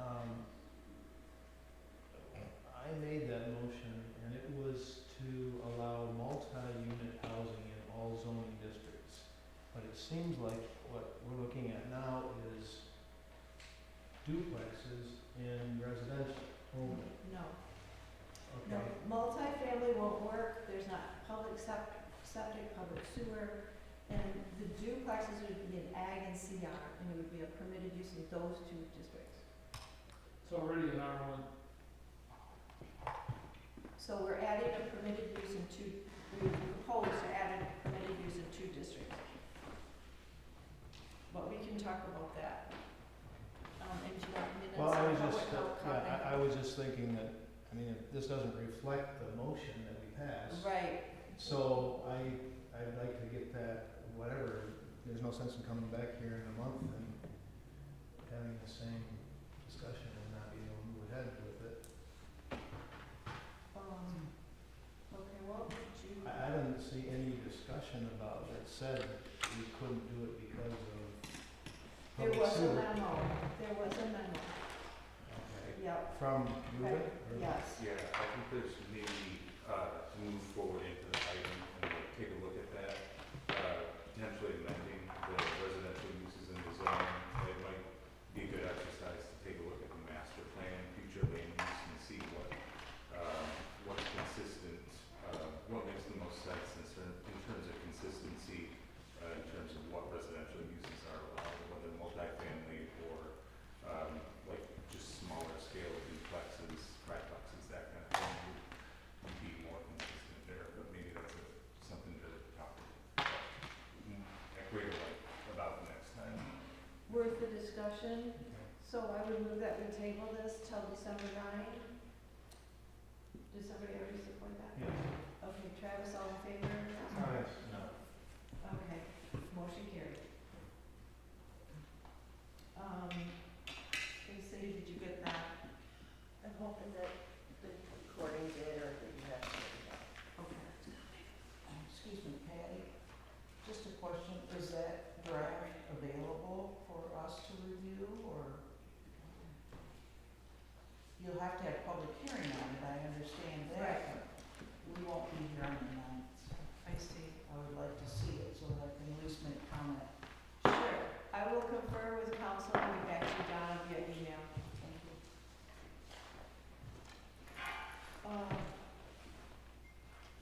We're at public comment. Come on, I up. just really wanna go Or home, just stand where you are. Ann Anderson, I live in Bates, and I know we're all tired, and I really just wanna go home, but I can't go home with a clear conscience of knowing that Dave, you said that nobody came tonight saying that they had a personal issue to repeal zoning, but my brother Patrick came, and we all came for him as well. He did come and represent himself with his particular issue, and I felt that wasn't fair to him. Because it was essentially it was his deck issue that raised the rights of us Andersons and McCannowitzes to really even understand what zoning was.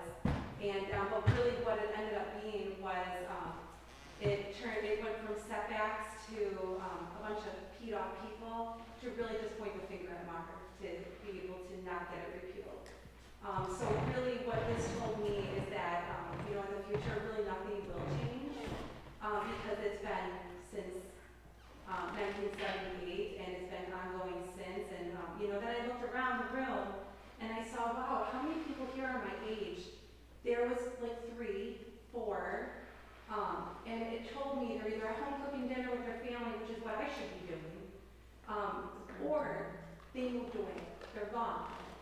And so in 20 years, most of us right now are going to also probably either be gone or in their nice little nest on the lake somewhere, while our water is still going to be polluted in some way, shape, or form from something else that zoning protects, and families will be gone.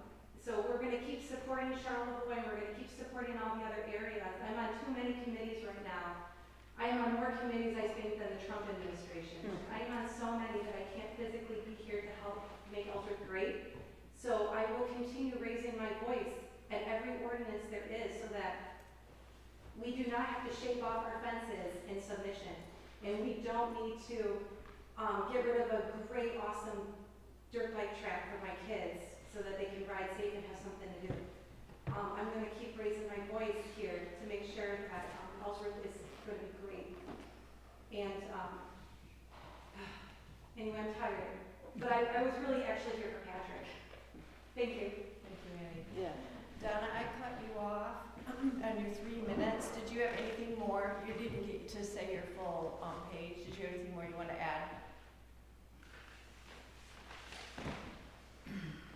Well, I guess, in wrapping it up, my comments were on a personal note that I'm greatly disappointed and hurt by the allegations that I've heard accusing me of unfair activities while I was in office for 40 years.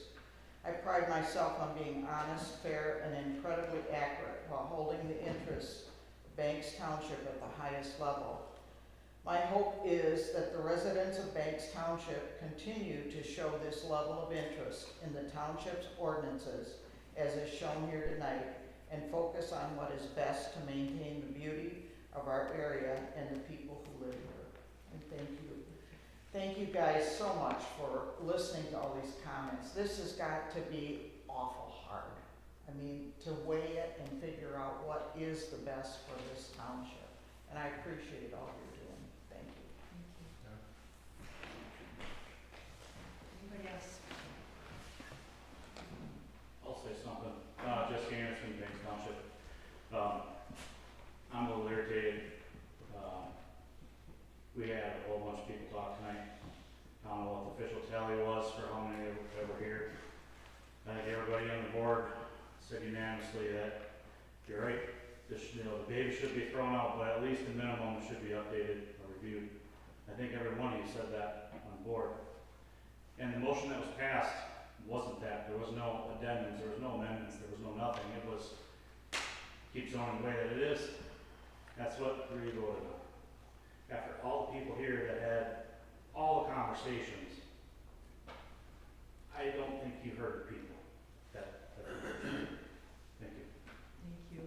I would say something, public comment. Yes. Understand that if zoning is repealed, it's gone, but if it stays, that doesn't mean it can't be amended. It's amended all the time, and I would remind you, it took us 2 years to deal with that RV issue. So I hear everybody say, let's make some common sense changes. Yeah, I've sat through those. I know how long you beat your head against the wall, because even in the minutia, even in the little things, you're gonna have the same breakdown of people that they don't want that. Oh, it'll look like a campground or a junkyard. And other people say, well, I wanna use my property. You're gonna every issue has the same breakdown of people that like it and don't. So yeah, I'm fine with amending it. And again, I don't do it. I'm just the one you send me to try to enforce it. But you're gonna have a problem with everyone. So when you talk about making common sense changes, that sounds grandiose. And we gotta. I'm with you. No one has yet said, well, what part do you want to make simpler? Do you want to just maybe what you're really saying is we want to make more permitted uses in every zone, right? Which basically is just kind of watering down at that point, and then kind of land it all. But it's a slog, no matter which issue you decide to address. Enough said. Anybody else? Thank you for,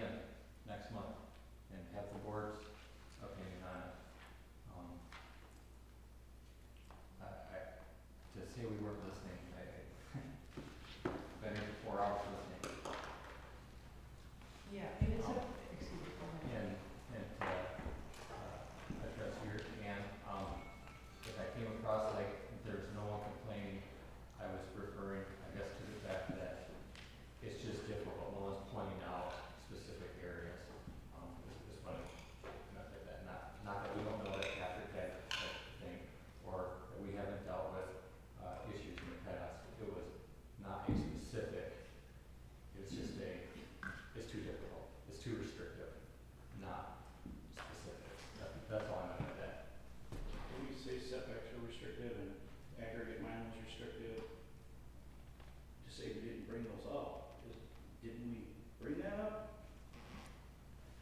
That areas to improve? Yeah, it's approved. So And saying when no it goes to the specific- board, Jesse, it'll come back to this board for us to approve it. And when you come and you give your comments, and everyone gives your comments, we will try to improve that. That's how the process works. You've been to enough of these meetings now, it's been explained to you enough. We're not doing back and forth, we've gotten this I'm far sorry. in the meeting, I'm where sorry. we're gonna go, not going back and forth and devolving this late in the